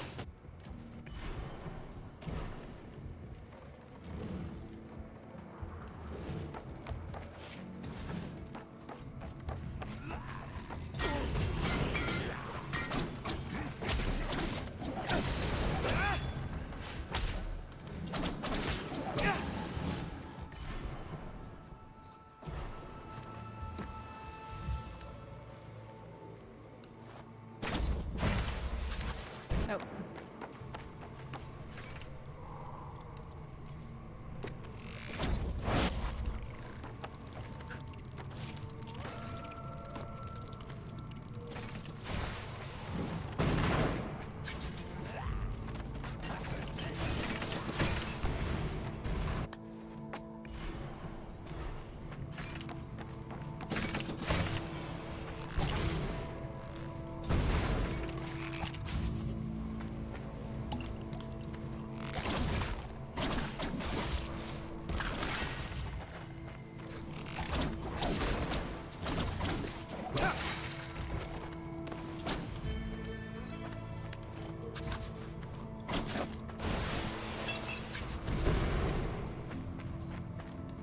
Did you drop anything?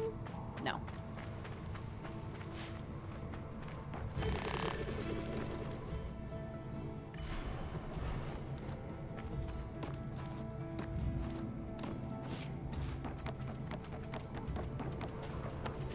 Fight?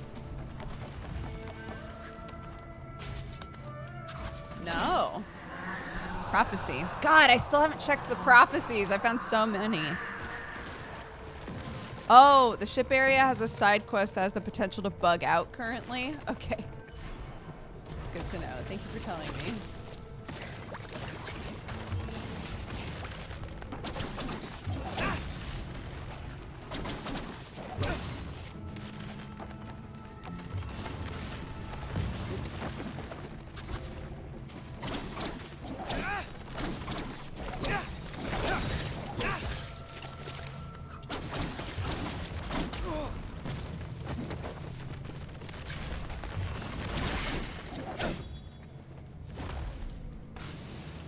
Thank you.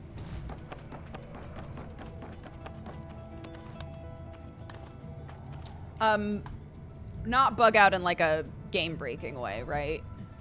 Like bug out in what way?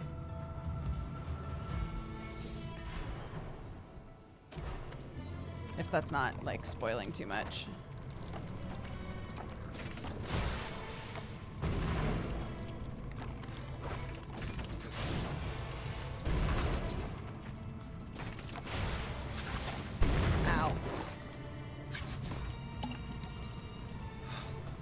You won't be able to finish the side quest. Okay. Wow, that sucks. Really? I fix it by unplugging my controller and plugging it back in.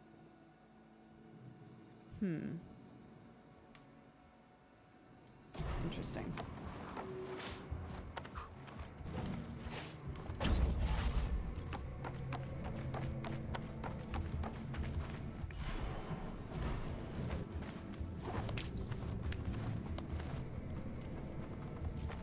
Is this it? The captain's lair.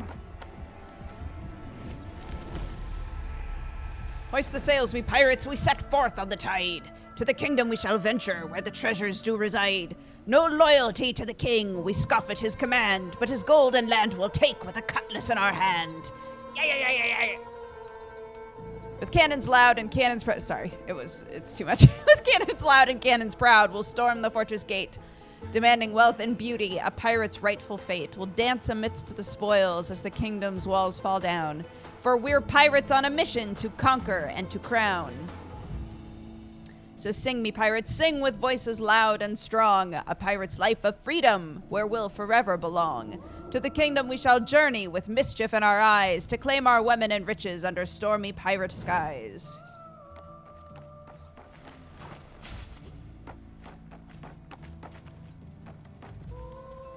The bird is lost. Do you mean the Simorg? Simorg?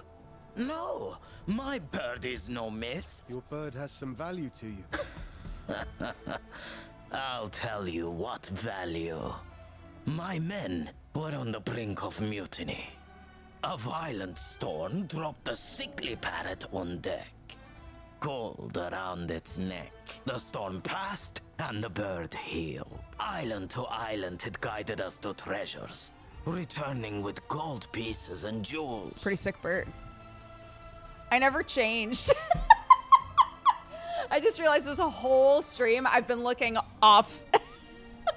Looking in the wrong direction. I never fixed it. I guess this is just who we are today. Uh-huh, tell me more. We anchored in this harbor. Before the Mount Calf curse. Look at the deadly traps out there, and know that a curse takes many shapes. Each man turned on the other. The bird then flew off. Find it. Your reward will be generous. You'll know the bird when you see it. Now go. Okay.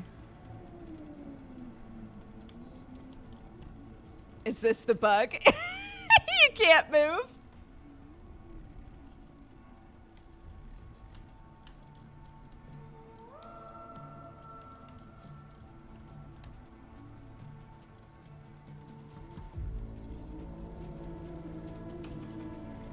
Hee hee.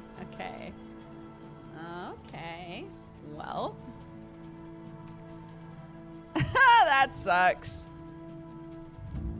Yeah, I tried unplugging the controller, but it didn't do anything. The side quest has 2 possible bugs. That sucks. They should fix that. I'm sorry, you're just so handsome. It's hard to look away.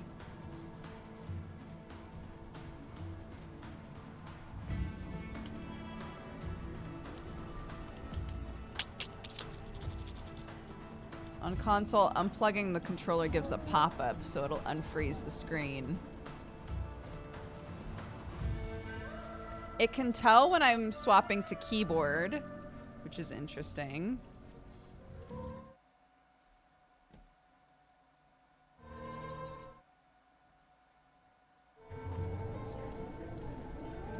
I don't think we've run into...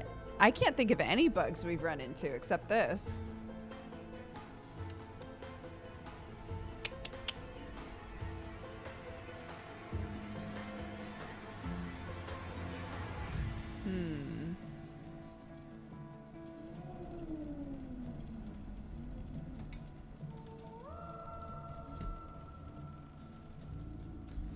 I can't get the Steam overlay to come up now.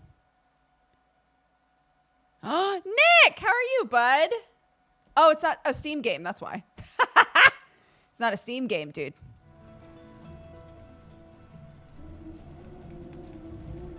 Let's see if any of our buttons will work.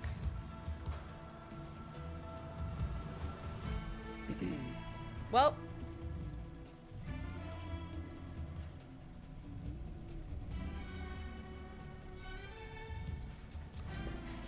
Hold on.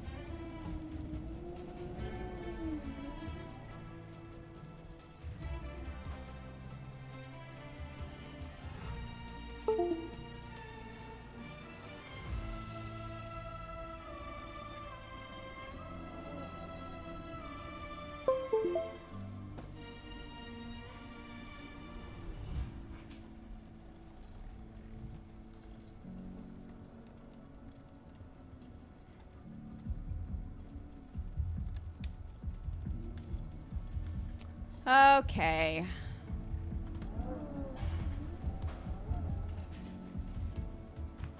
Jesse got stuck on the Moon Guy quest. Oh, there's a bug with the Moon Guy quest? We haven't run into a Moon Guy bug yet.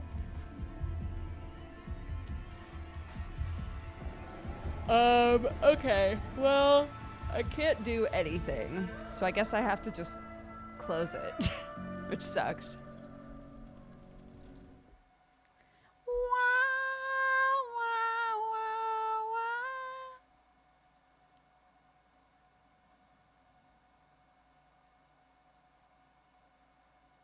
What time is it? Oh. That's actually fine. I should go anyway.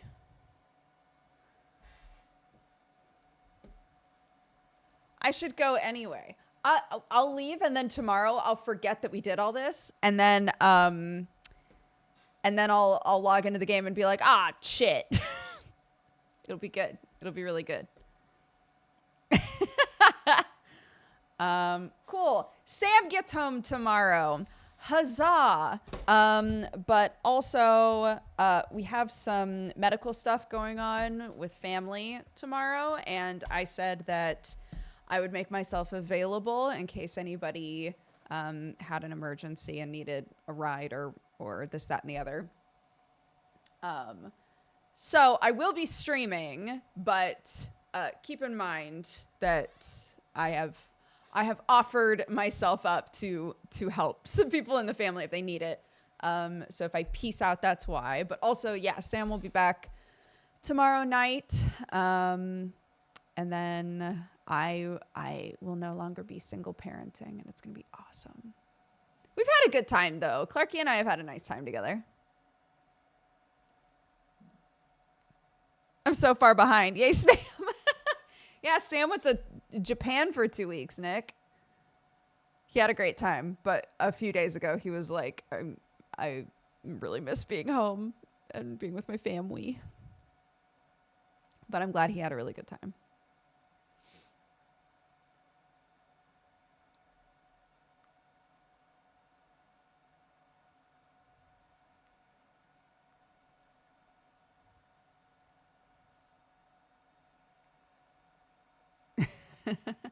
Okay. But yeah. Let's see here. I know. Sam was like, I really want you to, like, you know, take like a nice trip and go see friends and stuff. And I was like, I'm going to Canada eventually. I'm going to Canada. It's being mentally planned. It'll happen one day.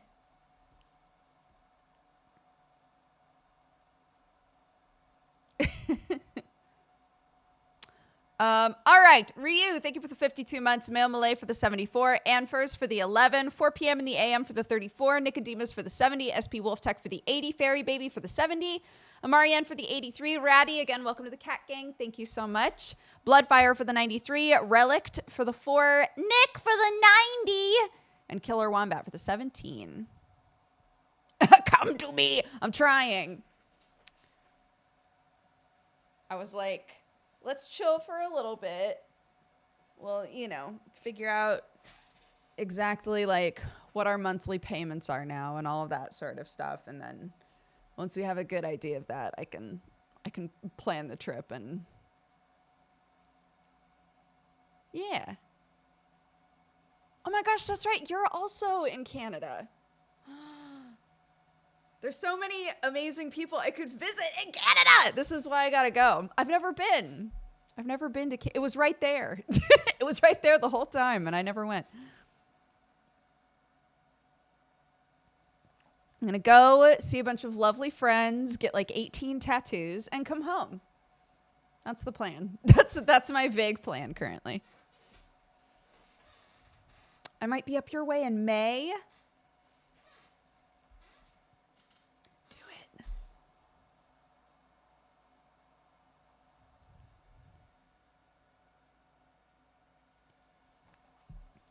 It is the end of the stream. Yeah. I've had to leave a little early a few times over the last week because I'm a single mama. So I got to go get my kiddo from school. Tattoos. Yes. Okay, I didn't open Raid Leader because I'm a goofy guts, but that's okay.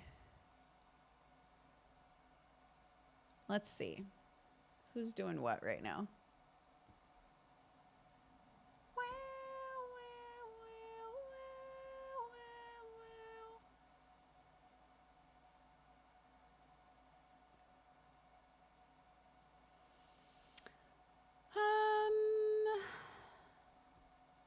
I'll send you to CNOT Bush. He does sculpting. He's lovely.